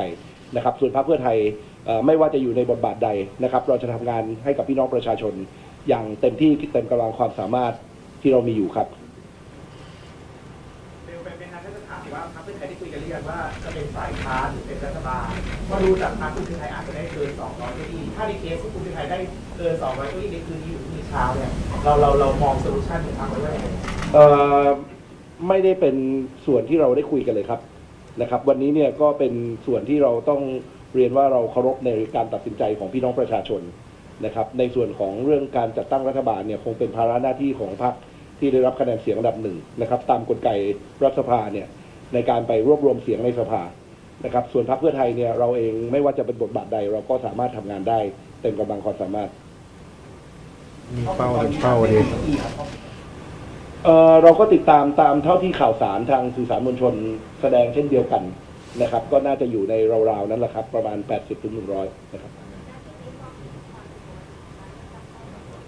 ตรงนี้เนี่ยจริงๆแล้วเมื่อก่อนวันเลือกตั้งนะครับก็มีการแถลงโดยทางโฆษกพรรคนะครับซึ่งก็มีการเราก็เห็นอยู่นะครับเรื่องของการไปที่ทางกกต.เองที่ทางฝ่ายปกครองฝ่ายตำรวจนะครับที่ไปดำเนินการในเรื่องของการจับกลุ่มในบางจุดนะครับซึ่งตรงจุดนี้เนี่ยเราก็ได้ฝากทางคณะกรรมการการเลือกตั้งให้ไปดูในเรื่องของความสุจริตยุติธรรมนะครับณนาทีนี้คงไม่ใช่เรื่องที่เรามาพูดคุยกันในเวทีตรงนี้นะครับแต่ในส่วนที่มีเรื่องของการตรวจพบความผิดปกติเนี่ยนะครับก็เป็นขั้นตอนตามกฎหมายที่ต้องดำเนินการต่อไปอาจารย์เทนยังจะสู้ต่อไปต่อในการเมืองในฐานะสมาชิกสภาผู้แทนราษฎรไหมครับณขณะนี้อาจารย์เชนกำลังใจดีครับแล้วก็เรียนว่าสำหรับพรรคเพื่อไทยเองนะครับทุกคะแนนที่พี่น้องประชาชนมอบให้เนี่ยเรายังยิ้มแย้มแจ่มใสนะครับเรายังมีกำลังใจที่ดีในการที่จะทำงานทางการเมืองต่อไปนะครับก็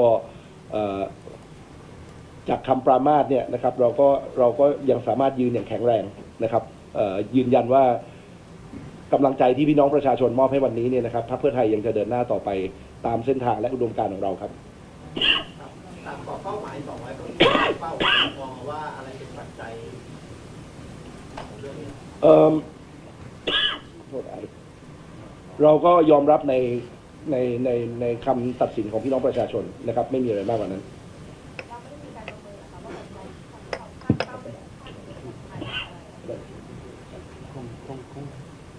อะไรนะ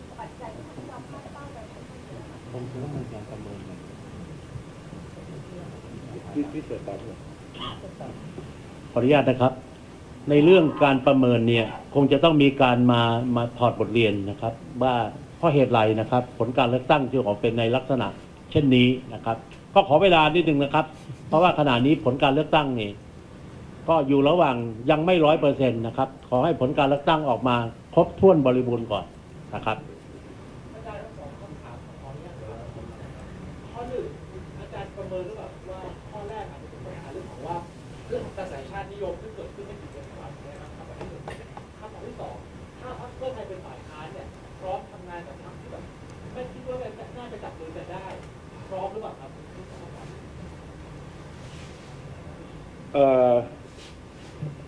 เรื่องกระแสเนี่ยมันมีหลายรูปแบบนะครับแต่เราวันนี้คงไม่ต้องไปวิเคราะห์กันนะครับเพราะว่าวันนี้เป็นวันของพี่น้องประชาชนที่ได้ลงคะแนนเสียงนะครับเราก็รับในเสียงของพี่น้องประชาชนปราศัยเยอะ ส่วนการทำงานกับพรรคการเมืองใดเนี่ยนะครับไม่ว่าอยู่ในบทบาทใด ขอโทษ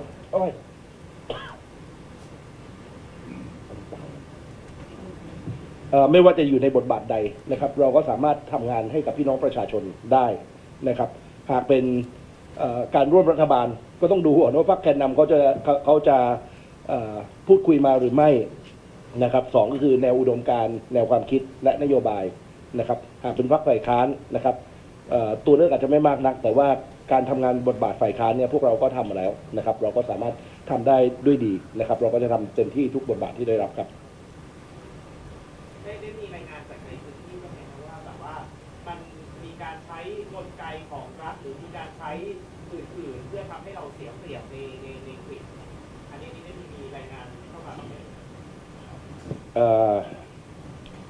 จริงๆมีการแถลงข่าวไปแล้วนะครับแล้วก็เรื่องลักษณะนี้เนี่ยนะครับก็ได้มีการพูดคุยผ่านสื่อมวลชนไปเรียบร้อยนะครับวันนี้คงไม่ใช่เวลาที่จะมาตอกย้ำในข้อความเดิมนะครับเรียบร้อยนะครับ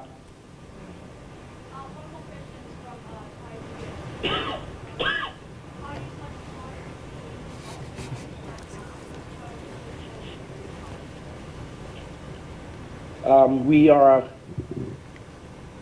well There's an English version as it's well. the voice of the people we have to respect so we accept the result that's all I need to say thank you very much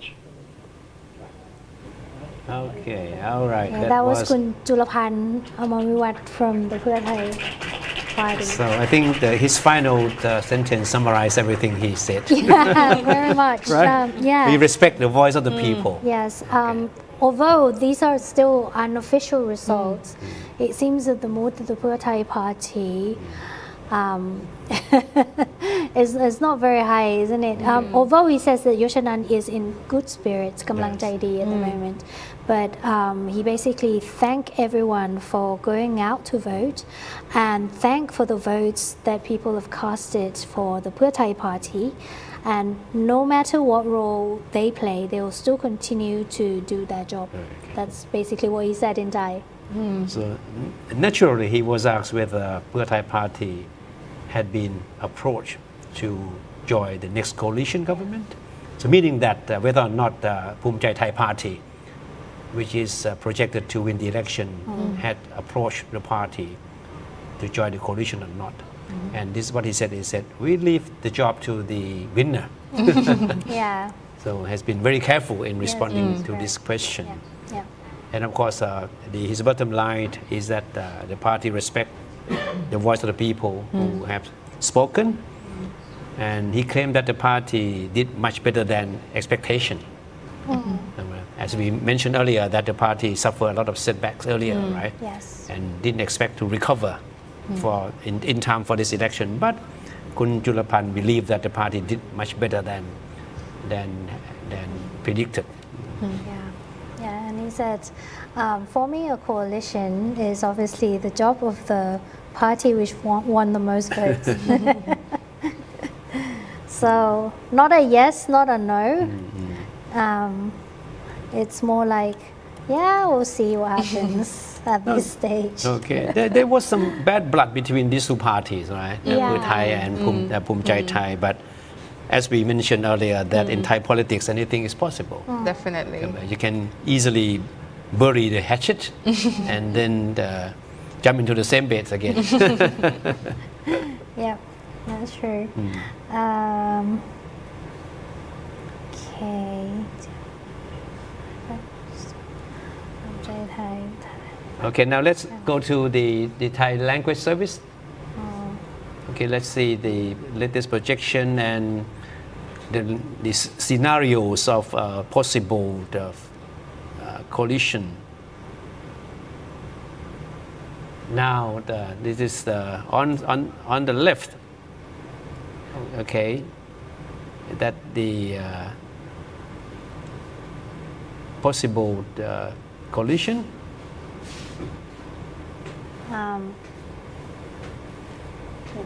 You have Bhumjaithai with Glatham and one smaller party, Thai Rwam Palang. And then leave the three other parties, main other parties, to the opposition. The People's Party, Pheu Thai, and the Democrat Party. So this one scenario. But of course, if this is the scenario, you will have a very formidable opposition bloc with the Democrat teaming up with People's Party and Pheu Thai Party. Yeah.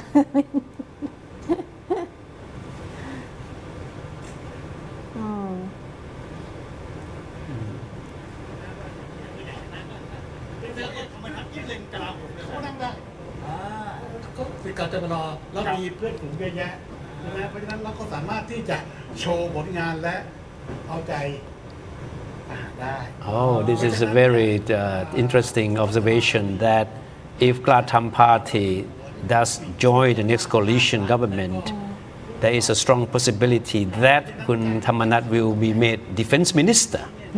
Wow, that would be certainly a big step for this man. In fact, he himself, Thamarat, used to declare that he intended to be defense minister. And then he said that he would make a very good defense minister. But just imagine what the reaction of the international media would be like Yes, if that comes to pass. Yes. And with the border dispute as well. Yep. So the projection again is putting Bhumjaithai far ahead of other parties. With both party list and constituency MP projections.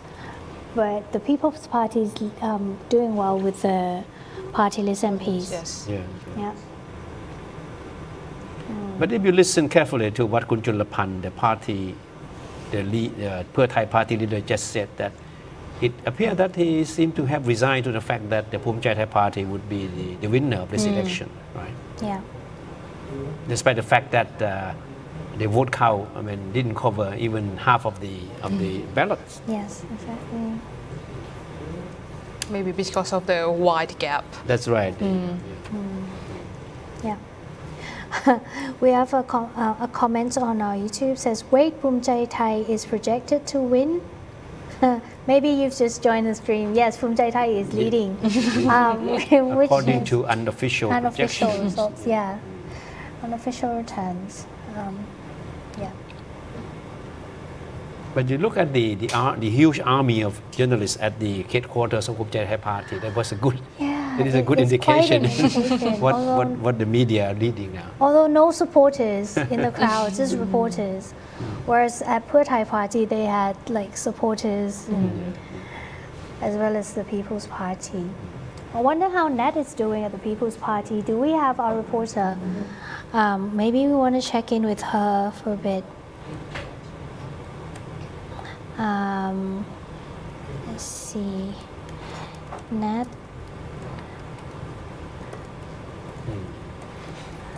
Okay. All right. It's going to be a long night.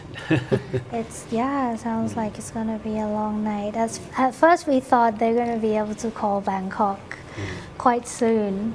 But it looks like the People's Party is able to maintain its grip on the city, right? Yeah. Last time it won all but one constituencies in the city. Yeah. At the moment, the projections is indicating that the People's Party is taking Bangkok, like all 33 seats. And it looks like Kun Apisit Vechachiwa, the Democrat leader himself, just a few minutes ago admitted that his party wasn't able to make a dent in the city at all. Yeah.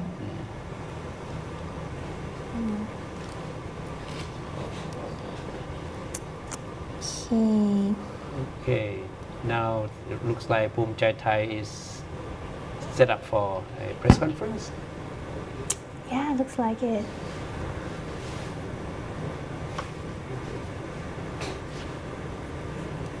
Also, the People's Party's got all the podiums set up for a press conference.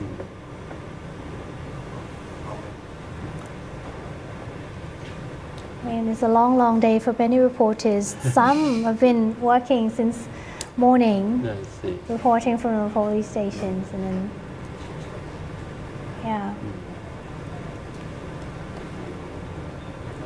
So if Bhumjaithai party does win with that wide margin, then the process of forming a coalition shouldn't be that troublesome. The horse trading shouldn't drag too long.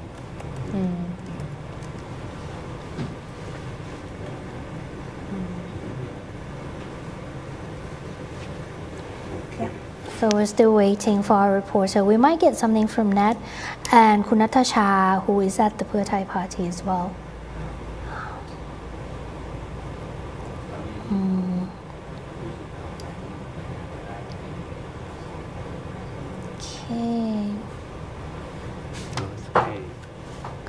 Do we have any more comments from the Let's audience? read some comments. We have a lot of comments. So hang on. Got a screen.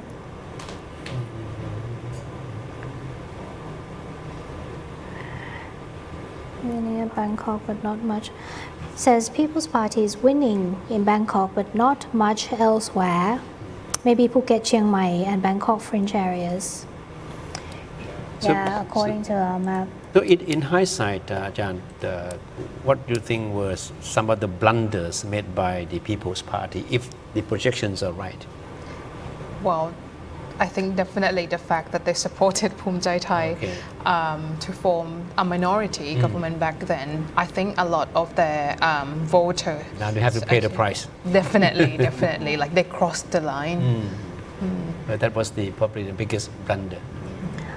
Yeah, I think the leader as well, like at the start with the Move Forward Party, you have people like Thanathorn and then Pitha, who is more charisma than Kun Heng, who is like, so that may play a role in terms of appealing to younger voters.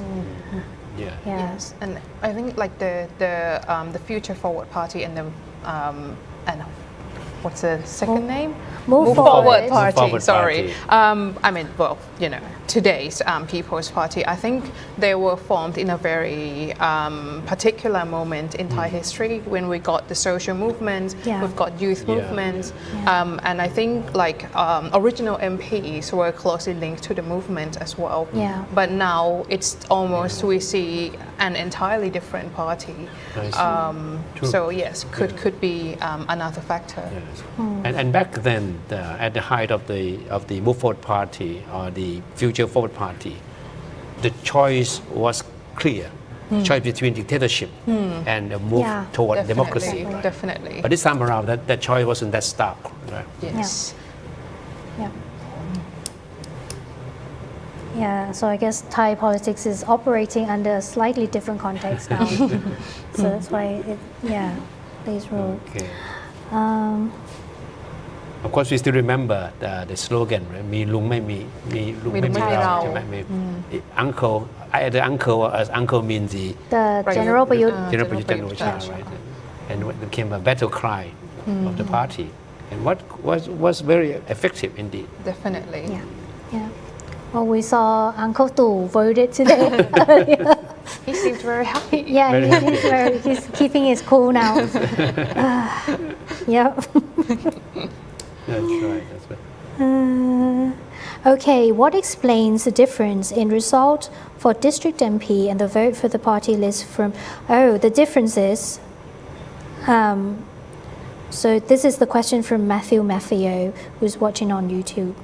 What are the differences between party list MPs and constituencies MPs? Well, it's calculated differently. So for constituencies MPs, it's just like the number of votes. You vote for individual. And candidates.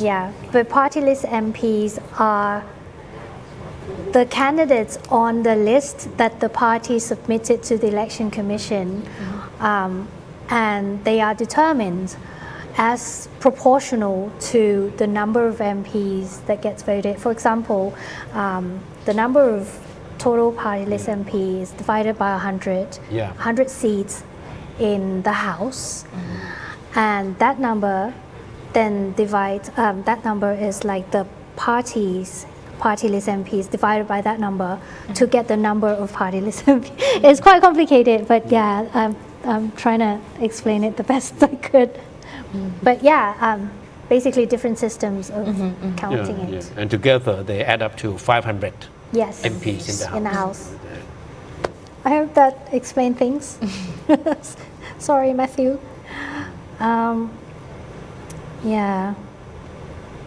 So no chance for the People's Party to win. We never know yet, because if you look at the screen, it says only 18.5% of votes have been counted. And it's been at that number for a while now. I think we're waiting for the numbers from the Election Commission to come in. Once it gets updated, we'll get a clearer picture of how it's going at the moment. The scores that you are seeing, the returns that you are seeing are just projections from volunteers that are observers. We can say that unofficial. We can say that compared to previous elections, the ballot counting process this time around is quite a bit slow. Yes. Because the last time, by this time, 9:30, we should have a much clearer picture as to have won the elections. Maybe because the manpower has also been allocated for the referendum vote counting Could as be, well. Yes, yeah.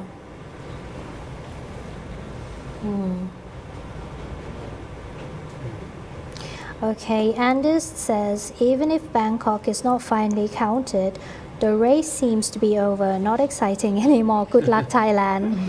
Stagnating and going backwards. I see. With that, we wish to say good night to you too, but we have the job to do. We're still here.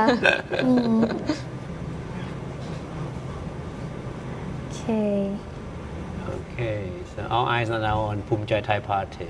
Yeah, still waiting. Journalists are waiting for Anutin, most likely. He will reappear and answer some questions.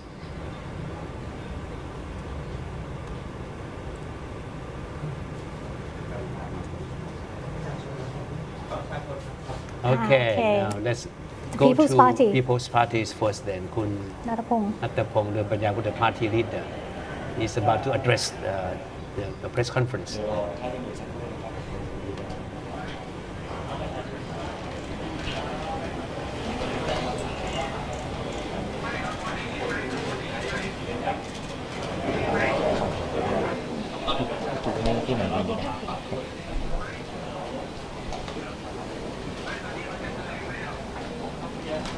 ครับทุกท่านพร้อมไหมครับ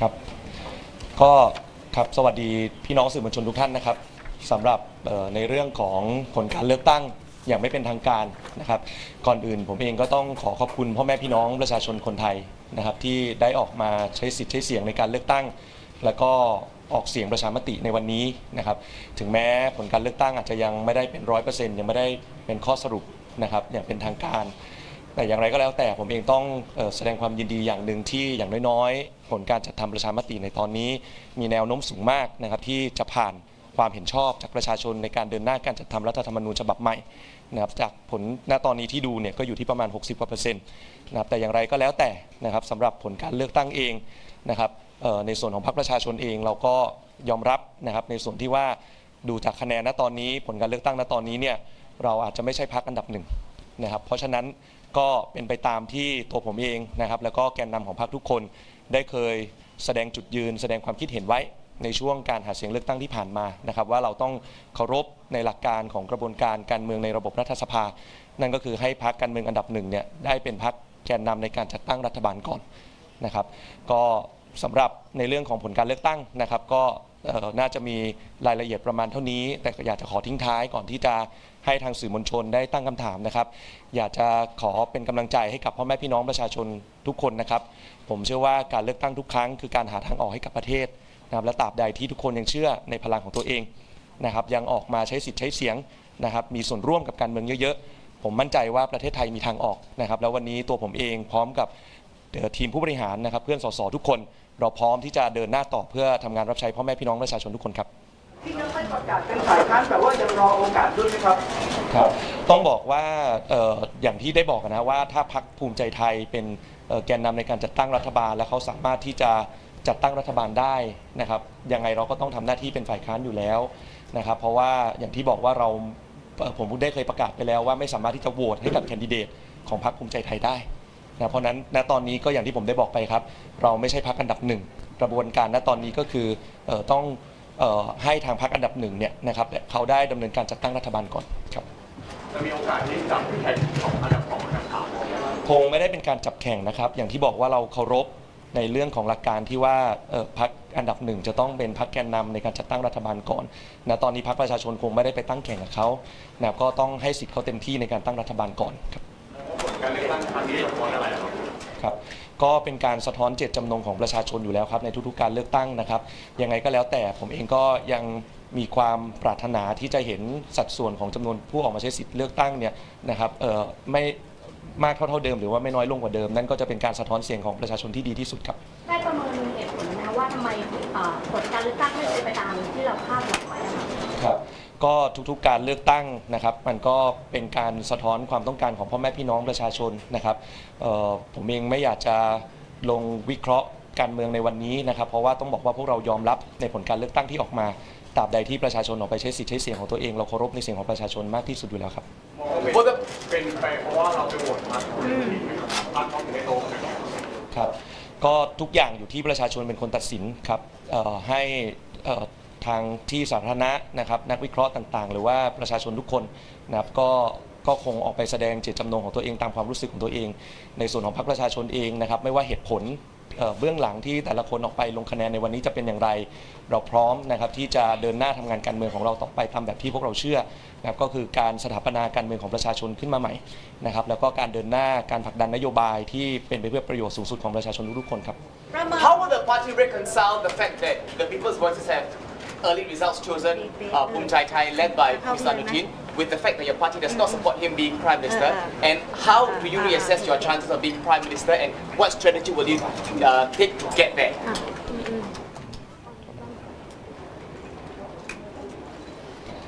Can you repeat that again? Yeah. Early results showed that Bhumjaithai is leading by a wide margin. How do you reconcile the fact that People's Voices have lean towards Bhumjaithai led by Mr. Anutin with your party's position of not supporting him to be Prime Minister? That's my first question. Second is, how would you reassess your chances of being Prime Minister and what strategy will you take to get there? Thank you.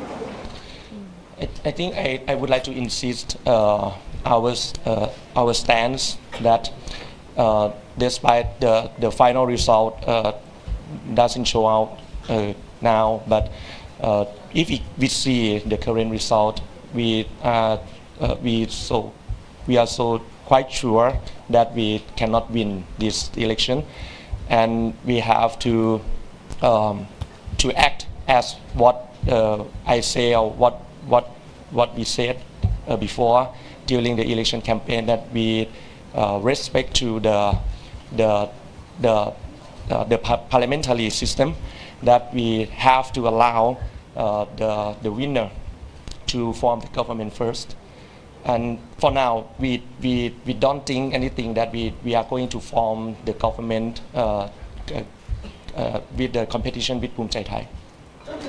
การเลือกของนายกอนุทินขอทีละคนได้ไหมครับเดี๋ยวเชิญทางนี้ก่อนจนถึงตอนนี้มีการติดต่อทับทามจากพรรคไหนโดยเฉพาะภูมิใจไทยมาบ้างหรือเปล่าครับก่อนที่จะออกมาแถลงแบบนี้ต้องบอกว่าไม่ได้มีการทาบทามอะไรกับพรรคการเมืองใดแต่อย่างไรนะครับเพราะอย่างที่ผมบอกว่ากระบวนการในการทาบทามเนี่ยต้องเป็นสิทธิ์ของพรรคอันดับหนึ่งก่อนนะครับแล้วก็ในตอนนี้เองเนี่ยดูจากผลการเลือกตั้งล่าสุดเราประเมินว่าเราไม่น่าที่จะสามารถชนะการเลือกตั้งได้นะครับเพราะนั้นเนี่ยก็ยืนยันในคำพูดเดิมนะครับว่าเราเคารพการเมืองในระบบรัฐสภายังไม่ได้มีการทาบทามนะครับกับพรรคการเมืองใดๆนะครับครับก็ถ้าพรรคภูมิใจไทยเป็นคนทาบทามมาก่อนผมว่าเมื่อกี้ได้ตอบไปชัดเจนแล้วนะครับว่าเราไม่สามารถไปร่วมรัฐบาลที่พรรคภูมิใจไทยเป็นแกนนำในการจัดตั้งรัฐบาลได้แน่นอนเพราะว่าเราไม่สามารถที่จะยกมือโหวตแคนดิเดตของพรรคภูมิใจไทยเป็นนายกรัฐมนตรีได้มีการทาบทามหรือไม่ครับคำถามคือมีการทาบทามมาหรือไม่ครับยังไม่มีการทาบทามใดๆทั้งสิ้นครับการเลือกคุณอนุทินเมื่อเดือนตุลาถือว่าเป็นความผิดพลาดเลยครับครับเรื่องนี้ผมได้แถลงไปหลายครั้งก่อนหน้านี้แล้วนะครับว่าสิ่งที่เราได้ตัดสินใจไปก็คือในเรื่องของการเดินหน้าการจัดทำรัฐธรรมนูญฉบับใหม่นะครับก็ทราบดีว่าสิ่งที่เกิดขึ้นที่ผ่านมาอาจจะมีประชาชนนะครับบางส่วนที่ได้สะท้อนอารมณ์ความรู้สึกออกมาซึ่งผมเชื่อว่าเราได้ผ่านกระบวนการตรงนั้นมาหมดแล้วนะครับส่วนว่าจะมีผลต่อการเลือกตั้งตรงนี้หรือไม่อย่างไรผมเองคงไม่สามารถที่จะไปตอบนะครับคนที่ออกไปใช้สิทธิ์เลือกตั้งในวันนี้ได้ทั้งหมดนะครับอย่างไรก็แล้วแต่นะครับสำหรับผลการเลือกตั้งวันนี้ที่ออกมาเราน้อมรับนะครับทุกเหตุผลเบื้องหลังแล้วก็พร้อมที่จะเดินหน้าทำงานต่อเพื่อดึงความเชื่อมั่นของพ่อแม่พี่น้องประชาชนกลับมาครับต้องประเมินพลังของบ้านใหญ่อีกรอบไหมครับมีการประเมินอยู่ตลอดอยู่แล้วนะครับระหว่างการเมืองที่อาจจะเรียกว่าใช้ระบบการเมืองรูปแบบวิธีหนึ่งนะครับกับวิธีการทำงานการเมืองแบบที่พรรคประชาชนดำเนินมาโดยตลอด ตั้งแต่อนาคตใหม่ก้าวไกลและถึงพรรคประชาชนนะครับเราเองก็พร้อมที่จะทำงานให้ดียิ่งขึ้นนะครับเข้าถึงพ่อแม่พี่น้องประชาชนมากยิ่งขึ้นเพื่อให้การเลือกตั้งครั้งหน้าเราได้รับความไว้วางใจมากกว่านี้ครับมีรายงานข้อสงสัยหรือพิรุธในการนับคะแนนจากพื้นที่ต่างๆไหมครับว่าผลคะแนนที่ออกมาอาจจะไม่ตรงไปตรงมากับสิ่งที่ประชาชนใช้สิทธิ์จริงๆนะครับก็ได้รับมาหลายเรื่องนะครับแต่ว่าผมเองไม่อยากจะเอามาใช้เป็นเหตุผลหลักที่จะทำให้เราไม่น้อมรับเสียงของประชาชนนะครับที่เกิดขึ้นเป็นจุดๆเป็นกรณีก็ว่าเป็นรายกรณีไปแล้วก็ทีมงานของพรรคเองเนี่ยก็ได้มีการร้องหรือว่าประสานงานไปยังกกต.หรือว่าให้ข้อมูลกับสื่อมวลชนอยู่แล้วอย่างต่อเนื่องนะครับในช่วงวันที่ผ่านมานี้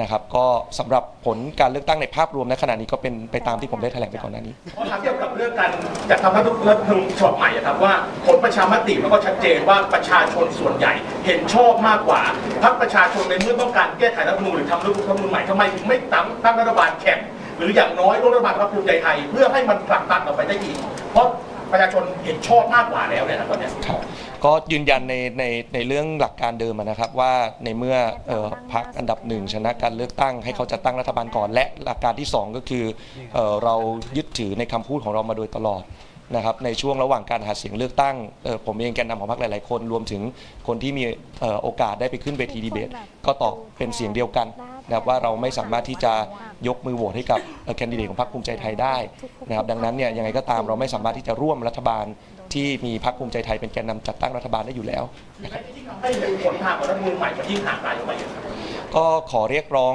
สมาชิกรัฐสภาในอนาคตทุกๆคนละกันครับที่จะทำหน้าที่ตรงนี้ในเมื่อถ้าเสียงของประชามติออกมาแล้วนะครับว่าประชาชนอยากเห็นการจัดทำรัฐธรรมนูญฉบับใหม่ก็มุ่งหวังให้ทุกคนเดินหน้าตามเจตจำนงของประชาชนมากที่สุดครับกังวลไหมคะว่ารัฐธรรมนูญฉบับใหม่จะถูกตีตกถ้าเราไม่ได้เป็นรัฐบาลเพื่อจะผลักดันมันเองอะค่ะครับต้องบอกตามข้อเท็จจริงว่าการผลักดันรัฐธรรมนูญฉบับใหม่ให้ผ่านสภาก็ไม่ได้อาศัยเฉพาะเสียงข้างมากในสภาล่างอย่างเดียวไม่ได้อาศัยเฉพาะเสียงของสสอย่างเดียวนะครับยังต้องอาศัยเสียงของสมาชิกวุฒิสภาด้วยนะครับเพราะฉะนั้นเนี่ยแน่นอนผมเข้าใจดีว่ายิ่งเรามีเสียงของสภาล่างมากขึ้นเท่าไหร่นะครับเราก็จะยิ่งมีโอกาสในการผลักดันร่างรัฐธรรมนูญฉบับใหม่ให้ผ่านสภามากขึ้นเท่านั้นนะครับแต่มันก็ไม่ใช่ปัจจัยทั้งหมดครับเราจะได้ว่าคะแนนตรงนี้ครับในเว็บไซต์ต่างๆสื่อมวลชนเอาข้อมูลจากกกต.มารายงานแต่ผลนับคะแนนของพรรคประชาชนเองเนี่ยตรงกับกกต.แค่ไหนถ้าต่างมากแค่ไหนครับก็อาจจะไม่ได้ตรงกันถึงขนาด 100% นะครับแต่ว่าในภาพรวมนะครับก็ผมเองก็ค่อนข้างมีความมั่นใจว่าไม่น่าที่จะเปลี่ยนหรือว่าพลิกไปจากสิ่งที่ผมได้แถลงไปก่อนหน้านี้นะครับว่าประเมินแล้วเนี่ยคาดการณ์แล้วเนี่ยอย่างไรก็ตามไม่น่าสามารถที่จะเป็นพรรคที่ชนะการเลือกตั้งเป็นอันดับหนึ่งได้ครับการแก้ไขรัฐธรรมนูญเนี่ยไม่ได้ใช้แค่เสียงสสแต่มีเสียงสวด้วยแต่ในเรื่องสวก็ถูกตั้งข้อสงสัยมากว่าอาจจะเป็นกลุ่มเดียวกับสสที่ชนะเลือกตั้งคนนี้เนี่ยหนทางการแก้รัฐธรรมนูญจะมีทางออกนะครับเพราะว่าทั้งสภาบนสภาล่างถูกมองว่ามาจากสายทานเดียวกันหมดเลยครับก็จริงๆช่วงระหว่างการเลือกตั้งที่ผ่านมาเราก็จะเห็นกรณีของแคนดิเดตของพรรคภูมิใจไทยเองนะครับหรือว่าแม้แต่คุณอนุทินเองเนี่ยที่ออกมาแสดงความคิดเห็นว่าเห็นชอบกับการจัดทำรัฐธรรมนูญฉบับใหม่นะครับดังนั้นเนี่ยก็เดี๋ยวรอดูนะครับว่าหลังผ่านการเลือกตั้งไปแล้วมีการตั้งรัฐบาลไปแล้วนะครับแล้วในเรื่องการกระบวนการเดินหน้าการจัดทำรัฐธรรมนูญฉบับใหม่เนี่ยสสในรัฐบาลชุดต่อไปเนี่ยจะลงมติอย่างไรนะครับ Did you expect the election results to turn out this way and what is the next move for constitutional amendments? I just replied to him in Thai. I would like to see all parliamentarians respect to the Thai people's vote for the referendum that they agree to continue to draft a new constitution, and we as a People's Party we will do our best to push this process forward. คะแนนที่มันลดโทษขนาดนี้คิดว่ามันเกี่ยวข้องกับเรื่องของวรรณกรรมที่มีการสื่อสารและเอาไปตีความเข้าใจผิดของการด้อยค่าทหารที่ว่าเกี่ยวไหมกับคนที่เขารักชาติและไปเลือกภูมิใจไทยเป็นครับคือเรื่องรายละเอียดจริงๆว่าตกลงประเด็นไหนนะครับไม่ว่าจะเป็นประเด็นที่เกิดจากการโจมตีหรือว่าประเด็นจุดยืนของพรรคในอดีตจะส่งผลถึงการเลือกตั้งหรือเปล่าผมขออนุญาตยังไม่แสดงความเห็นตรงนี้นะครับต้องบอกว่าทุกๆเหตุผลเนี่ยผมเชื่อว่ามีปัจจัยมากน้อยต่างกันไปนะครับแล้วก็ไม่อยากที่จะหยิบยก เหตุผลใดเหตุผลหนึ่งรวมถึงกรณีที่การจัดการเลือกตั้งในบางหน่วยเนี่ยไม่ได้เป็นไปความเรียบร้อยด้วยเอามาเป็นเหตุข้ออ้างที่ทำให้เราไม่สามารถชนะการเลือกตั้งมาเป็นอันดับหนึ่งได้วันนี้เนี่ยผลในภาพรวมมันออกมาเป็นแบบนี้ก็น้อมรับเสียงของประชาชนครับยังหวังไหมคะว่ากรุงเทพส้มจะแลนด์สไลด์อะค่ะดูจากผลณตอนนี้นะครับก็ยังเชื่อมั่นอยู่นะครับว่ากทมทั้ง33เขตนะครับน่าจะเป็นของพรรคประชาชนแต่ว่าก็ขอติดตามผลจนถึงวินาทีสุดท้ายจนผลออกมา 100% ครับวันนี้มีกรณีพะเยาที่เจ้าหน้าที่ประจำหน่วยที่เป็นคนนอกเนี่ยให้การทำนองพาดพิงมายังพรรคว่ามีส่วนเกี่ยวข้องกับการที่เขาหย่อนบัตรเข้ามาให้คะแนนพรรคอันนี้มีข้อมูลหรือคำอธิบายตรงนี้หรือยังครับผมมั่นใจว่าไม่มีเจ้าหน้าที่องคาพยพของพรรคคนไหนหรือผู้สมัครของพรรคคนไหนที่จะมีส่วนเกี่ยวข้องกับเรื่องนี้นะครับก็อยากจะให้เจ้าหน้าที่ทุกคนนะครับลองไปตรวจสอบข้อเท็จจริงว่าตกลงแล้วเนี่ยสิ่งเหตุผิดปกติที่เกิดขึ้นเนี่ยตกลงแล้วใครกันแน่ที่เป็นผู้ว่าจ้างหรือเป็นคนที่อยู่เบื้องหลังครับส่วนนี้พรรคจะมีการดำเนินคดีหรือว่าจัดการอย่างไรไหมคะเพราะว่ามันถือเป็นการใส่ร้ายป้ายสีพรรคเราเลยครับก็เดี๋ยวดูหลักฐานข้อเท็จจริงก่อนนะครับถ้าเห็นชัดได้ว่าเป็นความพยายามในการใส่ร้ายป้ายสีกันก็พร้อมใช้ดำเนินกระบวนการทุกอย่างตามกฎหมายที่ให้อำนาจพวกเราไว้ก็พร้อมดำเนินการเต็มที่ครับณตอนนี้คือไม่ตั้งรัฐบาลแข่งแต่มันจะก้าวไปถึงขั้นเตรียมตัวเป็นฝ่ายค้านไหมคะคำว่าไม่ตั้งรัฐบาลแข่งความหมายโดยอ้อมก็คือการที่ถ้าพรรคภูมิใจไทยสามารถตั้งรัฐบาลได้เราก็ต้องเป็นพรรคฝ่ายค้านอยู่แล้วครับมีอะไรอยากจะฝากพรรคภูมิใจไทยไหมครับขอฝากไปยังทุกๆพรรคแล้วกันครับก็ผมเชื่อว่าทุกคนทุกพรรคการเมืองน้อมรับผลการเลือกตั้งอยู่แล้วนะครับแต่ว่าอยากจะให้ทุกพรรคการเมืองได้เคยสัญญาอะไรไว้กับประชาชนนะครับอย่างเช่นในเรื่องการเดินหน้าการจัดทำรัฐธรรมนูญฉบับใหม่รวมถึงอีกหลากหลายนโยบายนะครับก็อยากจะให้ทุกพรรคนะครับรักษาสัญญาของตัวเองครับมีคำพูดอะไรจะฝากให้กองเชียร์ที่อาจจะผิดหวังในครั้งนี้ครับครับก็อยากจะให้พ่อแม่พี่น้องประชาชนทุกคนนะครับมีหวังกับการเมืองนะครับสำหรับโหวตเตอร์ของพรรคประชาชนเองก็เช่นเดียวกันครับอย่าเพิ่งหยุดเชื่ออย่าเพิ่งหยุดหวังนะครับผมเชื่อว่าการเดินทางของพวกเรา8ปีที่ผ่านมานะครับทุกๆคนช่วยสร้างการเปลี่ยนแปลงมาได้ไกลมากๆแล้วกฎหมายที่ก้าวหน้าในประเทศไม่ว่าจะเป็นสมรสเท่าเทียมสุราก้าวหน้าหรือแม้แต่กฎหมายคุ้มครองแรงงานเราก็สามารถผลักดันผ่านสภามาด้วยกันได้นะครับซึ่งต้องบอกว่าจริงๆแล้วกฎหมายที่ผลักดันผ่านวันนี้เนี่ยเป็นประโยชน์กับประชาชนคนไทยทุกคนนะเพราะนั้นอยากจะสื่อสารถึงประชาชนทุกคนด้วยไม่ว่าคุณจะเคยเป็นโหวตเตอร์หรือว่าเป็นคนที่เคยเลือกให้กับพรรคประชาชนหรือว่าย้อนหลังไปตั้งแต่สมัยอนาคตใหม่ก้าวไกลหรือไม่นะครับในทุกๆการเลือกตั้งก็อยากจะให้ทุกคนออกมาใช้สิทธิ์ใช้เสียงของตัวเองกันให้เยอะๆมีส่วนร่วมกับการเมืองเยอะๆนะครับร่วมตรวจสอบกันนักการเมืองสม่ำเสมอนะครับดูว่ารัฐบาลต่อไปนะครับทำตามคำมั่นสัญญาที่เคยให้ไว้หรือไม่นะครับแล้วก็คนที่จะตัดสินนักการเมืองก็มีแค่คนเดียวซึ่งเป็นสถาบันที่ศักดิ์สิทธิ์ที่สุดในประเทศนี้ก็คือพ่อแม่พี่น้องประชาชนทุกคนครับมองภาพไปถึงพรรคร่วมฝ่ายค้านหรือยังครับในการที่จะร่วมตรวจสอบรัฐบาลของคนอนุทินก็ใครที่ทางพรรคภูมิใจไทยไม่ได้เทียบเชิญหรือว่าไม่ได้ไปร่วมรัฐบาลก็คงเป็นฝ่ายค้านร่วมกับเราแล้วครับ If the People's Party cannot form the government alone, how does the party decide to whether join the government or not?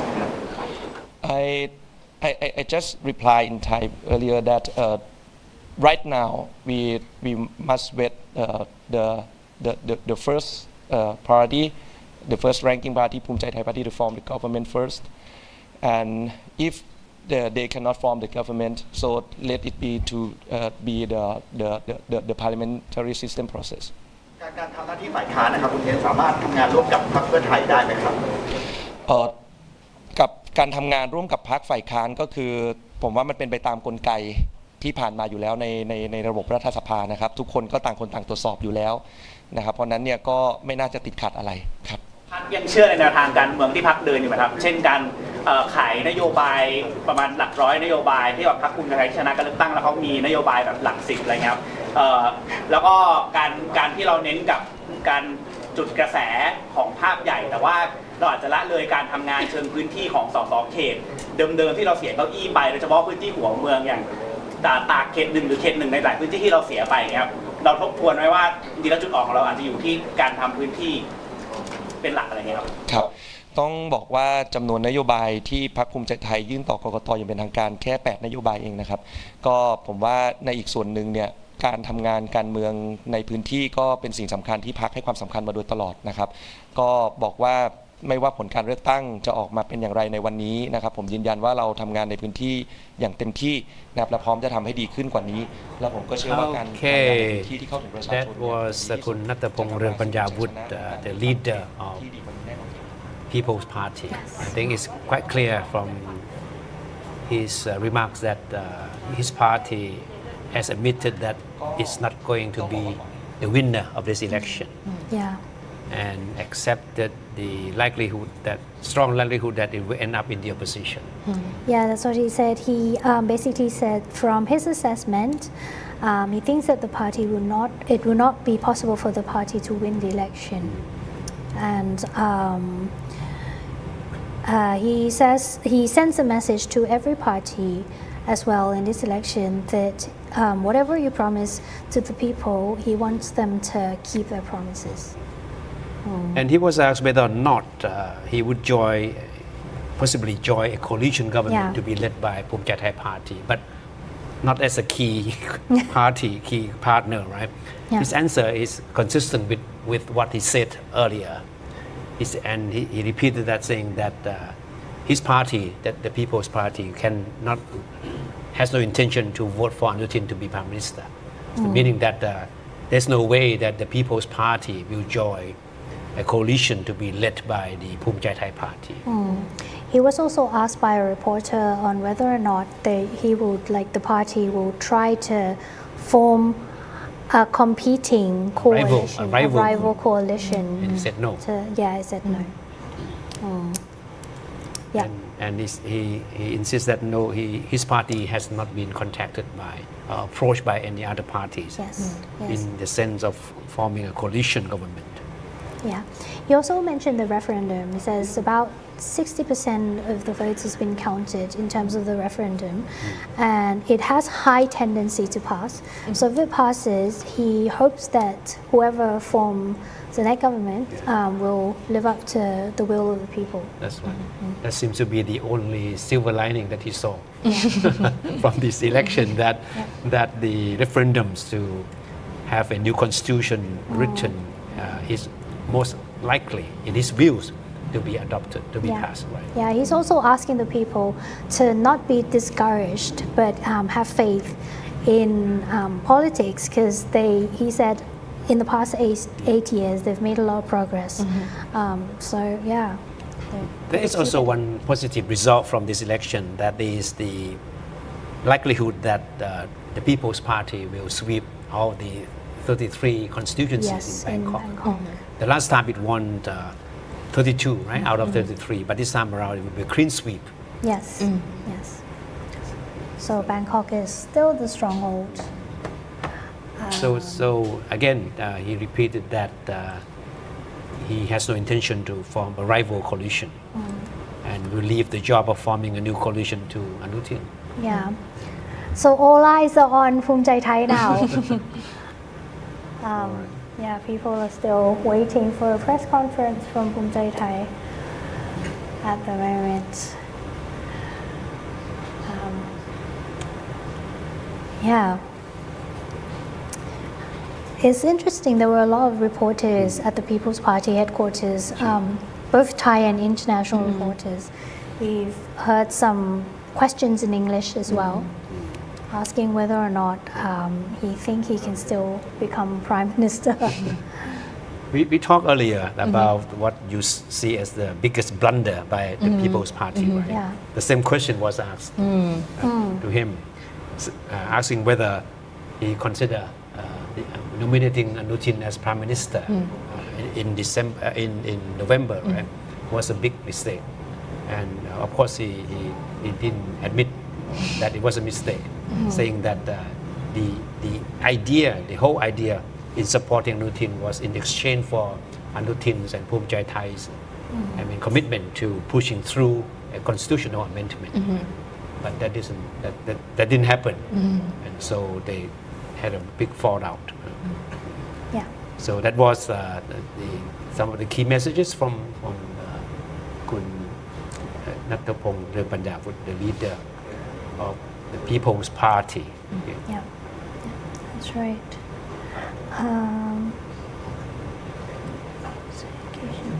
Yeah. And he admitted that his party's own projections of the election results, align with those of the Election Commission and the unofficial projections that we have been talking about earlier.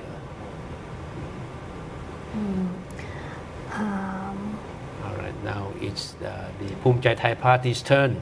Yeah, all eyes are on Bhumjaithai at the moment.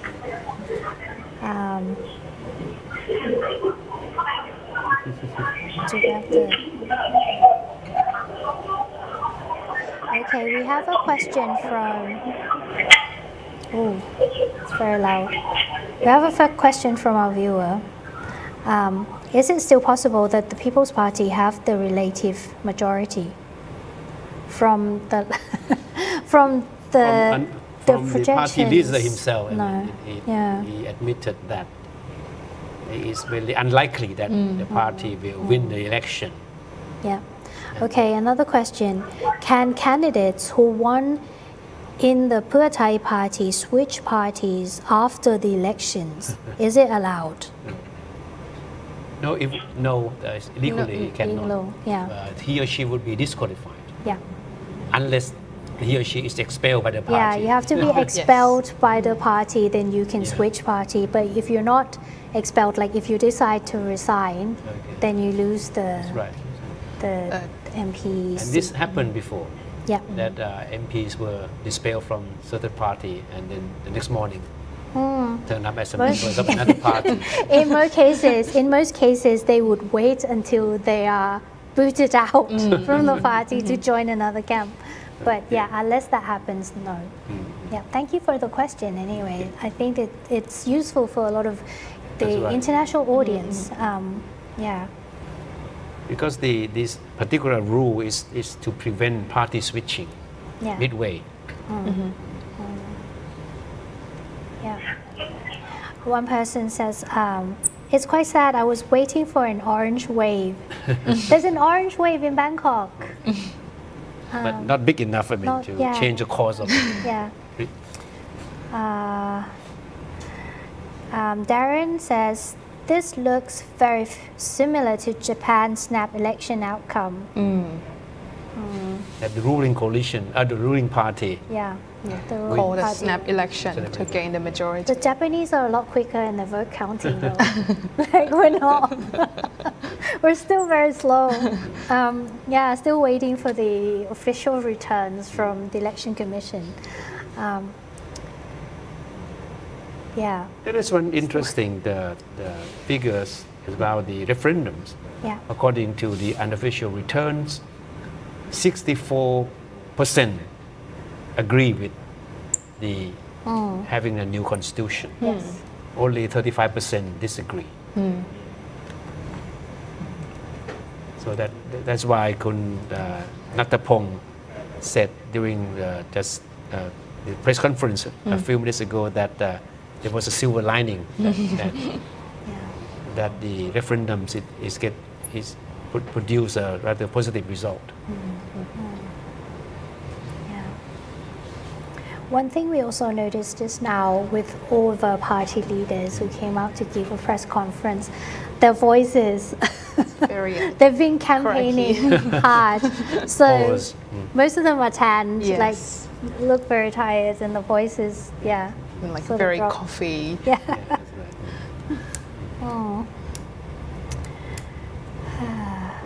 So as we have seen, Kun Nattapong must be very disappointed with the result of the election, right? Yes. He had very high hopes of sweeping the election. Yeah. Yes, things have changed, apparently. Yep. Okay, we have some predictions from our viewers as well. He says the next government will simply be Bhumjaithai and Klatham and some small parties plus Anutin. Now, if Bhumjaithai party wins this big, then shouldn't be any problem quoting much smaller parties. There will be people waiting in line to join. That's right. to talk to him. But on the other hand, the opposition is going to be very interesting as well. Exactly, yeah. And especially if Kun Anutin brings in Kratham party under the umbrella, right? So that expose the new coalition to a lot of potential attacks from the opposition. Oh yes. Yeah. So at the moment it looks like we're gonna have blue, green. Yeah, and Kun, perhaps red, maybe. And Kun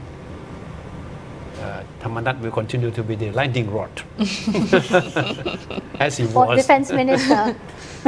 Especially He if he is volunteered made himself. defense minister. Yeah. Oh wow. All right, we're still waiting for what Kun Anutin has to say about his next step.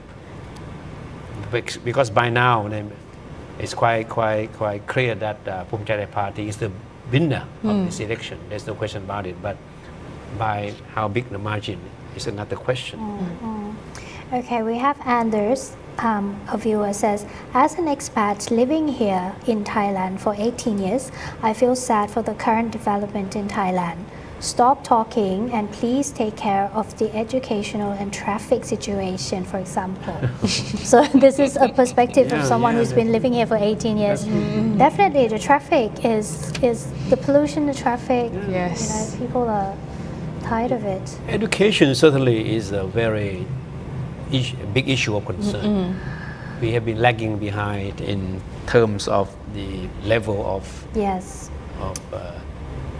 competency when compared to our neighbors in ASEAN countries. In all subjects, actually, like English and the PISA test as well. Yes. We're lacking. It's very worrying. And what is sad is that the education ministry has never been considered a top priority in any horse trading.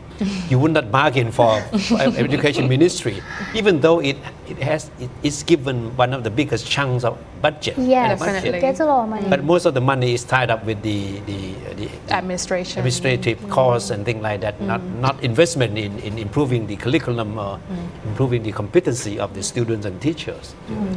I think with education, it takes like almost a whole generation to see changes. So if you start at year 1, for example, it takes you at least 6 years to get to high school. So it's a long time for anyone to prove that they've delivered anything. So maybe that's why political people parties aren't very keen. Yeah. Politicians only aim for short-term gains from whatever they do. So, but education, as you just mentioned, it won't produce any results until you're out of office. Long time. Years. Yeah, exactly. And like as an educator, like on the receiving end of policies, it has been very, very tiring because when you got new ministers, they would change something like as token, and then and the students are suffering because the exams are changing every year, for example. Yeah, and the incentives for the teachers are not that high. That's true. In terms of And Kun Anutin, the outgoing Prime Minister and the would-be next Prime Minister, has never seriously discussed anything about education at all. Nothing. not too keen about school. No. Yep. Okay. Do we have any movements from Bhumjaithai yet? Not yet. Not yet. Not yet. Not yet. I think he's waiting for the at least the EC's results. He must be busy drafting some remarks. He wants to make like an impression. Yeah, that's true. Okay, but anyway, do stay with us on the stream. Send us comments, chat with us. We have all the time. Okay. We're Now going to let's be here move as long to as it the Thai service then. The Thai service. Oh, okay. We do have Nat Bunak waiting on the telephone from the People's Party headquarters. Let's go to Kun Nat Bunak. How is it over there, Nat? Can you hear us? Hello?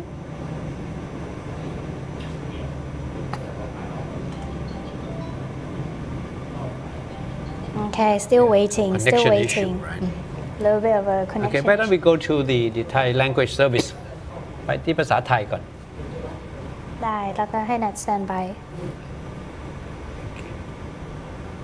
Okay.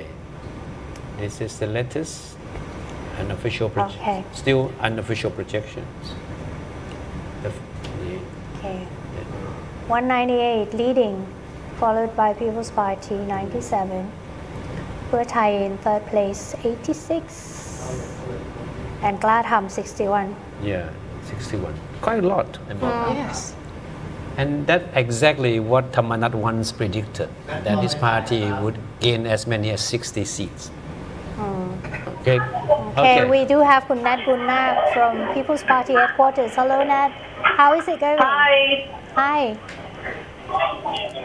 So just moments ago, the People's Party leader, Nathapong Rungpanyawut, made an official announcement that he respects the unofficial election results and accepts that they are not the winner of this year's election. And based on the unofficial results, it has shown that Bhumjaithai Party has taken the lead. But because of that, he said that he has to respect the fact that the election winner will be the one forming the government, and from there, the People's Party is ready to work as a full-fledged opposition. And most importantly, like they said before, they will not vote for Anutin Charnvirakul as the Prime Minister of Thailand, and this is what they have actually insisted in previous election campaigns. Regardless, he has thanked the voters for voting for the People's Party and for voting in the referendum, where it has shown that most people want to see the redrafting of the Constitution.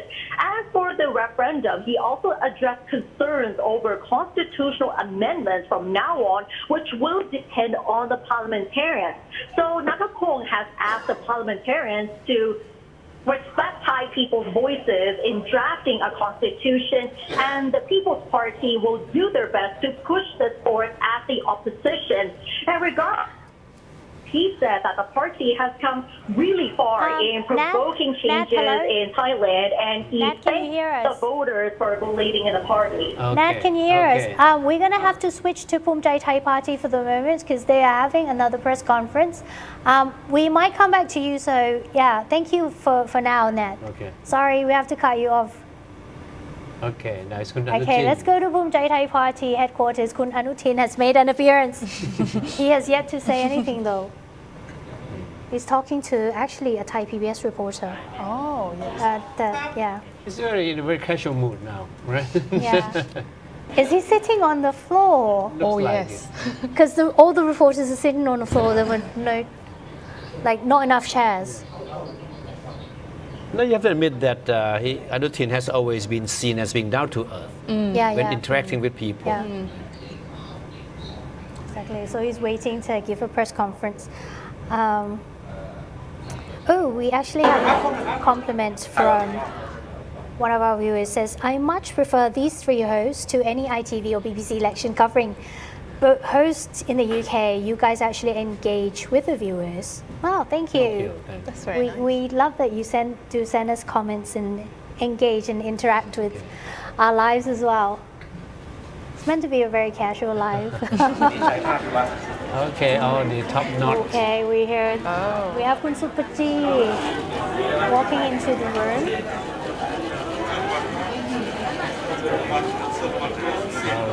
Yeah, getting ready.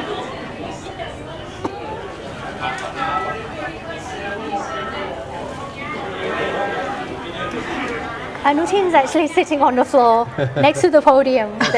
See the desk. He's on the floor. Must be a very tiring day for him. Yes, but happy tired kind of thing. Okay, Kun Siyasak, the foreign minister, followed. So he's one of those who have been doing the heavy lifting for the party. And Kun Pipat, of course, the lead man for the southern constituencies.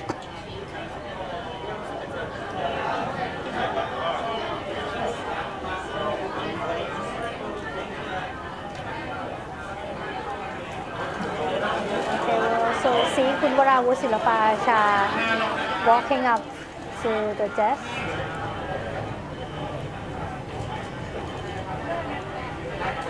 Okay. So this is a night that Anutin has been waiting for. Yep.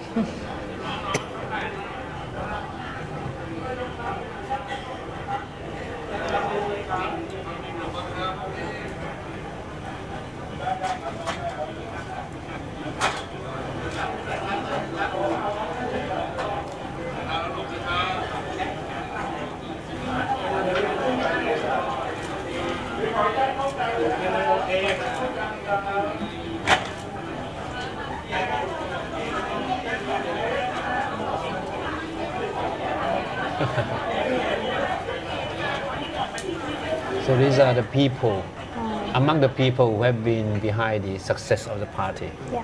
So, especially those sitting in the front row.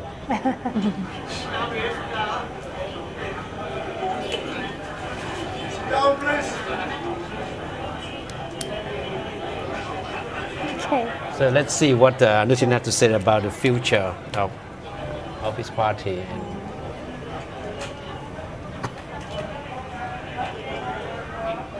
Okay, very crowded.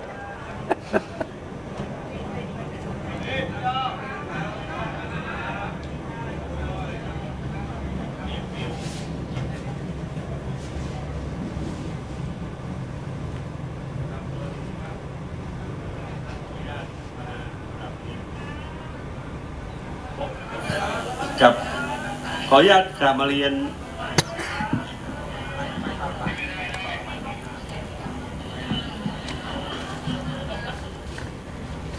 ครับขออนุญาตมากราบเรียนพี่น้องประชาชนผ่านน้องสงบไปยังเลยขออนุญาตกราบเรียนพี่น้องประชาชนผ่านสื่อมวลชนที่อยู่ที่พรรคภูมิใจไทยณขณะนี้นะครับวันนี้พวกเราทุกคนที่พรรคภูมิใจไทยและในนามของพรรคภูมิใจไทยต้องขอกราบขอบพระคุณในทุกๆเสียงทุกๆคะแนนที่พี่น้องประชาชนชาวไทยได้กรุณาให้ความเมตตามอบให้พรรคภูมิใจไทยมาทำหน้าที่เป็นผู้แทนราษฎรของพวกท่านทุกคนณขณะนี้ถึงแม้ว่ายังไม่มีการประกาศรับรองจำนวนสมาชิกที่พรรคภูมิใจไทยจะได้รับให้เข้ามาเป็นสมาชิกสภาผู้แทนราษฎรแต่จากการเฝ้าสังเกตการณ์จากการติดต่อประสานงานติดตามพื้นที่ต่างๆโดยการติดตามโดยตรงกับผู้สมัครทุกคนก็พอจะทราบได้ว่าพรรคภูมิใจไทยน่าจะมีจำนวนสมาชิกสภาผู้แทนราษฎรจากการเลือกตั้งในวันนี้เป็นลำดับที่ 1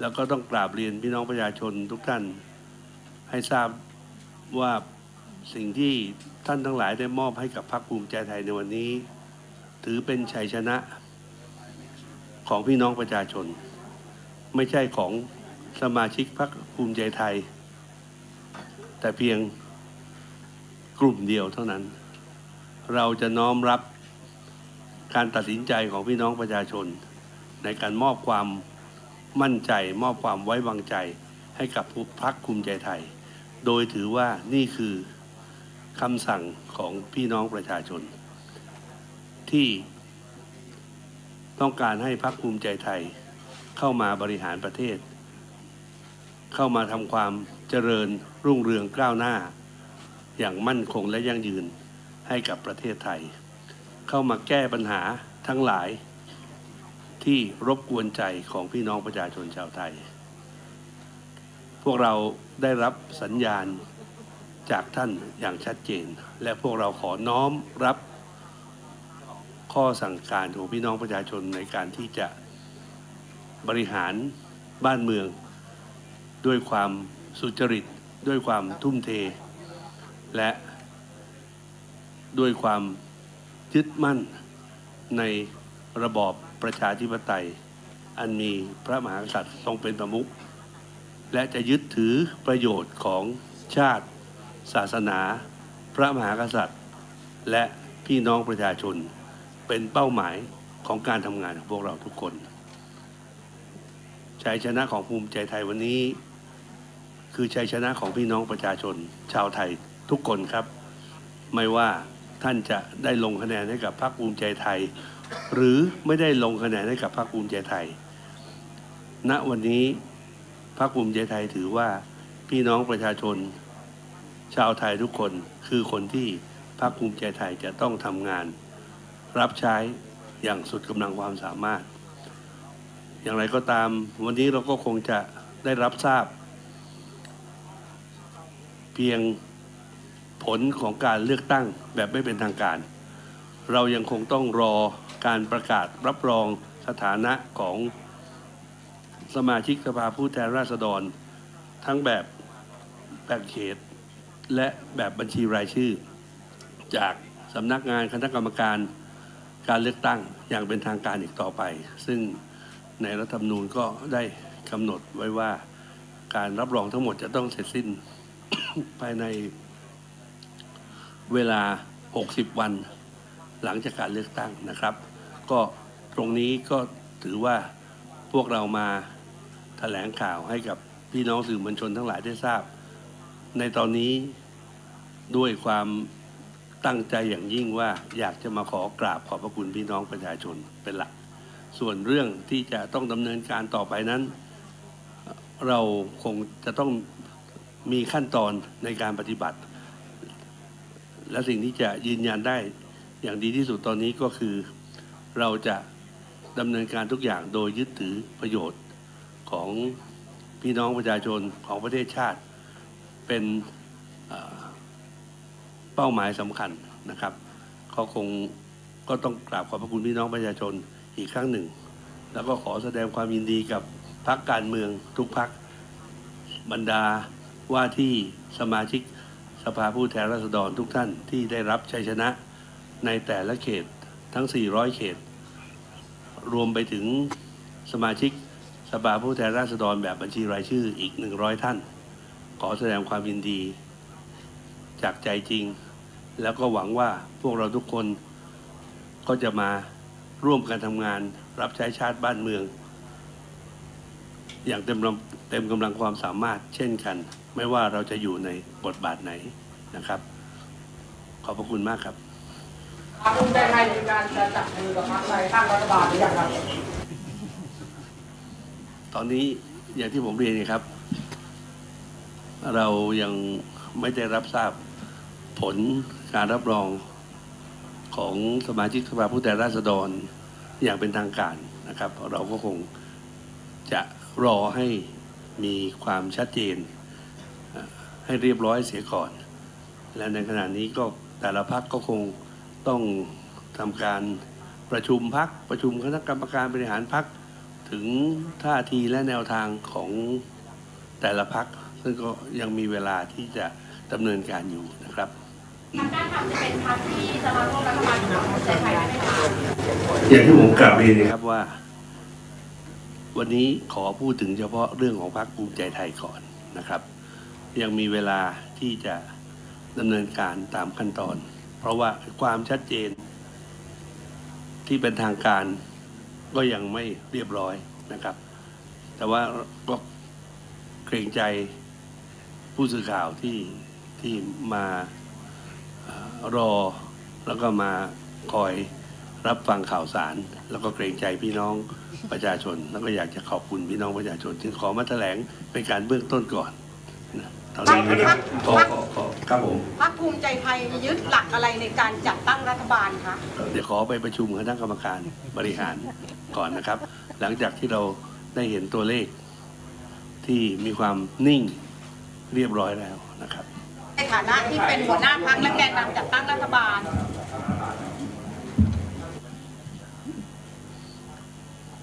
ก็ถ้าตัวเลขของจำนวนสมาชิกสภาผู้แทนราษฎรเป็นไปตามที่ปรากฏอยู่ในสื่อต่างๆณขณะนี้ก็นี่คือที่ผมบอกเลยครับแพ็ก4เป็นตั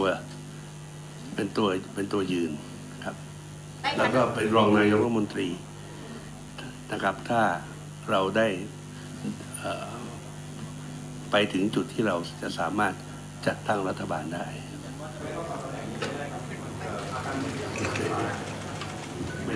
ในฐานะเป็นแกนนำจัดตั้งรัฐบาลเนี่ยคิดว่าจะ What do you think was a winning factor for you in the party? And also, how do you intend to restore confidence in Thailand? Because a lot of the coalition governments in recent years have shown to be short-lived as well as unstable. Our hard work and our determination that we have all been working for our beloved country, despite having not long period of time in our administration, but all the problems that would put Thailand into risk, we have had the right people to tackle all those problems, and we think Thailand is now in the steady state, and we look forward to moving on with even a stronger cabinet and government. ที่เป็นแกนนำจัดตั้งรัฐบาลคิดว่าพรรคภูมิใจไทยเนี่ยจะรวมเสียงในสภาสักกี่เสียงถึงจะอยู่รอดปลอดภัยคะเดี๋ยวก่อนอยู่ในโหมดภาษาอังกฤษอยู่ปรับไม่ทัน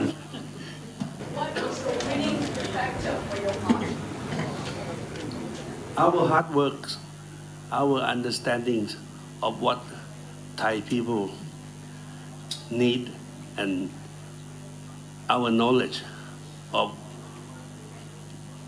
what Thai people want us to do. The stress of nationalism did not really take over in the end. Nationalism is in the heart of everybody in Bhumjaithai Party.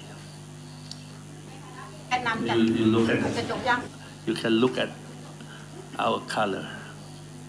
ค่ะขออนุญาตนะคะในฐานะที่จะเป็นแกนนำจัดตั้งรัฐบาลเนี่ยคิดว่าจะต้องรวบรวมเสียงเท่าไหร่ในสภาเพื่อที่จะได้อยู่รอดมันก็ถามแล้วมันก็วนอยู่ตรงนี้ต้องรู้ตัวเลขก่อนให้มันนิ่งก่อนตอนนี้ตัวเลขมันยังไม่นิ่งไงครับวันนี้ครับหากเป็นรัฐบาลนโยบายเร่งด่วนแรกของพรรคภูมิใจมีนโยบายอะไรครับก็มีนโยบายอยู่ครบหมดชายแดนตอนนี้นิ่งแล้วครับน้องอย่าไปขุดมันขึ้นมานะเพราะว่าเรื่องของชายแดนเนี่ยมันเป็นเรื่องที่เราได้สถาปนาความมั่นคงของประเทศไทยอยู่เหนือพื้นที่ที่ประเทศไทยได้ครอบครองและควบคุมกำกับดูแลอยู่อย่างเต็มที่เรียบร้อยแล้วนะครับแล้วก็ยังเราก็ทางกองทัพก็ได้มีการเฝ้าระวังแนวชายแดนมีการเสริมสมรรถภาพเสริมความแข็งแกร่งในการป้องกันราชอาณาจักรไทยอย่างเต็มกำลังความสามารถนะครับเข้ามาบริหารในช่วงปัญหาชายแดนเนี่ยเป็นส่วนในปัจจัยที่ทำให้ชนะในครั้งนี้ด้วยไหมครับพี่น้องประชาชนทำให้พรรคภูมิใจไทยชนะครับผมไม่กล้าคิดครับไม่กล้าไปละลาบละล้วงถึงความคิดของพี่น้องประชาชนแต่วันนี้ที่เรามีชัยชนะในเบื้องต้นนี้ได้ก็เพราะพี่น้องประชาชนที่เลือกพรรคภูมิใจไทยครับ I'm having a sore throat so familiar faces behind you and besides you that are from other political parties that have decided to join the Bhumjaithai party. Is this one factor of your success as well? These people joining your team? Definitely. We have the team of people who have experience in all areas of works that Bhumjaithai Party wants to service our people. That's why you are seeing all familiar faces which have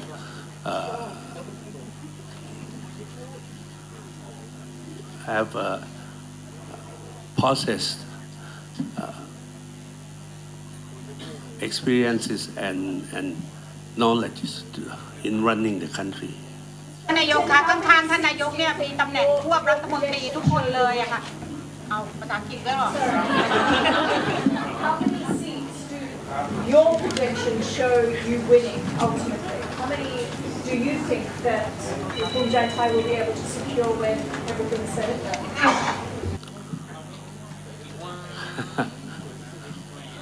At this moment, our people have given us more than what we expected this morning. So we owe our voters a fortune, and we will only repay them by working at our utmost to bring all the good things to them and to our country. The first item on your agenda when you do take over. There is no first item. We will have to move all the policies simultaneously. ข้างๆสันทินเนี่ยก็คือมีตำแหน่งควบรองนายกและควบกระทรวงตัวท่านนายกเองอะตัวท่านอนุทินเองจะควบไหมคะ คณะรัฐมนตรีจริงๆเมื่อกี้ผมพูดผมไม่ควรจะพูดขนาดนั้นผมพอดีคือคณะรัฐมนตรีเนี่ยจะฟอร์มได้เรียบร้อยนายกรัฐมนตรีต้องทูลเกล้าทูลกระหม่อมให้มีพระบรมราชโองการโปรดเกล้าเสียก่อนเพราะฉะนั้นก็คงเป็นเรื่องไม่บังควรที่เราจะมาพูดเรื่องอะไรตอนนี้ในขณะที่การแต่งตั้งคณะรัฐมนตรีเนี่ยมันขึ้นอยู่กับพระราชอำนาจแล้วก็ต้องมีพระบรมราชโองการโปรดเกล้าก่อนนะครับถามบนจุดยืนที่ว่าก่อนหน้านี้ก็ประกาศว่าคุณศรีหศักดิ์คุณสุปจีคุณเอกนิติควบก็เลยถามตรงนี้ว่าท่านนายกจะก็ถ้าตอนนี้พี่น้องประชาชนตอบให้แล้วครับนะครับสิ่งที่ได้พูดไปที่คุณดัชตั้งคำถามมาเนี่ยนะครับก็คือจะได้ถามว่าในขณะที่ผมกำลังปราศัยเพื่อขอคะแนนเสียงจากพี่น้องประชาชนผมได้พูดเงื่อนไขอะไรไว้บ้างใช่ไหมครับว่าถ้าพี่น้องประชาชนให้ความไว้วางใจพรรคภูมิใจไทยเลือกพรรคภูมิใจไทยเข้ามามากเพียงพอพรรคภูมิใจไทยสามารถไปจัดตั้งรัฐบาลได้เราจะมีทีมมืออาชีพเหล่านี้มาทำงานแล้วเราก็ได้เห็นแล้วว่าในเมื่อบุคคลเหล่านี้จะต้องเดินทางไปติดต่อเจรจานะครับค้าขายกับต่างประเทศด้วยประสบการณ์ที่ผมเคยเป็นมาก่อนในสมัยรัฐบาลที่แล้วมาเวลาไปต่างประเทศถ้าเรามีสถานะอีกสถานะหนึ่งก็คือการเป็นรองนายกรัฐมนตรีด้วยเราก็จะได้รับการตอบรับความเชื่อถือแล้วก็เครดิตจากประเทศคู่อะไรคู่เจรจานะครับได้มากขึ้นก็เห็นความสำคัญตรงนี้ก็เอาประสบการณ์ที่ตัวผมเคยประสบมาก็พยายามที่จะมาเพิ่มศักยภาพในการทำงานให้กับทีมไทยแลนด์ของพี่น้องประชาชนที่ถ้าเราจัดตั้งรัฐบาลได้มันก็จะมีสิ่งเหล่านี้เกิดขึ้นครับ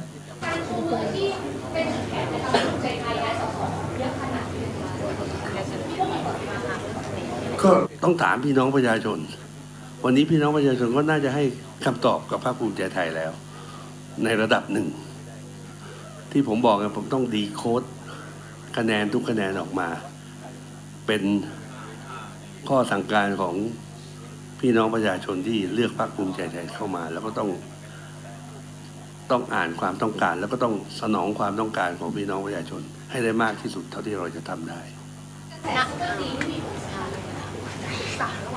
มีคนสำคัญทุกคนครับซูเปอร์จีซูเปอร์อีซูเปอร์เอสซูเปอร์เอซี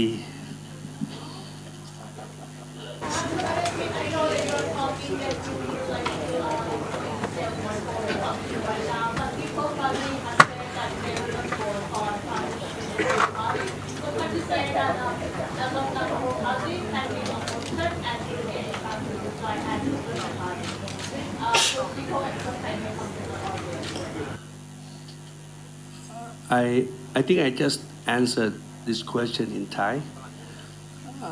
We are not in the position to express anything until we have concluded the numbers of our seats in the parliament and in conjunction with other parties as well.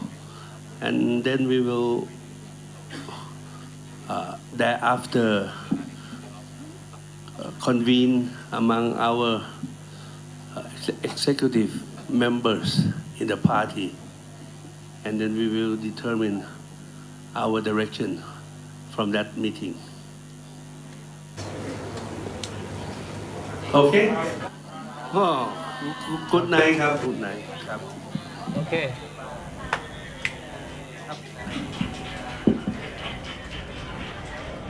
Yes, and that was the press conference at the Bhumjaithai Party headquarters by Anutin Chanvirakul, the leader.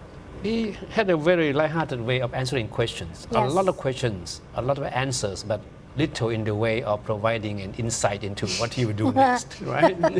Exactly, yeah. Basically, he thanked all the voters and he said he will respect the will of the people who want Bhumjaithai Party to solve the problems of the Thai people. And in principle, he would, the party says, he said the party will work in the interest of the nation, religion, and the monarchy. Yeah, but in terms of who to form a coalition with, he says he would rather wait for official results from the election commission to come in, which by law has to be confirmed within 60 days after the election. Kun Anutin said that based on the projection so far, unofficial projections and reports from the ground, he is confident that his party, Bhumjaithai, has won the election. He's the biggest winner. But he stopped short of committing himself to which parties he will approach to join his coalition government. As you just mentioned, that he said he'd rather wait until all the results are officially confirmed or certified before he can say anything more concrete than what he can say tonight. Yeah, and he says that this is a win for everyone in the country, not just for Bhumjaithai. Okay. Yeah.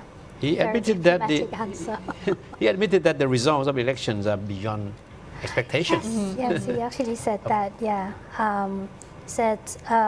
and there were questions about the situation at the border just a little bit, and then he says it's stable now. Yeah, he said people have given us more than we expected. In terms of the results from the election commission, just now we've got a lot of viewers on the stream asking why has it not been updated.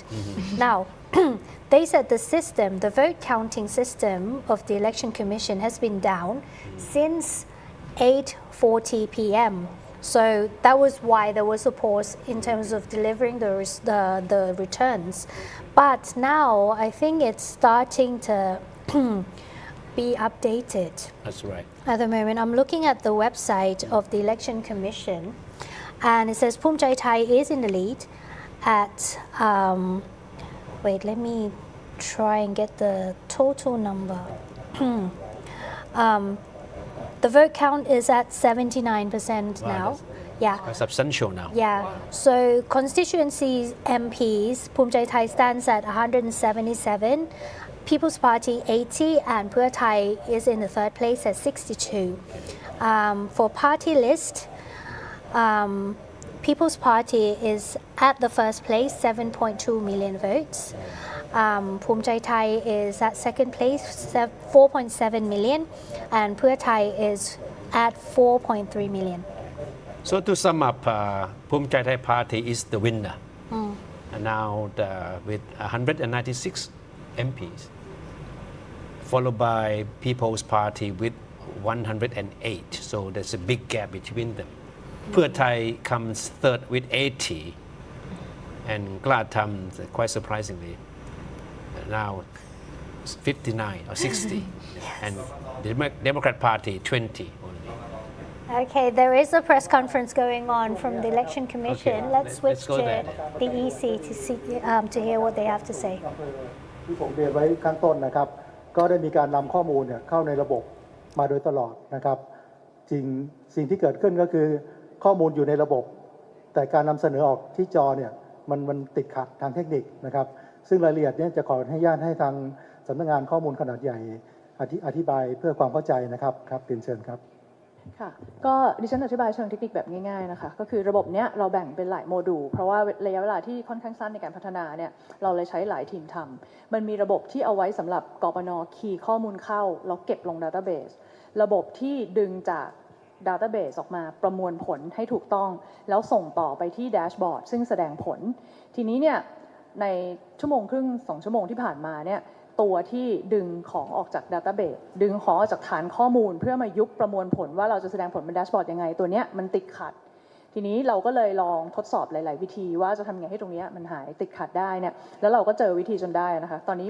พอเราดึงจาก Database มาแล้วก็อัปเดตได้ตัวนี้เป็นตัวเลขของเมื่อประมาณ10 นาทีที่แล้วแล้วเดี๋ยวคงจะอัปเดตต่อไปจนถึง 95%การคีย์ข้อมูลเข้าของฝั่งกปน.ไม่ได้ติดอะไรเลยมาตั้งแต่หัววันมันมาติดที่ตัวที่ดึงข้อมูลออกจากฐานข้อมูลเพื่อแสดงผลบนแดชบอร์ดอย่างเดียวแต่ผลถูกเก็บตลอดเวลาอย่างถูกต้องนะคะแล้วก็ตอนแสดงผลเนี่ยมันมาโมดูลแสดงผลก็ไม่ได้ล่มแต่มันรอไอตัวที่ดึงข้ามระหว่าง2ระบบซึ่งเหตุผลหนึ่งคือเราใช้คลาวด์หลายแบบด้วยเพื่อให้มันสเกลได้นะคะตอนนี้ก็เข้าใจว่าน่าจะไม่ติดปัญหาอะไรแล้วจนถึง 95% ค่ะ